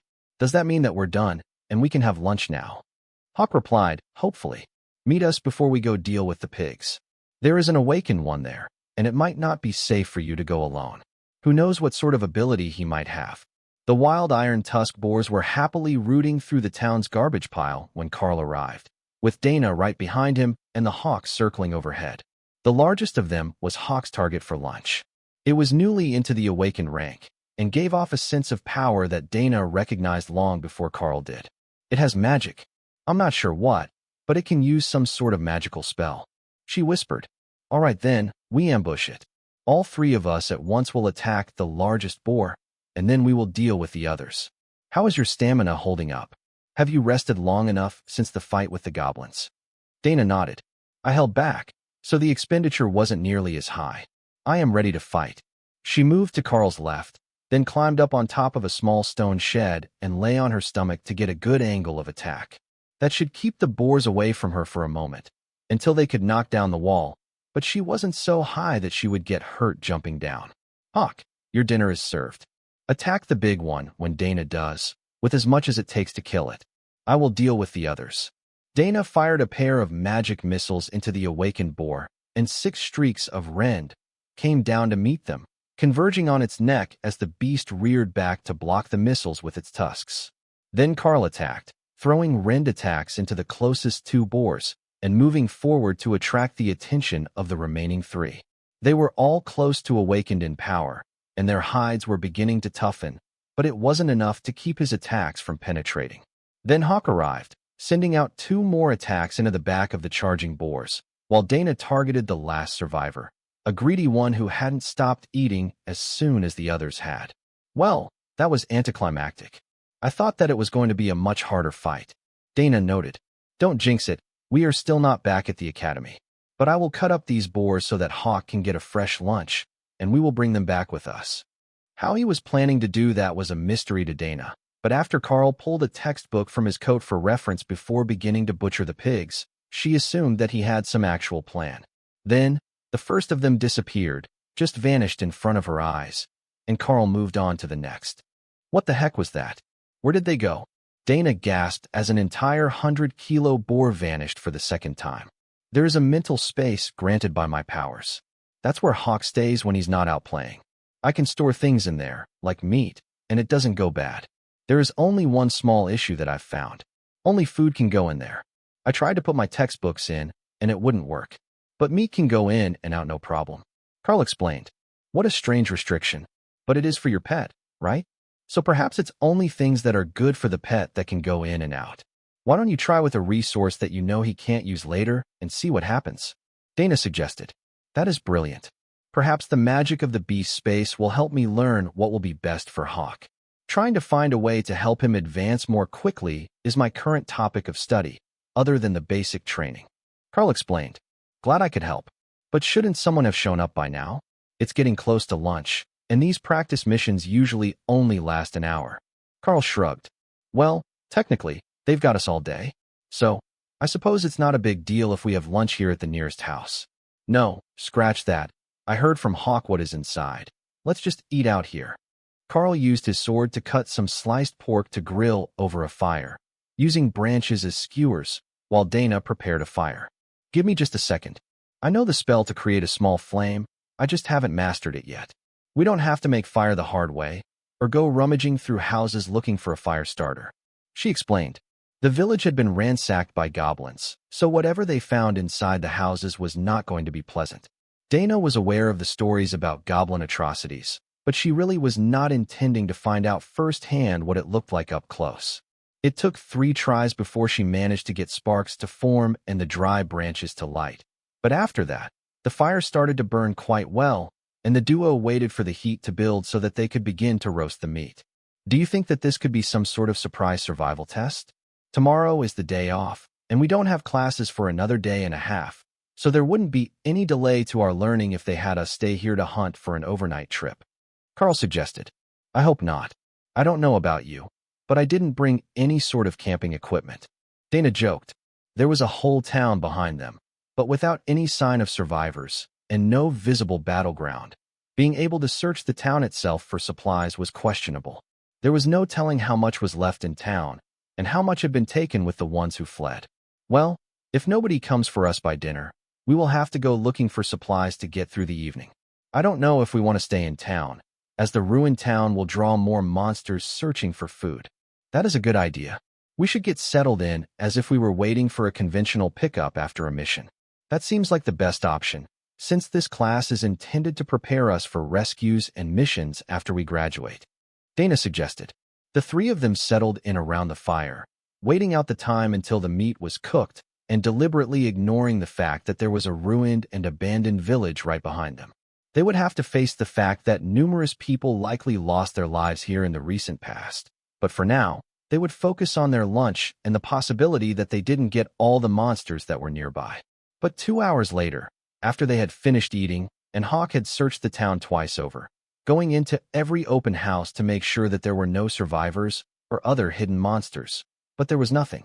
In fact, there were very few bodies at all, though there was quite a bit of blood in some of the houses, according to Hawk. Should we go back to where we started, in the middle of town? Perhaps there is some sign there that will let us know what we're supposed to be doing. I feel like we should have gotten some message by now, and that maybe we weren't supposed to be sent to an empty town. I mean, think about it. We're both technically still common grade, though I am already at awakened in peak power. They shouldn't have sent us out into the unknown unsupervised for too long. It would make more sense if we were here to deal with the iron tusk boars. Maybe there was supposed to be someone here to meet us, but they were gone before we arrived because of the goblin attack. So, you think that someone was supposed to let them know that we were finished? That makes some sense, since it is sanctioned by the Academy. Perhaps we could find something that would let us contact them? I mean, even a cell phone would do the job, and there should be a working landline in some of the buildings. Dana suggested.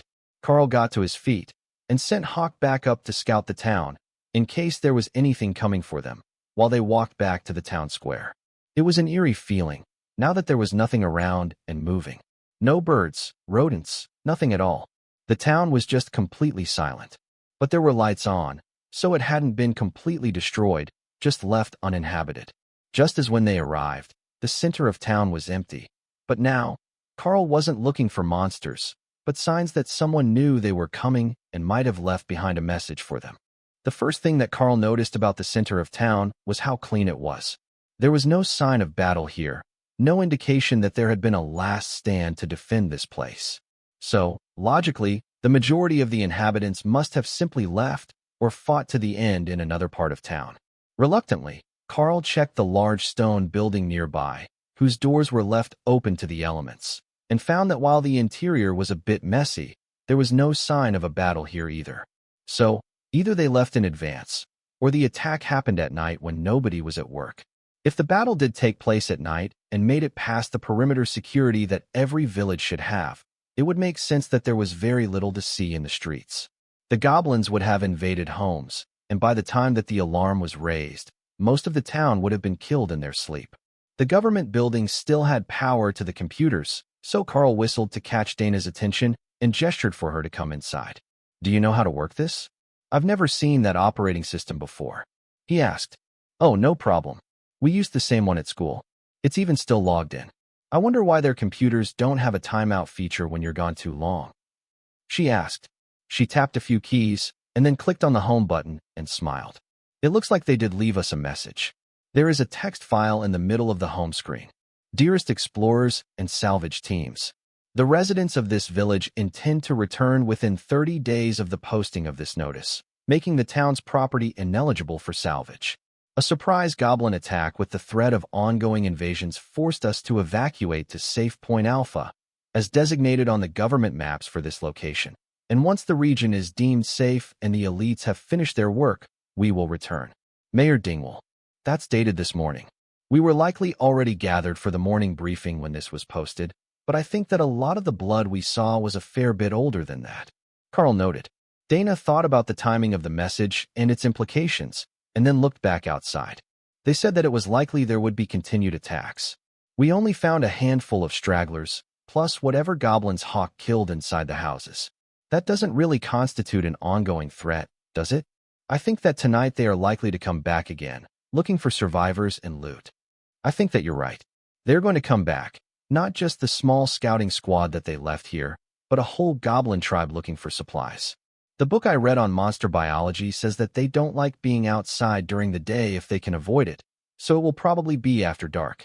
That gives us about 7 hours before they might start to arrive, assuming they attack with the twilight. But what can we do to fortify and prepare for them? This building is solid stone, with a stone roof, so it's not too bad. We could lock all the shutters and wait here, or we could barricade this place and return to it after we hunt goblins in the town. They won't be expecting someone to be hunting them while they're scavenging for food," Karl suggested. The problem with that is I can't see in the dark. Maybe you can, but I definitely can't. I would be working blind, and I'm not a close combat fighter, so I can't really stay behind alone with my skills. Dana reminded him, why don't you create a huge fog bank that hides the entire town? It will make the goblins easier to hunt one at a time, so I can send Hawk to ambush any of them he finds out in the open, and then we can fight whichever ones manage to make it here. They won't realize their companions are under attack right away if they can't see them, and the shouting won't lead them straight to us, so we can fight them in smaller groups. Unless there is a better building here in town, but it looks like the rest of them are mostly made of wood, and I wouldn't trust that the goblins won't burn them down to get us out if they're desperate. All right, that plan works. I will start building the fog now, since it lasts until I want it to dispel. Once it hides the whole village, we should be a little more safe. How well can Hawk see through the fog? Dana asked. Keep it closer to the ground, and it's fine. If you can see for 10 meters in the fog, that means that if it ends at 10 meters in the air, Hawk can see through it just fine. Even 5 meters off the ground should be enough to blind the goblins and still leave them visible from the air. It was a devastating advantage to attacking from above, and the goblins wouldn't be expecting a monster attack on their raiding party. Not many monsters would attack goblins, as they weren't edible. They would only attack if their territory was invaded, or the goblins made the mistake of getting greedy and targeting them. We should prepare a fire as well. Lanterns, something that will allow us to light the room so that we can see properly around the entrance once the fighting starts. The power might go out at any time if they're attacking. Goblins are pretty smart, so some torches would be a good idea. Dana added, there is an auto repair shop just down the street. I will get a bunch of oil and rags, then tie them around branches. That will work for torches to light the area, but I will look for an oil lantern as well. I'm not sure that they will have one here, but they were pretty common in the mines. The mechanic shop was just down the block, and Karl approached as silently as possible, in case there were still goblins inside. Hawk said that he hadn't found any, but he was also under orders to either stay high in the air or out of sight, so that he wouldn't get attacked before the real battle started. The building was an old cinder block building, darkened with years of soot all around the 3 bay doors, with a small office to one side. What he needed would likely be in the shop itself, but he also wanted to find a proper lighter and some food that wasn't just roast meat. There should be a vending machine inside, and if anyone came back to see it broken, they would just assume it was the goblins, since they trashed everywhere else in town. But strangely, the glass doors were intact, the windows unbroken, and the shop itself seemed undamaged. That could be an issue if it was all locked up, but when Karl tried the side door to the actual shop, it opened smoothly, revealing a dimly lit set of 3 bays, each with a car parked in them. Karl went to the first and found a cigarette lighter in the cup holder, which went to his pocket. Then he noticed a grease barrel on a 2-wheeled dolly. That was perfect. It would burn slowly. It stuck to the rags for torches if the power went out, and there was a whole drum of it here on wheels. Karl loaded a large bag full of rags on the grease barrel, then went through the door to the front of the shop, where the distinctive smell of a workshop faded and a pungent odor of herbs prevailed. Maybe that had something to do with why this place wasn't trashed? It was worth a shot, and Karl quickly found the source of the smell, bags of herbs soaked in fuel, giving off a rather obnoxious odor. There were spares in the front office, ready to be assembled, so Karl grabbed 2 and a small can of fuel to activate them. Then he made his way to the vending machine, which was unlocked and open, seemingly prepared for the likelihood that someone would be here before they returned. So he grabbed a few bags of snacks and stuffed them in his coat, just in case they were here all night. Hey, is anyone here? We're elites from the academy, here to deal with the monster issue, Karl called, just in case someone was hiding in this well-protected shop. There was no answer, and the room was deathly silent, so Karl returned to his work. He needed at least a few long sticks for the torches, and those should be found in the parts department. Any long metal or wooden rod would do, and as luck had it, they stocked cargo bars for securing freight inside trucks. 2 meters long, made of light metal and easy to disassemble to shorten them up a little. They would make great torch bases, so Karl grabbed 4 and brought them to the grease bin along with the scent buckets. There was a large length of chain nearby as well, so Karl added that to his pile of goodies and headed back out the way that he came in, carefully closing the side door so it didn't make a loud noise. Dana's fog was already spreading out from the government building, covering most of a city block and pouring down the streets. Given a few more hours of work, and she would certainly have the whole town covered, making Hawk's work easier this evening. I've got what we need: snacks, torch materials, and even a couple of bags of herbs that should get soaked in fuel to keep monsters away. The shop was completely untouched, so I'm pretty sure that they work. We can set them up in the entryway to the building and see if they keep the goblins away for the night. Karl explained. Perfect. Once I finish with the fog, I will need some sleep, so if you want to rest now, I will wait for Hawk's signal that something is coming. It's going to be a long night. Dana reminded him. Good point. Hawk's warning should wake me up, but if it doesn't, just poke me or something. I'll rest on the couch at the back of the lobby, out of sight of the doors, in case something passes by. He had left the door open a crack, the same as they had found it, and there were only a few lights on in the lobby, but there was still a chance that a monster passing by the door would notice them. Wait. First, put the herb bags where you think they need to be. It will be too late to mask our scent if we do it later in the evening. She reminded him with a grim look. Karl was still hoping for the best, that there wouldn't be anything coming back tonight. But Dana was prepared for the worst, and that was a full goblin tribe arriving to clean out the town tonight, and finding them holed up in this one stone building. The bags were quick to prepare, and the scent rapidly filled the lobby, making Dana's nose twitch in irritation at the pungent odor. But if it kept monsters away from their resting spot, it was a good thing, and they might actually be able to rest until Hawk gave them the signal that something was coming. He was resting in the beast space right now, preparing for his night of activities, but he would come out once Dana was finished with the fog, or the evening approached. Some foods could only be hunted at night, and the windspeed hawks, as a species, had a great sense of when the transitions would be, as that was the point when the nocturnal animals would be active, but groggy and not quite as alert as usual. But he didn't get to sleep that long. Dana woke them both up around 6 in the evening, an hour before sunset, to let them know that the fog was finished, and it extended out past the edge of town. Now, she was going to rest until the attack started, while Karl and Hawk could take over. You know what to do? Head up into the sky and make sure that nothing is going to sneak up on us. Let me know if you see anything moving out there. The Hawk took off into the afternoon sky, making a larger loop around the town to see if there was anything approaching, while watching for anything that might take the opportunity of the fog to move about. He was pretty sure that he hadn't missed anything during the day, but there were always ways to hide from him. So maybe like a mouse in a hole, there were hiding monsters in the town just waiting to come out. He had gone 10 kilometers out, moving in a spiral pattern as he circled the town, when he found what they were waiting for. I found it. A whole bunch of goblins are headed to the town now. They're just putting out their fires and starting to move. Do you want me to follow them? He asked. Karl frowned. That was close to the worst-case scenario that they had imagined when they prepared for the evening. Keep tabs on them, but make sure that is the only thing coming our way. We can likely deal with a pack of goblins, but if there is something stronger than a common monster, we could be in trouble. He replied.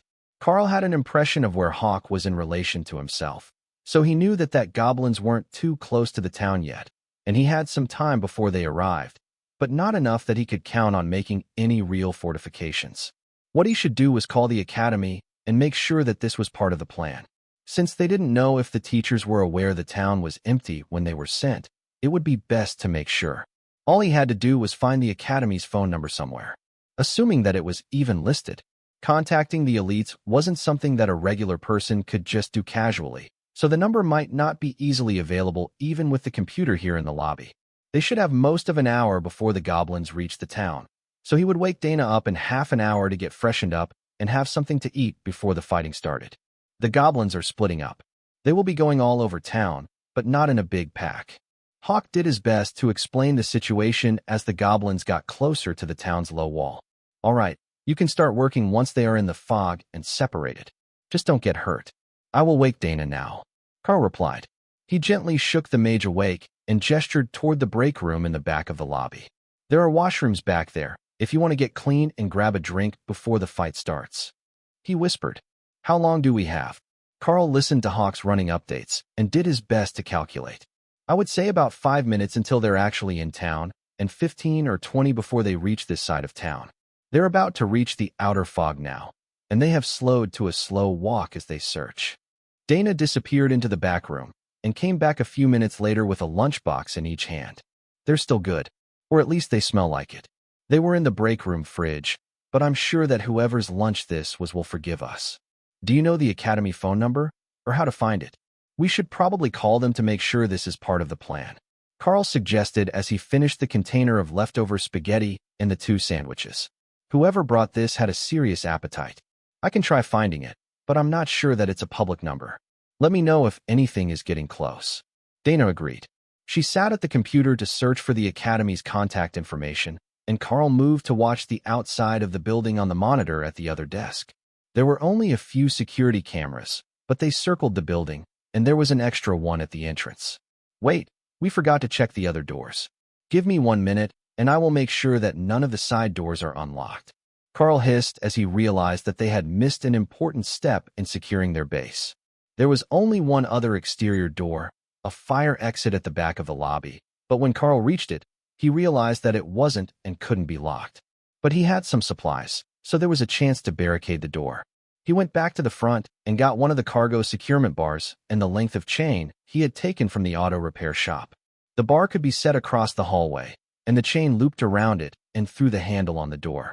The hooks on either end of the chain would hold it in place, and the handle looked solid enough, bolted through the thick metal fire door. Karl didn't know for sure how strong a goblin was, but there was no chance that he would be able to pull that door open, even if he had someone along to help him. It took a few tries to get the bar in the right spot across the hallway walls, but once he had the chain pulled tight, the door was very secure, and they no longer had to worry too much about anything sneaking in behind them. They're in the fog. I will start to eliminate the goblins now. Hawk reported. They're in town. Hawk is starting to work now, but we've got a bit before they reach this side of the city. They're probably going to try to loot the houses as they go, so it might take quite a while before they reach us. Karl whispered. They're not all stopping. A bunch of them are running further into town through the fog. They could be near you soon. Do I scout or do I hunt? Hawk asked. They're not doing a methodical search. They're spreading all over town and coming our way. Get ready. Try to give us a warning when anything gets close to us, but hunt as much as you can. Karl checked the placement of the scent bags in the lobby, making sure they were going to fill the room to deter goblins, then put another one out in the back near the lunchroom, in case they had to retreat. Making it harder for the goblins to pick up their scent would make it easier to ambush them, and the more that they could kill before the tribe realized anything was wrong, the better. They are coming right for you. Maybe they can smell you. Hawk asked a few minutes later as he watched the goblins headed directly for the middle of town, next to the government building where Karl and Dana were hiding. Thanks. We're on it. Dana, climb up on that desk and open the window above you. You can fire magic missiles from there, right? That should give you a better angle on the goblins that are coming for the town square. I'm going to step outside and close the door behind me, so I can attack them properly. Karl whispered. Dana didn't approve of that plan, but if they were going to fight the goblins, it was better if someone drew their attention away from her. If Karl was inside the building, he couldn't do it. But if he was outside and her scent was blocked from the goblins while she attacked, it could work well enough for them to clear out most of them with little risk. The real danger would be that they would get tired from the exertion of multiple spell castings. They would be restraining their powers, so the exponential mana cost as you approach your limits wasn't as much of a hindrance, but there were still limitations on how much they could do. Even Hawk couldn't hunt all night long without a break. That wasn't in his nature at all. What Dana needed to focus on was making the magic arrows more like actual arrows. Normally, they were glowing spears of magic, but she didn't want them to glow tonight and give away her position. The first goblins came as a pair, skulking through the streets, searching for something that they would never find, as Karl's rend tore them both apart at the same time. Their bodies fell into a bush along the side of the road, next to the building that they thought would hide their presence, and Karl returned to waiting. The smell of goblin blood would certainly bring others to him, which was precisely what Karl wanted at the moment. They were all spread out across the town, so they wouldn't arrive in a group, but if they arrived a few at a time, they would be no match for him and Dana. Given his physique, even if he were just to fight them, Karl was fairly certain that he could take 1 or 2 goblins at a time without using skills, but there was a serious risk that he would be wounded, and neither of them knew any healing skills. Karl heard the rustle of a branch, when there was no wind in this fog, and turned to find another trio of goblins trying to sneak up on him.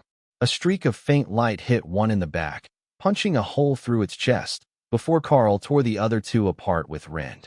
Even at a quarter power, which put virtually no strain on his body or energy, the 4 streaks of light shredded the goblins with ease.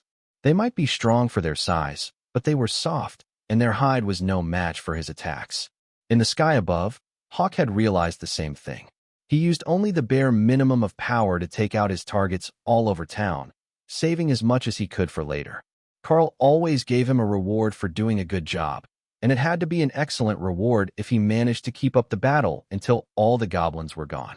Unlike Karl, who simply fought where he was, Hawk had started his battle on the downwind side of the town.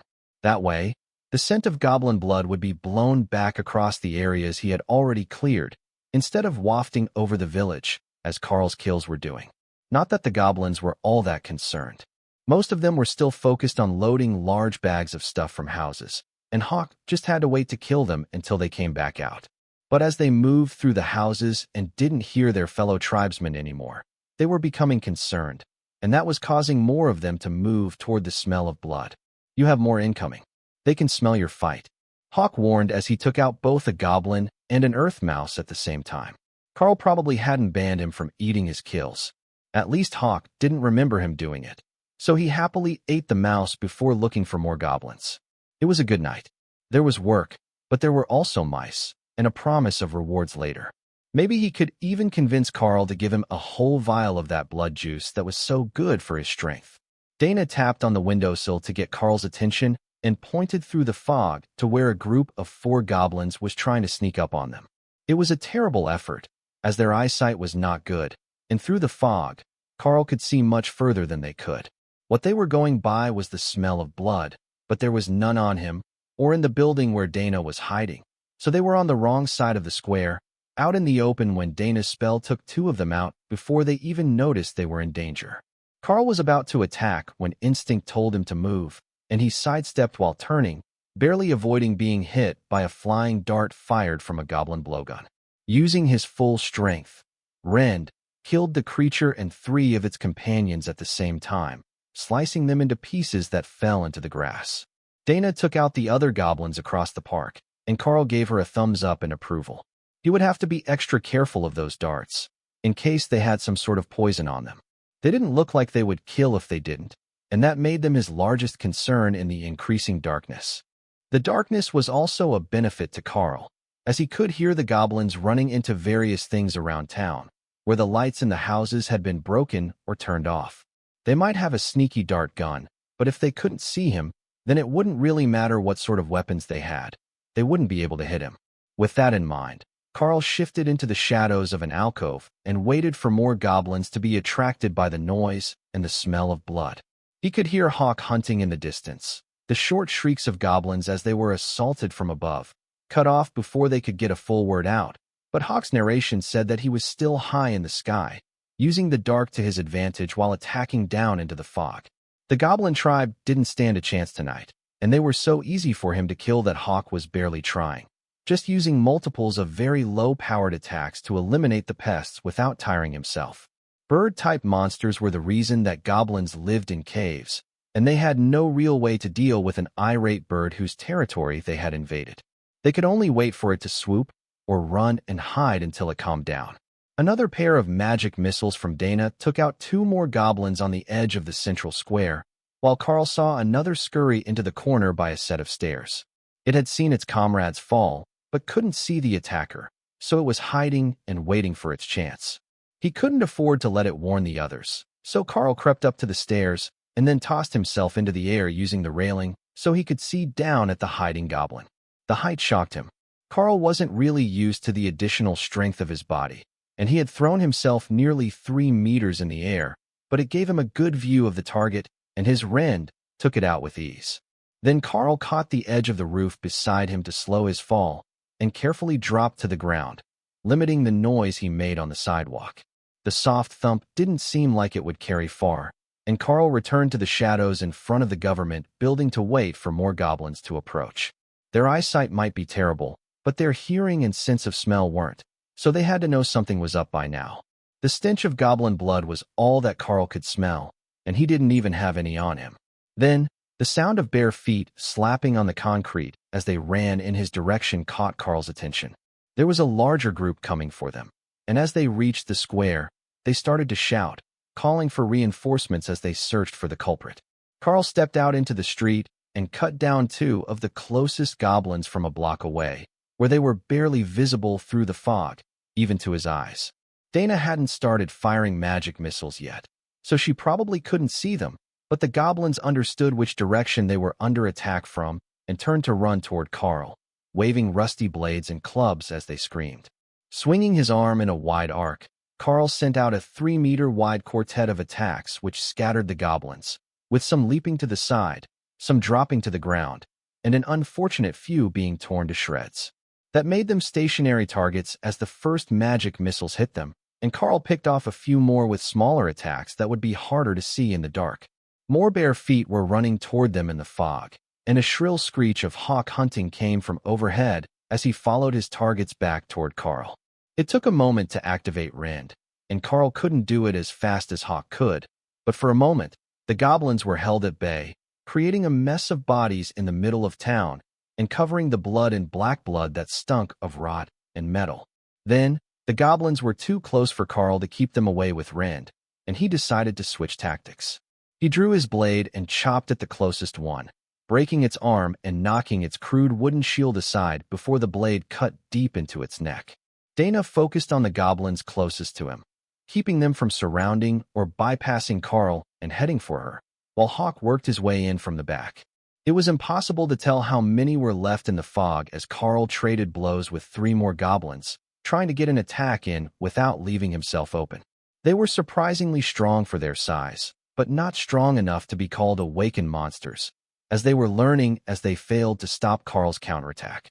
A wave of sword light in the form of Rend sliced through the goblins in front of him, giving Karl some breathing space, but the larger attacks were hard on his stamina, and he wouldn't be able to do that too many more times.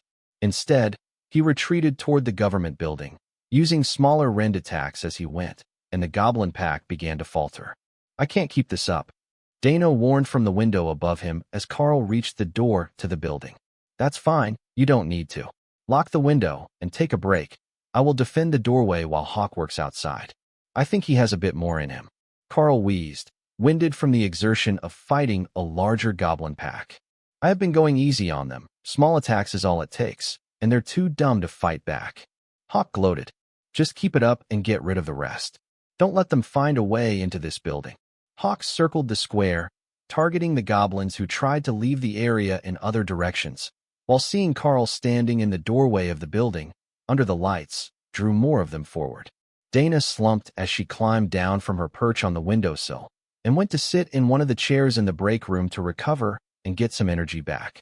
The snacks weren't much when you were used to roasted monster meat, but there was some of that left as well, and the break room was well supplied with energy drinks and a free coffee maker.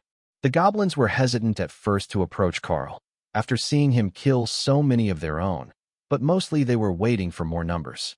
Numbers were strength to goblins, and once they had enough, their courage was unbreakable. Karl leisurely cast Rend at the best targets, forcing them to keep moving or become lumps of meat, while Hawk gave him steady updates. "We are down to less than 10 of them now. Most are in the square, but there are some on the other side of town who are running away." Hawk informed Karl after 5 minutes of the cat and mouse game with the hiding goblins. "Don't let them get out of town. If we're going to make the area safe for the locals to return, we can't have them sending survivors back to wherever they came from. I will keep fighting these while you're gone." Karl sensed Hawk turning to find the cowards, and looked for a clean shot at the remaining attackers near the building. They were trying to sneak up on him, staying in the bushes around the other buildings, but that wasn't hard for Karl to pick out. What he didn't want to do was to attack too fast and tire himself out before they made a large push toward the door. Hawk said that there were less than 10, and with the one he had just killed in the rose bushes, that should be less than 6, but he didn't know how many were still hiding somewhere nearby, and how many the Hawk had found running away. The bird was too distracted with his hunt to give updates, but there was nothing moving near Karl right now. So, he waited, and then waited some more, until finally, one of the goblins came sneaking around the corner of the building and tried to jump him. Karl didn't even turn his head as he flicked his finger and sent a blade of energy to cut the creature's head off, dropping it on the steps with a thud. Hawk finished his work and began to circle the town, looking for more targets, but there were none to be found. Everything in town was either dead or in hiding, which meant that all that remained was for the local police force or militia to do door-to-door searches and clear all the houses before the residents went back in.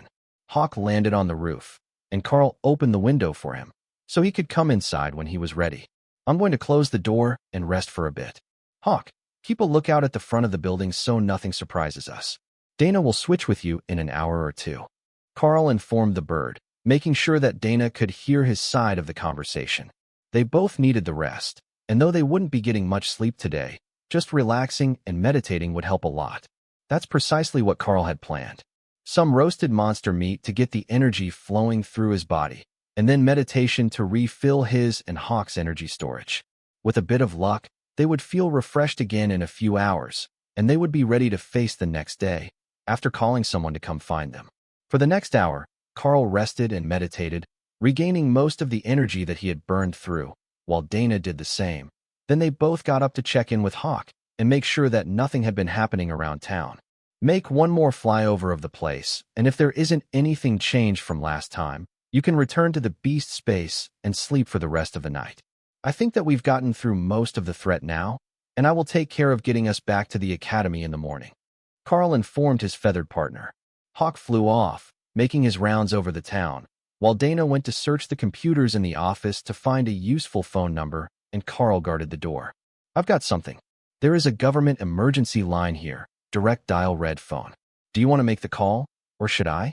She asked. You can make the call. Let them know that we're students sent out on a mission, the town appears to be clear, and that we could use a ride back to the academy. Karl listened to the one-sided conversation and tried not to laugh as Dana struggled to get anyone to believe her. No, we are students from the academy sent here to clear the monster infestation. Of course, I know the town has been overrun, and it was evacuated. That's why we're here. We are elites from the academy. Yes. No. Let me try this again. Sergeant Rita and Professor Mills sent us here on a mission using a transport spell. We have finished clearing out the goblin tribe, and we need a ride back.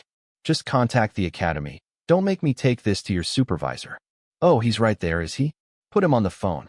This is the awakened rank mage Dana, assigned with the awakened rank warrior Karl, to do monster control of this town. The goblin tribe has been eliminated, and we need you to contact the academy to pick us up. Our phone was damaged. Yes, over 50 goblins were found and killed. The entire tribe is dead, unless there are some that left the area entirely. There are no more signs of goblins here. Yes, I understand very well what making a false report and impersonating an elite could mean. But as I'm not doing either, please send for an academy transport. Fine, sending for a military police unit works just as well. I will remain on the line until they arrive. At that point, Karl couldn't hold it anymore, and he began quietly laughing, using his arm to stifle the noise. Not for long, though. The sound of helicopters in the air alerted Hawk to incoming visitors only a few minutes later. Return to the beast space. I don't want any misunderstandings. They're all idiots, and they're not listening to Dana. Karl instructed. At least it will be light soon, so they won't be dumb and blind. Hawk replied. Dana sighed over the phone and dissipated the fog so that the helicopter could see to land. Yes, I know there is an unnatural fog here. I created it, and I am dissipating it now. They will be able to land in under a minute. She was explaining over the phone. I will send Karl out to flag them down with a torch. That should be pretty recognizable, right? Yes, we prepared for a power outage, should the monsters be smart enough to cut the main power. You're not all that bright either, but you're right here on the phone with me, aren't you? Don't underestimate the monsters. Karl laughed as he grabbed a pole and tied a rag around it, then dunked it in the grease and lit it up. The torch created a bright flame with thick black smoke as the excess grease burned, but it was impossible to miss in the rapidly thinning fog. The helicopter didn't land. It just dropped a group of ropes, and a team of men in black uniforms with rifles in hand dropped into the town square and formed a defensive ring. They seemed a bit too paranoid by Karl's estimation. They should have been informed that the threat was already gone, but they seemed to take their jobs very seriously. Academy Warrior Karl. The team leader shouted over the noise of the helicopter. That's me. The helicopter can land over there. We already cleared the town, so there shouldn't be any more goblins here. Karl shouted back. Instead of landing, the helicopter moved to a higher altitude and away from the landing zone, flying in a circle around the town, presumably looking for more threats. Let's get you to safety. Where is the mage? The team leader asked. Inside. But as I've told you, it's already safe. Look around you. There are no more living goblins. Karl repeated. The team leader hustled him back inside, but most of the team remained outside the building, searching the square, which was covered in dead goblins from an evening of battle. I need you to put your index finger on the scanner for me. The team leader insisted, and Karl complied, scanning his identity the same way he had 1,000 times before, clocking in and out of the mines for his after-school shifts.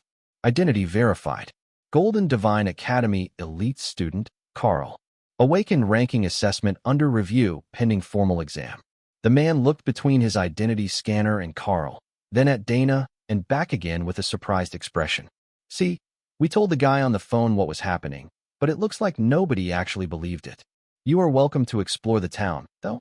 It will still need to be swept to make sure that there isn't anything hiding in the houses that we didn't detect, and someone will have to clean up all the goblin bodies in the streets. I'm reasonably sure that's not part of our job description. Karl explained. There are more coming. We were scrambled in advance from the base when we got the report that there were some kids pretending to be elites in the town, but they were already scheduled to be dispatched here to clear the village and find the goblins. It should be 200 men, so they can scour a town this size on their own. Now that we have determined that you two are who you say you are, is there any coffee? The team leader replied. Right here. There is a free coffee maker in the lunchroom. We weren't sent with overnight supplies, so we owe a couple of people for a lunch, but other than that, everything in the building is still mostly intact. Karl informed him with a smile. Oh, that's an easy fix. You don't have them yet, as you're still students, but once you graduate you'll get a code generator app for your phones. Just write out the redemption code for anything that you need to use in the line of service, and they can apply for reimbursement from the government. I will put in for it today. It will make their overall damage claim easier to process with one pre-approval code in place.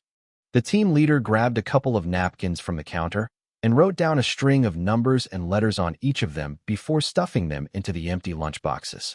Then Dana put them back in the fridge where they found them, and the rest of the team started to enter the building. Sir, the area is clear. No sign of life anywhere in the area. We will secure the building now. One of the soldiers informed them in an extra serious tone. You can relax. They're real elites from the academy, not kids playing pretend where they shouldn't be. I'm not sure why we didn't get the message, but when they say that they killed off the goblins, I believe them. The team leader informed his men, who began removing their face masks and lining up at the coffee machine. Best news I've heard all day. I can't believe we got chased out of bed at 5 in the morning because some pencil pusher didn't know what to do with academy elites who don't have an authorization code yet. One of the men grumbled. The team leader set his mug down and nodded in agreement. You have to understand, they're minimum wage assistants. The ones who answer the phone, that is. They live off the minimum subsidy for elites and answer the phones at the call center for elites and government officials, but they're not elites themselves. They don't have much else, so they like to go on a power trip at work. Just give them your student ID number the next time they ask, and it will automatically transfer you to one of us. Their job is to deal with local bureaucrats requesting assistance, but when we call, they're just the receptionist. I'm assuming that the two of you are starting your final year, preparing to go into the military? The team leader asked. Actually, we're in our first year, and they were preparing her to become an idol. We are both in the practical skills special class, since we're a bit ahead of most, and they sent us here for training without any explanation. I would assume that they thought that there was still someone here to greet us, since the town was evacuated only a few hours before our arrival, but it is what it is. The situation is dealt with now. The Special Forces team all turned to look at Dana with smirks on their faces. Oh, they're preparing for the next Archmage, are they? An idol's career is notoriously short, and her attitude is SHD, so they're going to have to replace her sooner than expected. Don't get me wrong, her power is top-notch, and she will be one of the top elites for a long time. But as an idol, you can't be that horrible to your fans forever. One of the Special Forces team members laughed. Does everyone just know everyone then? Dana asked as the soldiers laughed. Well, There is only one academy for the elite students, you see. Other than the team leader, who is a bit older, we're all about the same age, so we were in school together. Once you're through the first year of crammed classes, you'll find that there is a lot of time to socialize and get to know each other. The most popular people in school become famous outside school as well, and there are only 100 or so of US per year who graduate at ascended or higher. You're both reaching awakened in your first year, so you're almost guaranteed to be part of that group, and you will know a lot of soon-to-be famous people. That's just how it is as an elite. That made sense. Only one rank above ascended was commander, and they were the sort of powerful people that everyone in their hometown would know by name, either because they became politicians or because they were so fantastically wealthy that they owned half the town. The lithium mines had a commander rank warrior who took the experimental treatments during development of the serum as the mayor, but most towns only had a few elites stationed there for security. Between the government stipend for powerful elites and their connections, it wasn't hard for them to get wealthy in only a few years and live in luxury wherever they had been stationed. Other than the two that were on duty at the door, the rest of the Special Forces team gathered to secure the two young elites and drink coffee while they waited for the main force of the army to arrive. "Did you find anything stronger than a common monster here?" The team leader asked as he got up to pour another cup. "Just one iron-tusked boar that was clearly awakened. If there was a leader among the goblins that wasn't at the common rank, I didn't notice. They're a bit difficult to tell apart in the dark, especially with the fog, but I don't recall any of them surviving a direct hit." Karl replied, "Why did you choose to cover the town in fog anyhow? Wouldn't that just make your job harder?"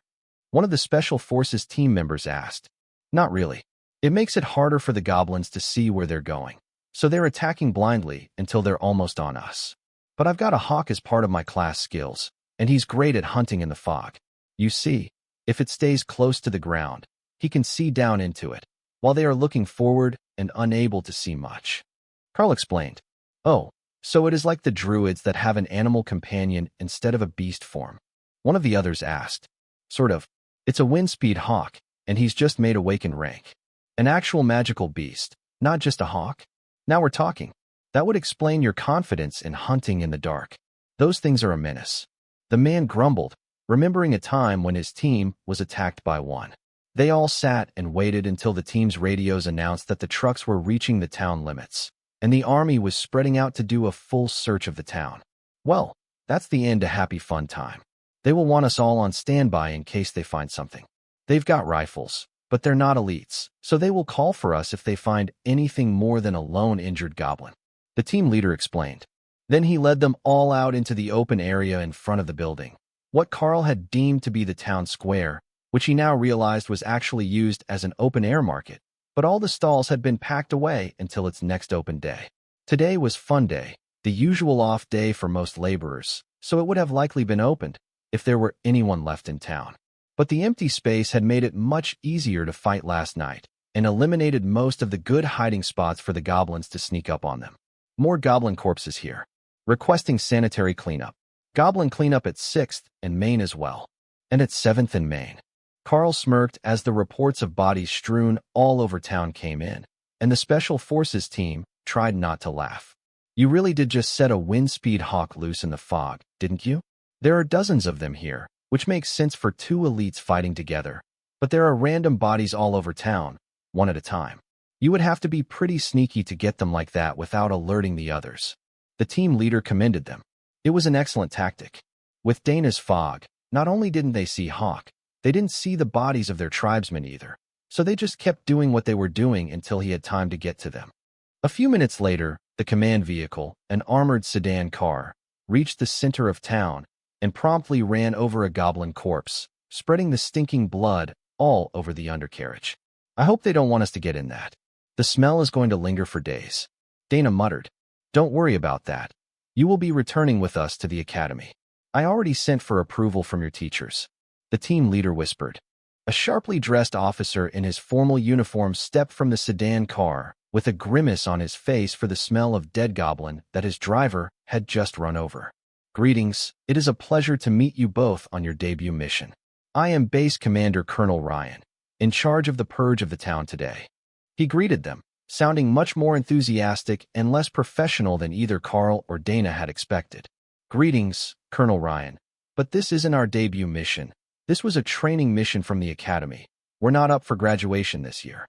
Dana replied with a sweet smile that seemed to relax the officer even more. Not a debut mission? Well then, I guess there is no need to plead for tickets to your inaugural event. But to have sent just the two of you for an incident of this magnitude is incredible. To think that a pair of elites in training could be this powerful. He gushed. Karl didn't miss how the Special Forces team all rolled their eyes at his flattery. But with the enhanced peripheral vision, he didn't have to turn his head to see them clearly, so the man didn't notice that Karl's attention wasn't on him. I have 200 men scanning the town now in pairs.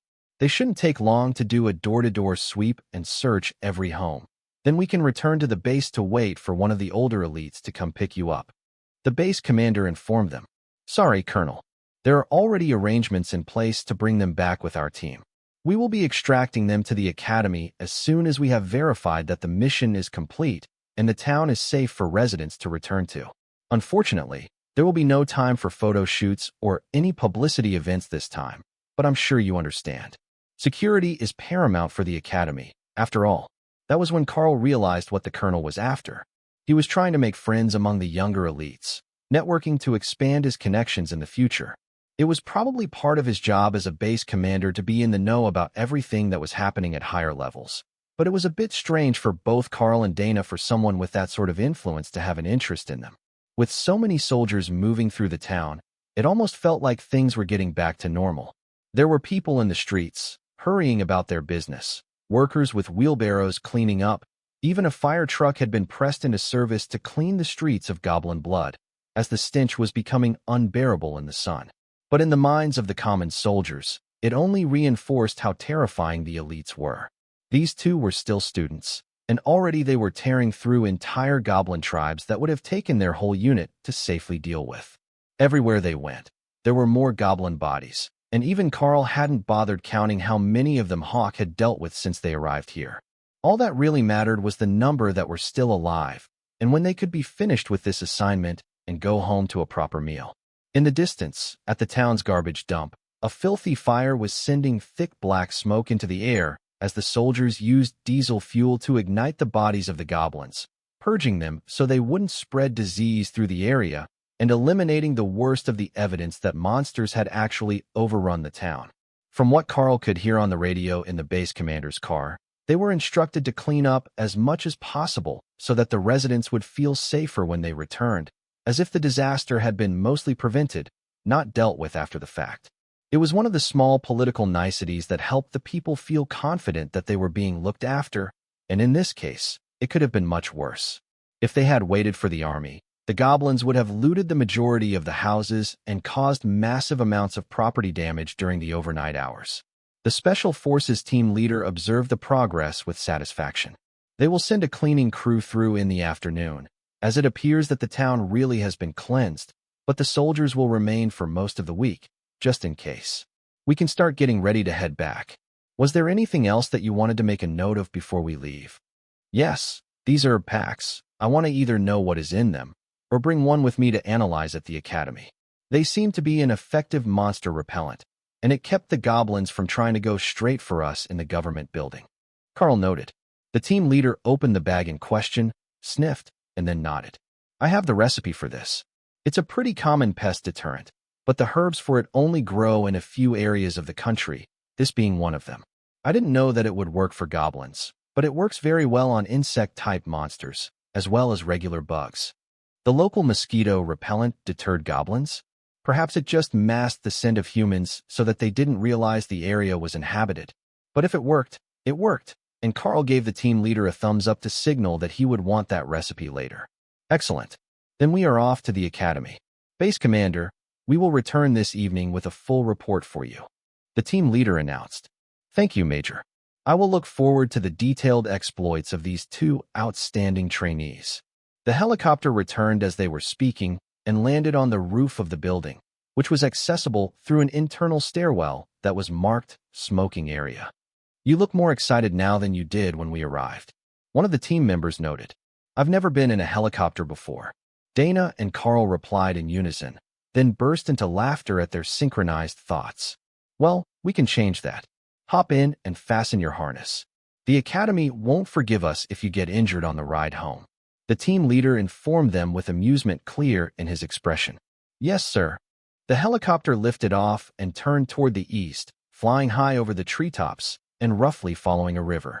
It's beautiful from up here. Dana spoke into the microphone, nearly drowned out by the noise of the helicopter. It's like nothing you'll get to see on the ground. You two did good down there.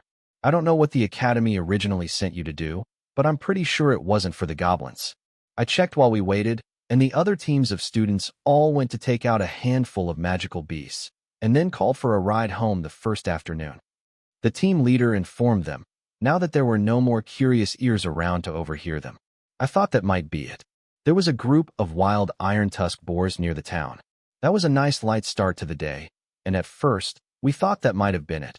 But then we realized that all the houses were empty, and they hadn't just brought everyone inside to wait. Karl agreed. So, you just started to scout the town for goblins, and then killed them all until we showed up? One of the other Special Forces soldiers asked.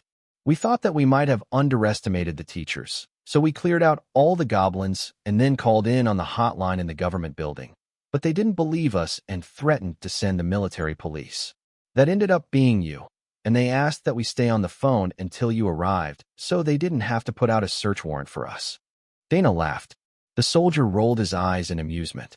They're a bunch of idiots. I'm sure the boss went over proper protocol already, but calling them is usually a last resort.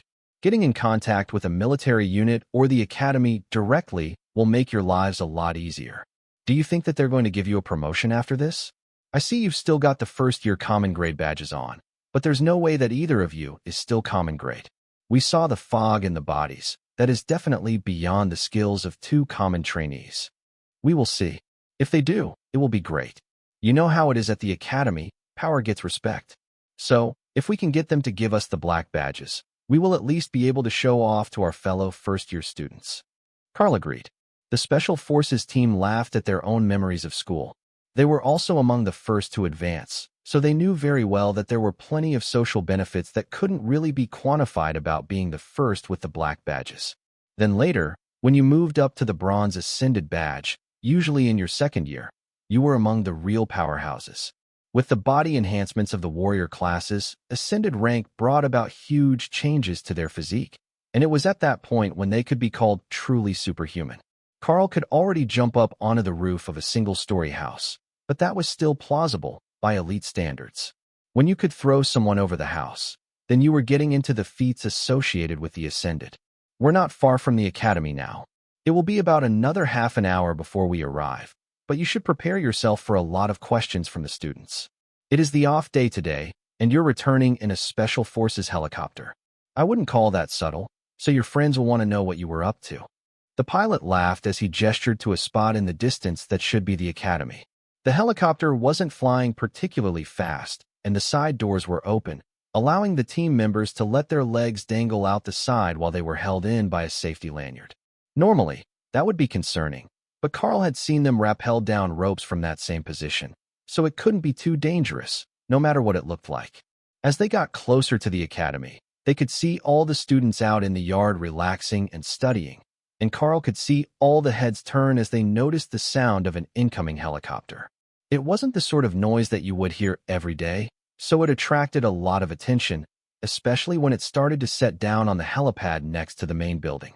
The doors were open, so everyone could make out the two white and gold student uniforms among the dark green Special Forces outfits, and the innate need to know all the school's gossip kicked in. The teachers should be out here soon. They want a statement from you on what happened during the mission, so I wouldn't count on keeping your day off. The pilot informed them as the rotors began to slow to an idle. Yeah, I was afraid that would happen. But hey, if you guys put in the good word for us, maybe we can get those black badges right away. Karl joked. The men at the door unhooked themselves and stepped down to offer a hand to Karl and Dana as they exited the aircraft, while Sergeant Rita and two teachers that Karl didn't recognize were jogging across the field toward the helipad. It looks like we're in for it right away. Sergeant Rita is my personal tutor. Karl informed the team member beside him. She's not all bad, but if I recall, she really loved her physical fitness, so as her student, it might be difficult to see. The man joked. She is pretty good, honestly, but I've got a class that nobody has seen before, so she's always pushing for every bit of new information. This report will be a long one. Karl explained. Dana seemed to recognize the other two teachers, so they must be from the mage classes, and they were gesturing for everyone to come meet them, not just Karl and Dana. Karl, Dana, it is good to see you back in one piece. The mages said that they were monitoring your vital signs, and you weren't heavily injured, but we got the message that the town was overrun after we sent you. Tell me, what happened after you got there? Sergeant Rita demanded the moment that they were far enough from the helicopter to speak somewhat normally. We found a pack of wild boars on the edge of town, so we hunted them and packed them up for meat. Then we went to take care of the goblins that were around town and the group that they left on patrol. That part was easy, as it was almost all common-grade monsters. We had Hawk clear the ones he found looting in the town, and then we went to the government building to see if they had left us a message or something. It's not like we're sent anywhere at random, so they should have known that we were coming. But we didn't find anything, so we assumed the mission wasn't over, and we set up a fog trap for the goblins that would return that night. We managed to eliminate the entire goblin tribe by morning, and then we called these fine gentlemen for a ride home. The Special Forces team leader smiled and nodded along, then gave Karl a gesture of approval. Short, succinct, but covering all the major steps of the plan. I approve, excellent summary. The soldier chuckled. I will expect a full report by tomorrow morning. But before that, we all need to have a meeting. It appears that the base commander has some fine things to say about you all, and it has raised some questions here at the academy. Sergeant Rita informed them, and that is my cue to retreat. Have a good afternoon, cadets. The Special Forces leader laughed. Oh no, you're coming with us. We need a full report from your team on what they found when they got to the town, body counts, the state of the students' combat readiness, and anything else that the mages come up with. Since the students claimed to be awakened rank when they reported to the phone operator, we need to determine if they lied to a government official. The soldiers smirked at her assertive manner, as the sergeant didn't actually outrank them. She was just the messenger passing on the bad news that they would not be returning home so easily. Well, we've got just the thing for the testing then. We have an entire Special Forces team of trained officers at the commander rank who are willing to test the two students right now if necessary. I believe that not even the stuffiest of bureaucrats will question our judgment if we can show the results.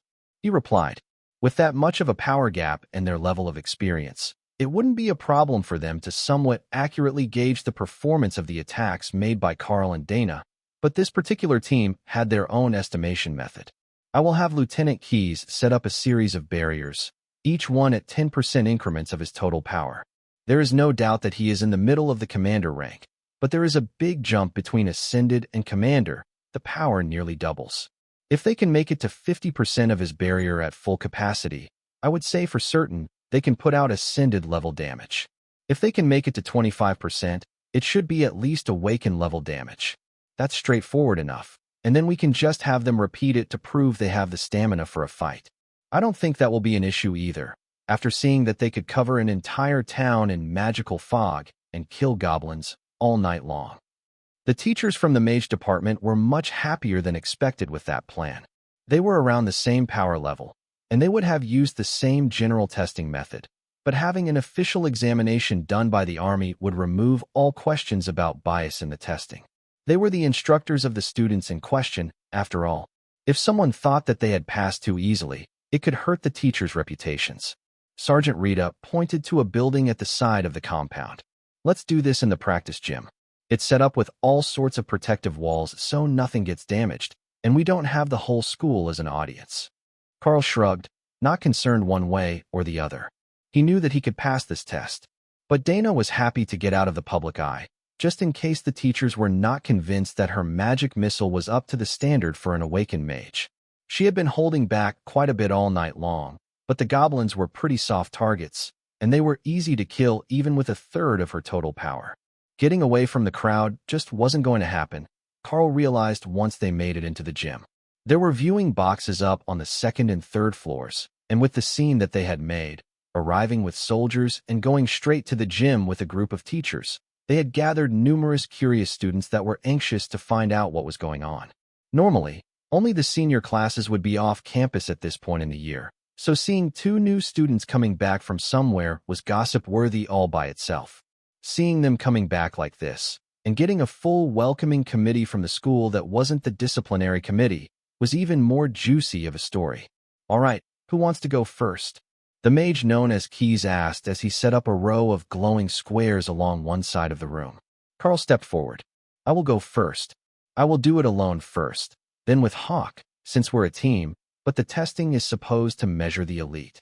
Keys nodded toward the barrier squares that he had set up, and two of the other team members set up cameras, while the teachers took out a set of sensors. These measure energy disturbances. They will give us a pretty good idea of how much power you are using on each attack. We would like you to use all your power on each strike, even if you know that it will break the barrier. There is a sensor dummy behind that, made of armored plate, and it will measure the residual impact if your attack isn't dissipated.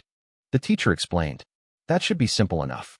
I will send a full-strength rend at each of them, and we will see what the barriers say. Karl agreed. As soon as he stopped speaking, Karl sent the first attack at the barrier that should be 10% of the mage's total power. The barrier shattered without any hesitation, and the plating behind the barrier lit up with the impact. Not bad. Keep up the pace, and then we will have you continue your attacks on the barrier that you can't break to test your endurance. The teacher reminded him. The second attack likewise shattered the barrier without issue, but the third left the rend attack visibly dimmed. The fourth barrier seemed for an instant like it was going to hold, but it also flickered and collapsed, nullifying the attack the same way that Karl had been nullifying attacks against the school's mages during practice for the last 2 weeks.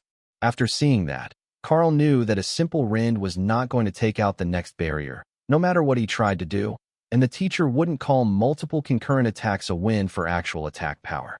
So, he held the rend on the claws of his new gauntlets and slashed at the barrier with his hand. The brute force did what the ability alone could not, and the fifth barrier cracked, but held together for 2 attacks, and only collapsed when Karl hit it a third time. Karl coated the claws on both gauntlets and fiercely attacked the 6th barrier, leaving claw marks on the magical shield that quickly reformed to a smooth surface. For 10 minutes, Karl beat on the magical barrier with no sign of it collapsing. Then he stepped back to catch his breath. That's what I've got. He informed the professors and the gathered Special Forces team. The Special Forces team leader nodded in satisfaction before speaking. Impressive. Combining the skill with a physical attack noticeably increased the total damage output, and you've still got your pet in reserve. There is no doubt that you are at the awaken level.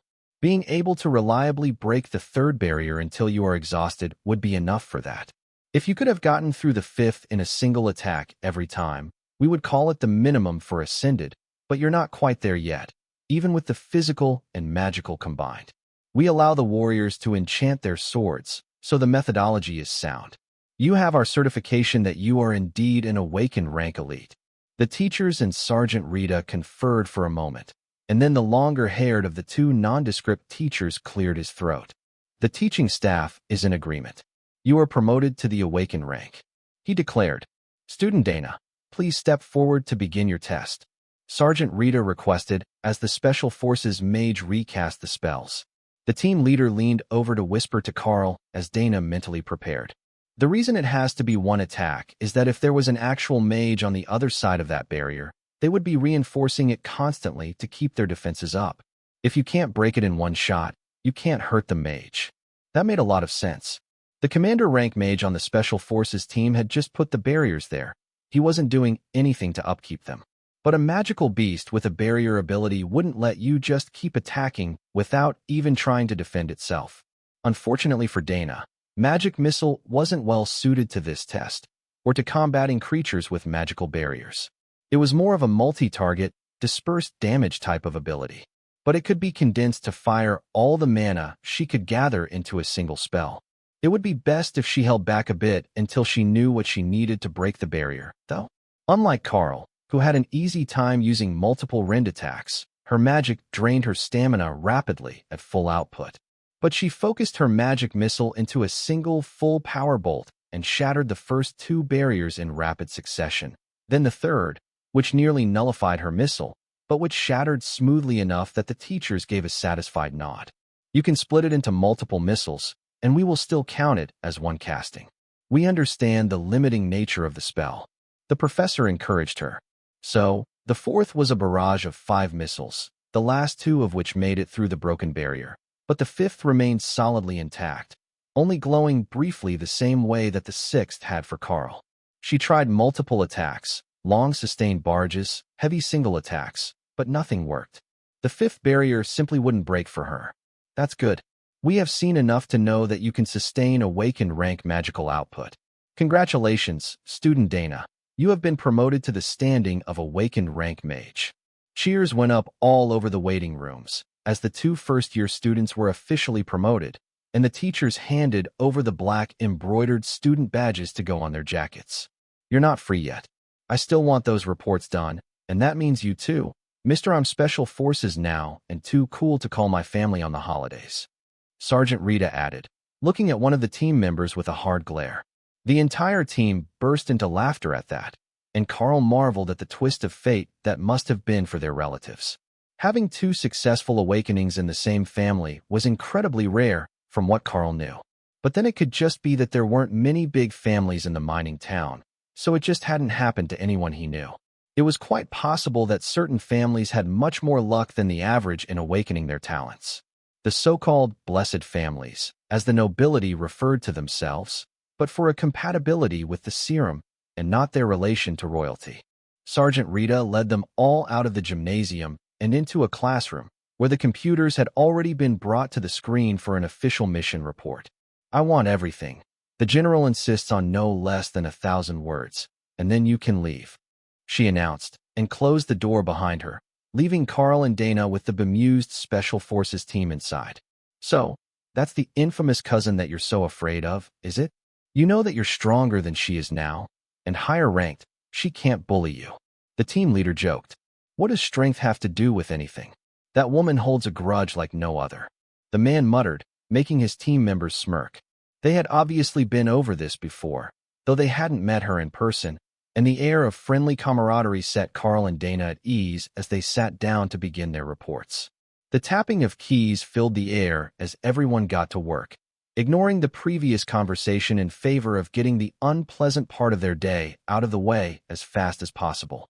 The warriors had a clear advantage here, Karl included, in that their bodies were enhanced, so even if they were not the greatest typists, their hands were so fast that they could still easily type out the entire report as fast as they could frame it in their minds.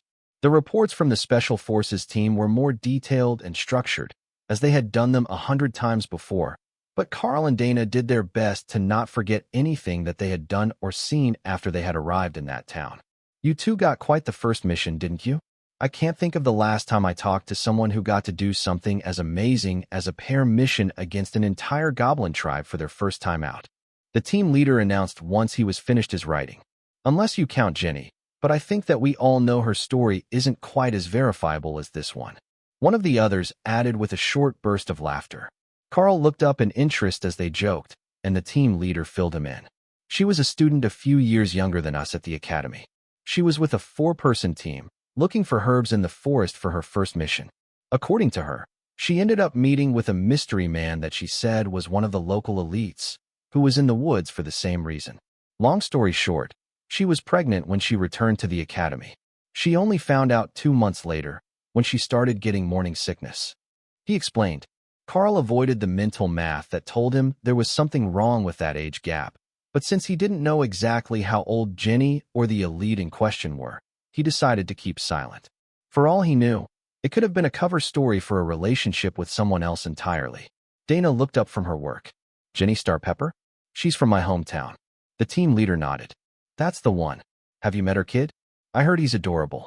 Dana shook her head. Calling him cute is being extremely kind to him. He's just going into elementary school now, and they have to put mittens on him to keep him from clawing at people. The word around town is that his father was a berserker, and the rage skill got passed along to their kid, who can't turn it off. But that's mostly just gossip. She's married to one of the bankers now, and their younger two really are adorable. They all quickly finished their reports and chatted while they waited for Sergeant Rita to return. They could have gone looking for her, or simply left, in the case of the Special Forces team, but when they got back to base they would have to work again, to do the report for their own commander, who would expect something other than a copied and pasted version of this report, and they were in no hurry to do that now that they were comfortable here. Can we meet your hawk? You've been talking about him, but I haven't seen him since we arrived. Is he flying outside somewhere? The team leader asked. Actually, my class created a separate space for him. Hawk, come out and say hello. Karl replied. The bird appeared in the air in front of him, then settled onto the top of one of the monitors and warily stared at the new people. Dana gave him a slice of jerky from her pocket, and Hawk's mood immediately improved. He would gladly meet more people if there was food involved. One of the team members nodded his head and whistled in appreciation. Awaken rank wind speed Hawk, male, and my ability says he's under a month old, but that's far too young for him to be fully grown. Karl nodded. My skills helped him grow much faster than usual. I hatched him on the train on the way here, so that's as old as he is. We're just hoping that I can keep him growing at this rate so that he can become a true elite among magical beasts. The soldier nodded. Well, it's not impossible with a bit of energy and some resources. All beasts grow based on what they eat. It's not a precise science, but what I do know, as a hunter, is that they will instinctively search out stronger creatures or plants to eat, and if they don't get them, their growth will either stagnate or they will get weak from starvation. The more powerful the beast, the more powerful the food source must be. That's why there are a limited number of truly powerful beasts. There simply isn't enough food for more of them in most regions. Oh, that's a useful class skill, Karl noted. Yeah, my talent is to know where and how to hunt things that I have seen before. I can see the hawk, so I know where one would usually find them, as well as some of their habits, and I built up the rest of the knowledge through observation and practice. He shrugged. Well, it's still useful to me. I was going to request some higher-ranked foods for him, to try to force progression. I started absorbing nutrients much more efficiently a few days ago, so it should be good for both of us. Karl suggested. Just don't overdo it. If the difference is too great, you won't be able to absorb anything. It would be like going back to your first few days, before your body adapted, when you couldn't absorb proper nutrition from the foods. Karl considered the information that the Special Forces team had presented him with. If it was true that the quality of the diet limited a monster's growth, it made perfect sense that most wind speed hawks never made it past the awakened rank. Their favorite food was the earth mouse, a common grade monster. Eating that every day would give them a steady source of nutrition, but of a limited quality. If they were going to advance further, they would need higher quality food, but their usual hunting targets couldn't provide that. They were capable of hunting larger targets, but larger bodies would bring scavengers and other predators, which would interfere with their usual hunting grounds and force them to move. So, they would end up trapped in a vicious cycle where they could only rarely eat higher quality meals, and they would slowly grow to awaken rank as they got older. Hawk was certain that he would make it to the commander rank, just like these Special Forces men, but that was largely wishful thinking on his part, and unless Karl could provide the diet he needed, it wasn't realistic in the time they had at the academy, much less in the short term to overtake Sergeant Rita like Hawk wanted to. But the academy should be able to provide him with at least that much assistance. If the food in the cafeteria was common-grade monster meat, then just increasing it one rank should bring about a new growth spurt for the hawk. That would be the first thing that he requested, other than more of the mana-infused blood with the strength stones in it. Hawk loved that stuff, like Karl had loved ketchup on chicken nuggets when he was little. Though, the bird's actual dietary requirements had slowed a lot since it hit maturity. Now, it was relying more heavily on the energy provided by Karl, and not eating multiple times its own body weight in a day. Hawk was still a little glutton, but when the total amount was under a kilo of meat a day, it was much more reasonable. At the rate that they were going, the awakened rank boar meat would last Hawk for months, and it seemed that the meat left in the space would not spoil. Or at least it didn't spoil as quickly as it would in a refrigerator. Since we're here at the computers, we should send a letter home. I can send it to the mayor, and he will print it for my parents, since they don't have a phone or a computer. Karl suggested. You know that almost everything about your life is currently confidential, right? They will censor any information that outsiders are not supposed to have, like the location or layout of the academy, plus any details of your training. The team leader reminded him. That's fine. Just a little update to let my parents know that all is well is enough. I know that some of the other students are more eager to get away from home, but I was just eager to get away from the mines. Karl laughed. The shortest of the team members reached over to pat him on the head. That is understandable. I came from an island fishing village. There are no options there but the fishing boats or the cannery. You work on one or in the other. The day I left was the happiest day of my life, but I still send a little something to my parents now and then. The others nodded in agreement. There are money transfer limits, but we can still send them enough to be doing well. My dad is an accountant in the capital, and he still loves his job, but he's one of the most boring people I know. My mom always tries to convince him to agree to going somewhere fancy for dinner when I visit, but he likes roast beef and potatoes so much he'd have them for every meal. One of the others laughed. Dana smiled as she wrote a short letter home, not directly referring to her rank or class, but letting her parents know that she was doing well and that the academy was treating her well, with a beautiful room. She omitted the part about it being so loud that she preferred to study on Karl's balcony, but her parents would take that the wrong way, no matter where she was. Karl kept his nice and simple, telling them that he had finally gotten a proper growth spurt to catch up to the height of his classmates, and that he was making friends and meeting plenty of new people. The soldiers thought that was hilarious, given the circumstances, but it was the sort of letter that could be sent home entirely unredacted. Most would want to include details of their training or their rooms, which would be scrubbed by the academy staff before the message was sent. While they both knew that they wouldn't be getting a letter back anytime soon, as the academy wanted them to focus on their studies, not the life they had left behind, it was still comforting to know that their parents didn't have to worry about them. Karl looked over his letter with satisfaction, then hit send and clicked the button that confirmed the message would be viewed by academy staff before being sent to an outside address, even if it was a government email address in his hometown. All right, that should take care of the important parts. Now I just need to talk to the kitchen to work up a new diet plan for Hawk, and I can start on the next phase of my studies. He informed the others, then sighed in relief. The team leader gave him a comforting pat on the back. That is always the fun part. We were the third year of serum injections, so when we were here, nobody knew anything about how to keep progressing. They hadn't even had any graduates yet the first year that we were here. But it's all about going with what feels right. For the mages, it's mostly focus and practice. For the hunters, druids, and rangers, being at one with nature is a major part of their growth. I think for Karl here, it will be mostly about keeping Hawk growing. The official position is that the serum is the future, but we've learned something interesting in the last few years. The classes can be passed on. Some of them can be taught to older people who never got the injection but have potential, and others can be inherited by children. I don't think that it will be long before they start looking for ways to optimize the serum to give the best classes to those with the most potential. Dana gave them an excited look. You think that is possible? I mean, if they could make a whole corps of golem mages, it would be huge for both the army and for major construction projects. I heard that was what they wanted to try to teach us all, just to see if we could learn the spell. More than just that, I think that they want to find an option that can be taught to people who aren't compatible with the serum. I know there have been some attempts to teach sword skills to students who don't have the compatibility with the serum. They've been a failure so far, the same as trying to teach them magic, but that could just be a lack of mana. Who knows? Maybe they will happen upon something good. But that's in the future, and you two are too young to be worrying about your children's future. The team leader laughed.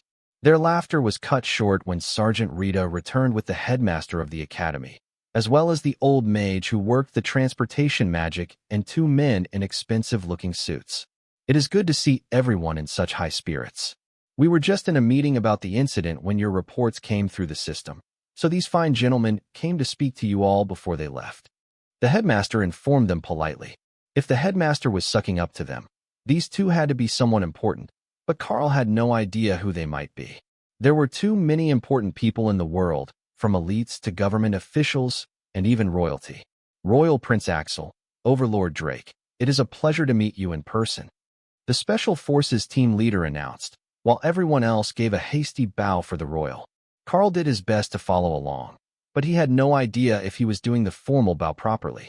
It wasn't exactly the sort of thing that came up in class as a kid. The bullier of the two men, with his long black hair and a tidy braid, smiled back at them. No need to stand on formality. We're here on business, not in our official roles.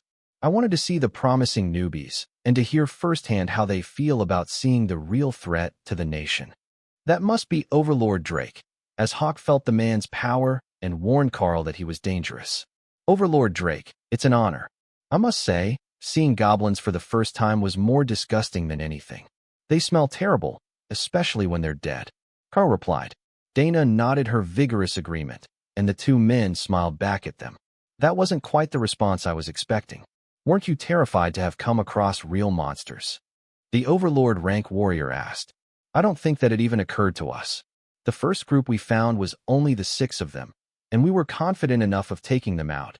So by the time things got dangerous, we were already past the initial shock. Karl replied. Dana nodded her head and added, Goblins are horrifying creatures, but they're so filthy and disgusting that it kind of overpowers any sense of fear, you know? The prince, with a slight smile on his delicate features, shrugged his shoulders. I wouldn't know. I have seen many things since I graduated, but I have never met a goblin in real life. I am told that the smell of them is somewhat revolting. Why does he look like he's in charge? The big guy is way stronger than he is. Hawk asked Karl, unclear about the human hierarchy. His family rules this whole area, so he gets respect as a future leader, not for the personal power he has now. Karl replied mentally. Oh, like the cub of a big predator. I understand. That was close enough for Hawk to guess where everyone's proper spot in the rankings was. It was critical in his mind to know what was prey, what was not, and what looked like prey but could bring a very dangerous threat your way if you tried to eat it. Was there anything that we could do to help the 2 most promising students of this class grow? The prince asked the headmaster, preparing to leave now that he had made his determination of the character of the people they had been speaking about. Well, Dana is a standard mage. Her first spell was Magic Missile, the same as yours, so anything that you can tell her about your own advancement might help. Or perhaps the Royal Library has a useful spell that might assist her. But Karl is a unique class. He has a deadly pet wind speed hawk that imparts power to him as it grows. That could be more difficult, Your Highness. The headmaster replied. What spells do you know now? Prince Axel asked Dana. Magic Missile and Fog Bank. The prince thought about it for a moment and then held out a hand behind him, then realized that he hadn't brought his assistant into the room. If you have some time, I will give you a spell tome. It's a talent hand behind him, then realized that he hadn't brought his assistant into the room. That I learned when I strengthened my inscription skills. In theory, if you are compatible with them, you can read it and immediately learn a new spell to a proficient level. He explained, I have all the time in the world, Your Highness. Dana chuckled. Right, first-year student. You won't be going far, or at least you won't be gone long if you are. I will have my assistants deliver the spare one I brought to your room later. Drake reached into the inner pocket of his coat and held out a small red book. It looks like this, but likely thicker than this one. This is the attack skill that we have been trying to teach all our warriors. It's a wide area attack skill, great for clearing groups of monsters. Perhaps Karl would like to try? Karl looked at the cover of the book, which was just blank red leather. What is it called? He asked. Rend. It's not a difficult one, but it is powerful, thanks to the bleeding effect that it has on targets that survive the initial hit, and we are hoping that all the warriors can learn it by the end of their 2nd year. Drake replied. Karl sighed and shook his head. Rend is the basic skill of the Windspeed Hawk. It is currently the only skill that I do know. In that case, I think that I might have something good for you. After Rend, there is an advanced version of the skill known as Shred. They're similar in function, but Shred is much more deadly at the same rank and leaves jagged wounds that make it difficult to stop the bleeding if they lack magical healing. I will get someone to bring you a skill book to see if you can learn it, or teach it to your hawk. If either one of you knows it, you shouldn't have too many problems fighting above your level as an awakened warrior. Overlord Drake announced. Better than Rend? Is he being silly? Rend is the greatest skill in the world. Hawk complained. It's an improved Rend used by more powerful creatures. Trust him, it's a good thing. Karl replied. Then he bowed politely to the powerful warrior. I would appreciate any help we can get. I don't know what the limits of this class are, but if we can learn some more powerful attack magic, it would be incredible. The headmaster reached into a bag hanging from his side and pulled out a book that looked the same as the one for Rend, but with a bit of silver trim on it. I have a spare copy with me. Just send the new one to my office, and I will give this one to student Karl. The headmaster suggested. That is much easier. My assistant should still be waiting there, and he has one with him. It looks like the lull is over, if these two are anything to go by. It has been a few years since any really outstanding students began their training, and we were beginning to worry that it was only luck that brought us a flood of geniuses in the first few years. Overlord Drake announced. The headmaster handed over the book, which was warm and soft in Karl's hand, and everyone stared at him expectantly. "Go ahead, try to open it, and see what happens," the headmaster insisted. Karl gently flipped open the manuscript, and a flood of power flowed into his body. Skill learned. Shred. Pet skill learned. Shred.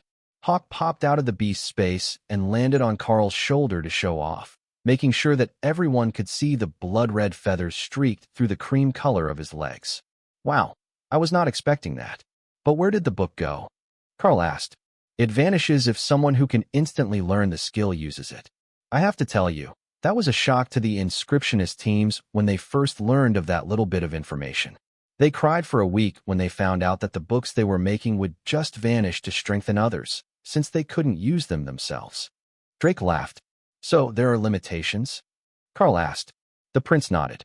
"Very strict ones, though we don't really understand why. Certain books can exclusively be used by those with certain types of mark, but it varies from skill to skill, and even ones that are similar might not work for the same person.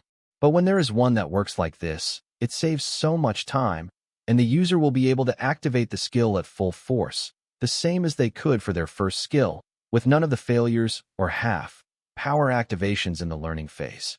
Dana was beginning to get excited about the prospect. "And the elites that have an affinity for inscription can just make these? That is incredibly powerful, even if they're not a combat class." The prince shook his head. "They need an original copy to work from. The only ones they can make are ones that we have managed to find an original working copy for, or that were created with the help of an elite that has mastered the skill well enough to teach others. The total number of spells that we have tomes for right now can be counted on my fingers, but Rend, Shred, and Golem are the ones that we focus the most on, since they are all advanced skills and are harder for elites to learn on their own. Things like Guard and Slash we don't need to use a book for. You can just teach the warriors the skills." Dana nodded in understanding, and the prince got a curious look on his face before he took out another book from his pocket. "How about you try this one? It's not one that I can use, and our marks are the same, but I haven't actually had anyone else try it since it was copied out," he suggested, passing her the book. Dana focused and flipped the cover open, showing an intricately detailed set of notes and diagrams. "That's what I thought would happen. It's a vine whip spell that we found in some ancient ruins. We gave the headmaster a copy for the library here as well, but we haven't found any class but the druids, the ones with the animal paw mark, that can actually use it." Karl examined the book, trimmed with the same silver the shred tome was before speaking. "That makes sense. The one working as a guard on the train said that his powers didn't activate until he touched a tree, so their bonds to nature would make them the perfect candidate to use a vine spell. If there are others that are animal-related, I might be able to use them, while the mages should be able to use ones that are related to their first spell, right? I'm not sure what the mage's limits are, but from what I have seen, everyone has their own niche." The prince nodded. "Exactly. We all have our niche, but nobody knows exactly how to tell what the limits are.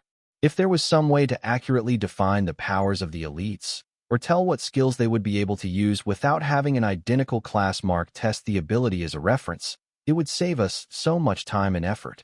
Too many of us have wasted months trying to learn a new ability that was simply impossible for our class." He was going to continue, but a knock on the door interrupted them, and a group of men in servant uniforms stepped inside. "Your Highness, there is an urgent matter at the capital. We need to go," the first man to enter announced. "That is fine. Pass this young mage a copy of the golem spell, so we can see if she can use it. Then we can leave." Dana accepted the golem spell book and hesitantly stroked the cover, hoping that she would be able to use this one the way that Karl did Shred. After a moment of hesitation, she flipped open the cover, and the book vanished. Prince Axel and the other mages didn't look surprised, but Dana was nearly vibrating with joy as she learned the spell, improving her repertoire to 3 spells in total. "Now cast it, and we can see how it turns out. Each mage has a different golem, based on their proficiencies, and it's the best way to tell the forward path for them," Prince Axel explained. Dana cast the golem, which came out looking more like an ancient statue, white marble, and distinctly lacking clothes, other than a loincloth. As soon as she saw it, she blushed bright red, and she was about to dismiss it, but the teacher stopped her. "It will come back the same way every time. But a stone golem is a good one, second only to the iron golems in versatility. Most of the students get a clay, wood or sand golem, which aren't as strong, though the sand golem is quite difficult to damage. The clear visualization of the human form is actually a sign of superior mana control, which improves its agility, and it should be as physically strong as a monster at your rank, so it won't be weak in battle. The professor explained. Once you learn the mage armor spell, you can dress it in proper clothing. The prince whispered in a teasing tone. Karl examined it for a few seconds, wondering why it looked so familiar, even though he had seen numerous golem spells cast by students since he arrived, and one of the other team leaders in the Saturday group had a large mud golem among his spells. Then his mind went to the training golems in the rooms that the other two members of his team on the first day chose. That was where he had seen this sort of detailed golem before, but those were both armored, and not in some sort of semi-nudist classical art style. The teacher smiled at Dana's embarrassment, but his satisfaction was immense.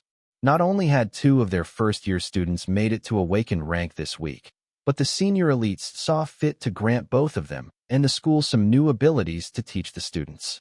Nothing was going to bring him down off that high today. How well can a stone statue stand up against a magical attack, though? Dana asked, as she had never personally fought against one before. The stone is magical as well. Though it looks like a simple statue, hacking at it with a regular sword will do nothing, and hitting it with an awakened rank spell will only do minor damage most of the time. The professor explained. It appears that I no longer have the advantage in numbers or in power. Karl joked as Hawk gave the statue an evil glare. Every Hawk knew that stones were hard, and it probably wouldn't break easily if he attacked it, so the big stone guy was a threat to his position as top pet. It was just a good thing that it couldn't fly, so it was unable to steal his scouting spot. Sergeant Rita patted Karl on the shoulder as she consoled him. Just wait. Once we find a suitable target pet, we will try getting you to bond with another monster. But the advantage that you have in growth rate is definitely way above most of your classmates. Drake, the burly overlord rank elite that arrived with the prince, smiled at Hawk and then sighed. I always liked birds. I will make sure that the academy gets approved to try feeding him some special resources to see if he can either learn some new skills or advance faster. If nothing else, we can at least spare him some of the ascended and commander rank monster blood to mix with the strength stones. That concoction should keep him growing at a steady pace for a little while, until his body has reached the limits of its natural potential. The labs have tested that already, and it works on almost all monsters. The big elite explained. I would appreciate it. The faster he grows, the faster I grow, which helps both of us keep going. I think that once he has reached commander rank, it might be difficult, but Hawk has confidence that he can make it there with just a little help. Karl replied. Drake nodded in satisfaction. Good. Keep up that confidence. It's key to become strong. Once you lose confidence, you start becoming more cowardly. Once you start down that path, it's difficult to turn around, and you have to spend time undoing the mental damage you did to yourself. So the aura of dominance that all the stronger elites gave off wasn't just the arrogance of the strong, but a mental trick to keep themselves from falling off the path to greater strength. That was not going to be an easy attitude to emulate, but keeping a certain level of confidence shouldn't be too difficult. The prince's assistants were tapping their wrists, indicating that he needed to hurry up.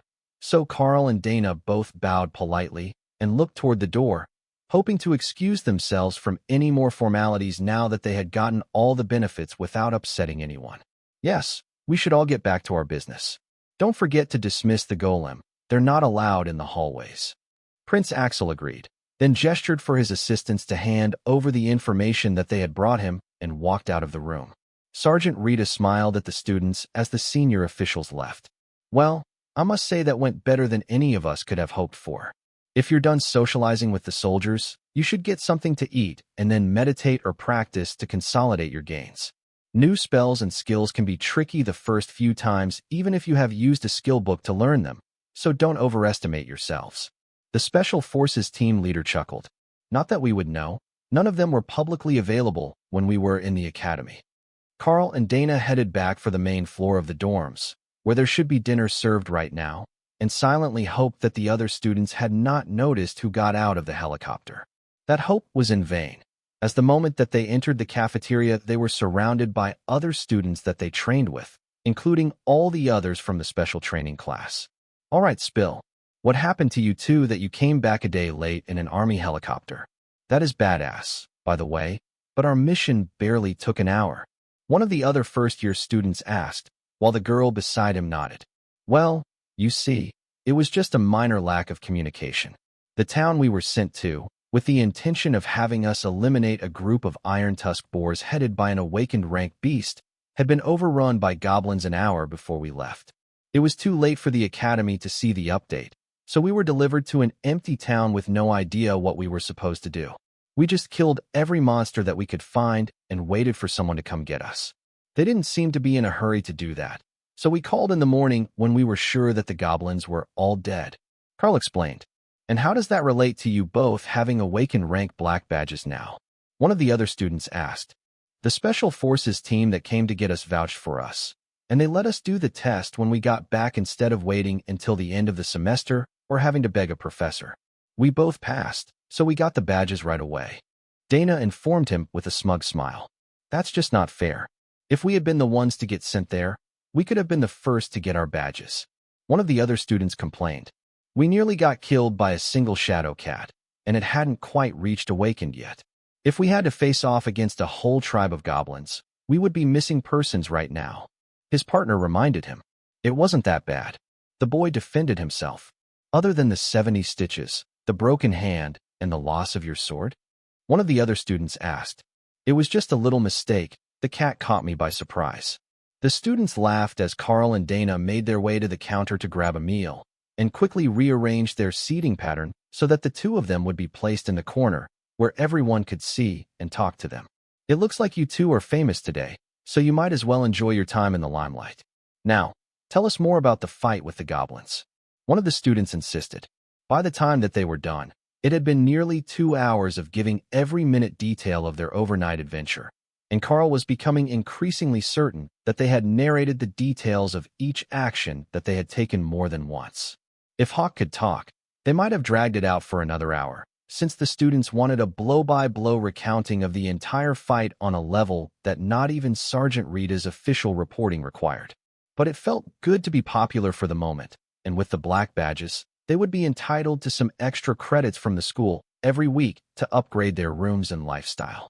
Dana's first thought was to get some soundproofing for her bedroom, so that she didn't have to hear the neighbors training at every hour of the day, but Karl was stumped. They were going to bring him resources for Hawk free of charge, and he wasn't sure what he needed. Plus, his room was perfect the way that it came. Sure, he could redecorate, but that wasn't really necessary, and they had to be in uniform on campus, so even if he was a fashionista it wouldn't matter. He could get some more notebooks, and maybe a tablet so he could digitize all his information, but that was about it. When they finally escaped the cafeteria to head to their dorms, the sounds of explosive attacks were echoing through the hallways. The noise was coming from the 2 doors on either side of the stairs, where the large square rooms for warrior training were. Dana sighed in resignation at not being able to sleep, but Karl had a better idea. There is a hammock on the balcony if you'd like. It's quiet, and the only one likely to wake you up out there is Hawk, unless it starts raining. I don't know if the spell around the greenhouse balcony actually stops rain, since it hasn't happened since we arrived. Karl offered. As soon as he said it, Karl realized that he should likely get an award for the most awkward way to invite a girl to spend the night in your room ever. But she clearly needed the sleep, and even when they got to his door, he could still hear the first-year students frantically training on their day off.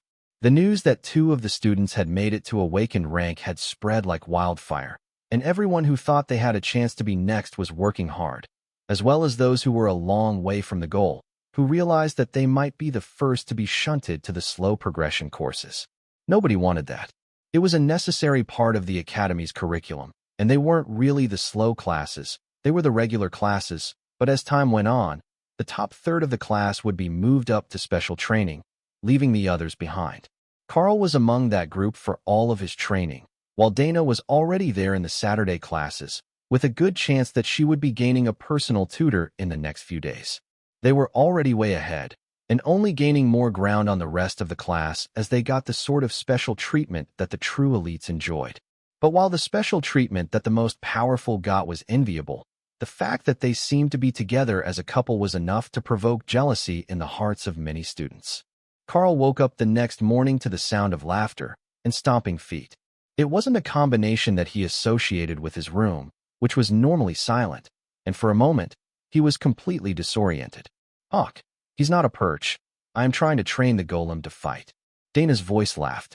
The sense of confusion faded, and Karl hurried to get dressed before heading out to the balcony, where a nearly naked statue was doing some sort of kung fu, while Hawk sat on its head and chirped directions that neither the golem nor Dana could understand. He says that the foot is too high, and it makes you vulnerable to leg sweeps. Karl informed the mage as he stepped outside to meet them. Oh, good morning. I hope you don't mind. I used the shower first.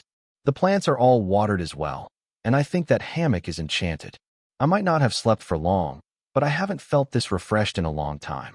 I was meditating, but Hawk was bored, so we started to water the plants, and then I thought I should try out my new spell. The golem is good at smashing, but I think if it's used by someone who actually knows martial arts, it will get better. The golem responds to mental commands, but I know almost nothing about combat in that sense, so all I can tell it to do is basic attacks. She rambled as she adjusted the golem's movements, so its steps weren't as high. If it works that way, you'll have to get the teachers to let you sit in on some of the fighting classes I attend. I use clawed gauntlets to fight, so it's almost the same as martial arts, even when I'm armed. Karl suggested, or you can help me teach the golem. Once I understand the basics, it should be enough to get started. Dana suggested, with a determined look at her summon.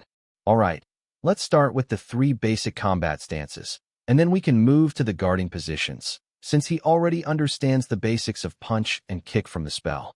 Dana led the golem to mimic Karl as he moved, and the golem caught on incredibly quickly.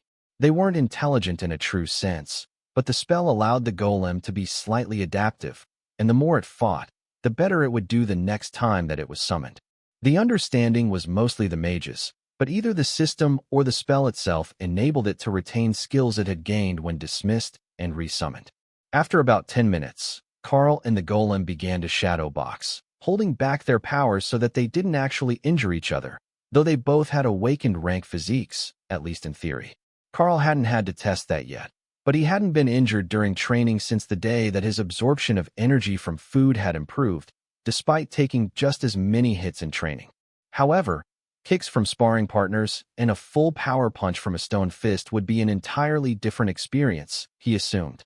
All right, now that I've had a morning workout, I need to shower, and then we should go get some breakfast before classes start. Will I see you again after class? Karl asked. I'll be back after dinner to study. I suspect that we're both going to be busy today, with all that happened this weekend. Dana agreed. She was completely right. By 4 in the afternoon, Karl was completely exhausted from the upgraded training regimen, and Sergeant Rita still had more plans for his day. Now that you have been promoted to the rank of awakened, you are considered somewhat of a proper elite, though you are still in school. Normally, this class comes up in the 2nd semester, but we need to start going over the duties and responsibilities that come with the position of an awakened elite and the chances that you could be called to assist with attacks whenever you are off campus. Well, theoretically you could be called to them when you are on campus as well, but there are plenty of senior students to go through before it would be your turn, as we award credits for outside duties, and there is a waiting list. Rita explained. Wait, there is a waiting list for the emergency responses around the academy? Karl asked. That's the part that caught your attention? Yes, the senior students all want to have them to pad their resumes, and for the extra resources that they can get, especially if they're graduating at awakened or barely into ascended rank. But right now, it is important that you know the basics, like how to send a message to elite operations, the emergency contact numbers, and a few other things that would have helped you out on your last trip. I'm sure you're aware that the phone call could have gone more smoothly if you knew to give them your student ID number as an introduction. So you would be transferred to someone with a functional brain, but you could also have contacted the elite force stationed at the airbase directly and saved some time. Also, there were other elites in the area that you could have called on if things went wrong. They just didn't respond because the mayor sent the signal that they had all evacuated safely. With the civilians gone, the military could take their time. While the sergeant's explanation made a lot of sense, as it was undoubtedly safer to hunt for the goblins in the daylight, it would have made more sense to do the whole job the first day and not wait until the second day to deal with the rest of the goblin infestation after the homes had been looted overnight. But Karl assumed that this wasn't the only thing that they had to do, so he wouldn't hold it against the soldiers for showing up when they were ordered to. All right, let's see that data. I will start memorizing it before dinner, then keep working on it after class until I have it all down. Karl replied, resigned to the overload of data that was coming his way. The information turned out to not be all that bad. He had a few dozen items and protocols to memorize, but once he had seen them, they were mostly common sense items, and they wouldn't be difficult to remember at all. He wrote down the emergency call numbers and essential protocols for meeting elites with high positions on a cue card, and took it down to have the supply room laminated on his way to dinner. But other than that, there wasn't much that he couldn't remember on the first day. The top of the class has finally graced us with his presence. How does it feel to be the most elite of the first years? One of the second-year mages from his morning skills training joked when Karl entered the cafeteria. I'm not sure. You will have to ask Hawk. Karl joked as the worker passed him the daily special, a fried noodle dish with large chunks of monster meat in it. That's probably true. His skills are insane. I heard that they're going to move up your studies again. Does that mean you're not going to get to practice with us in the mornings anymore? The blonde boy asked. I don't think they are planning to take me out of that training so soon. I heard from Sergeant Rita that they will change my close combat training partners, but they were already preparing to do that. Part of my abilities seems to be faster learning speed, so I'm doing really well in the mixed martial arts class, but I still can't block magical attacks fast enough or in large enough numbers that the morning class needs to change. Karl's reply made the other mages in the room laugh. If one elite could block all the attacks from 24 of them, did they really deserve to be assigned the same rank? Even if he could block half of them, it was already an unfair advantage at the same peak power level. But the nature of his skill, that the rend could separate into multiple parts with a single cast, made it much easier to hit multiple targets, and the mages had to admit that both Karl and Hawk had impeccable aim. Again that evening, when Karl went up to his room after dinner, the hallways echoed with the sound of students furiously practicing, and he knew that Dana would be waiting for him to let her in. He didn't even have to wait after knocking on her door. She answered instantly, as if she had been standing right behind it, and had her school backpack at the ready, packed with her books and a change of uniform for the morning. I asked about a soundproofing measure for the room, but it's not cheap. We would need to take on at least one more mission at the same level as the last one to afford it. She apologized as she closed the door behind her. Karl winced at the sound of echoing attacks from the neighboring rooms. It's still a good place to practice, and once the others calm down, it shouldn't be too bad. I can see why all the senior students like to spend time outside, though. Even here in the hallways it's loud. So in their rooms, it must be terrible. On the far side of campus, in a meeting room facing a wall of security camera feeds, the school administrators watched the two young students walk into the second-floor greenhouse room. Are you certain that this won't lead to a premature pregnancy? I feel like we should separate them, for the good of their planned career paths. An older woman insisted. Despite the appearances, they're two pure souls. I think that even if they were sharing the same bed, we wouldn't have to worry too much about it. Besides, there are prophylactics available for free, and we can have their individual counselors recommend long-term birth control injections for both of them. The headmaster replied with a shrug. They're advancing much faster than the others, despite not having the strongest starts. Should we put a camera in the greenhouse room to see what sort of training they're doing? One of the other board members suggested. The headmaster made an annoyed sound and shook his head. Feel free to ask them, but I will not allow cameras in the students' dorm rooms. There are standards here, and I won't bend on that one. Every one of the elites had some secrets of their own, and when they were exposed, they could expose weaknesses of their class and abilities, which could put the elite in danger from the human sort of enemies. It was better that the students could keep those weaknesses to themselves. The headmaster had decided when he was appointed, and for 10 years, it had been working very well for everyone. Which one should be reassigned? Or are we going to separate them into career training paths as planned? The leader of the Elite Career Training Oversight Board asked. The Beast Master is going to become a strategic asset if he can bond more than one pet. I say that we allow them a bit more flexibility than the other class leaders. Let them practice together. A solid bond between the two will help reduce his reluctance to go along with the testing later. The board's lead researcher suggested. The first old woman to speak gave a derisive snort. You think that having a friend is going to make him more likely to go along with your plans to throw him into danger and study the growth rate and reactions of the bonded monsters? I know that young men can be hormonal, but he's not an idiot. He will just run away from any real threats, and you'll never get your data. And if we send the cute idol girl with him? The researcher asked. Absolutely not. I have over 7,000 hours of work already planned for her, including 3 albums, hundreds of public appearances, and an advertising campaign for whatever the cause du jour is in 5 years after she has graduated. The celebrity development officer of the board insisted. The lone military officer in the room just rolled her eyes. She's a mage, and a powerful one if she keeps growing at this rate. Just like the archmage, there is no reason that she can't have actual missions rolled into whatever song and dance nonsense you had planned because of her cute face. You are going to have to adjust your expectations. If she makes it to commander rank before she graduates, she will have too much authority for you to pressure her into showbiz anyhow. I'd love to hear from you. Thanks so much for watching. Did you enjoy this video? If you did, make sure to hit that notification bell so you never miss an update. And don't forget to subscribe and give this video a big thumbs up. Your support means the world to me, and I can't wait to see you in the next one. Thank you.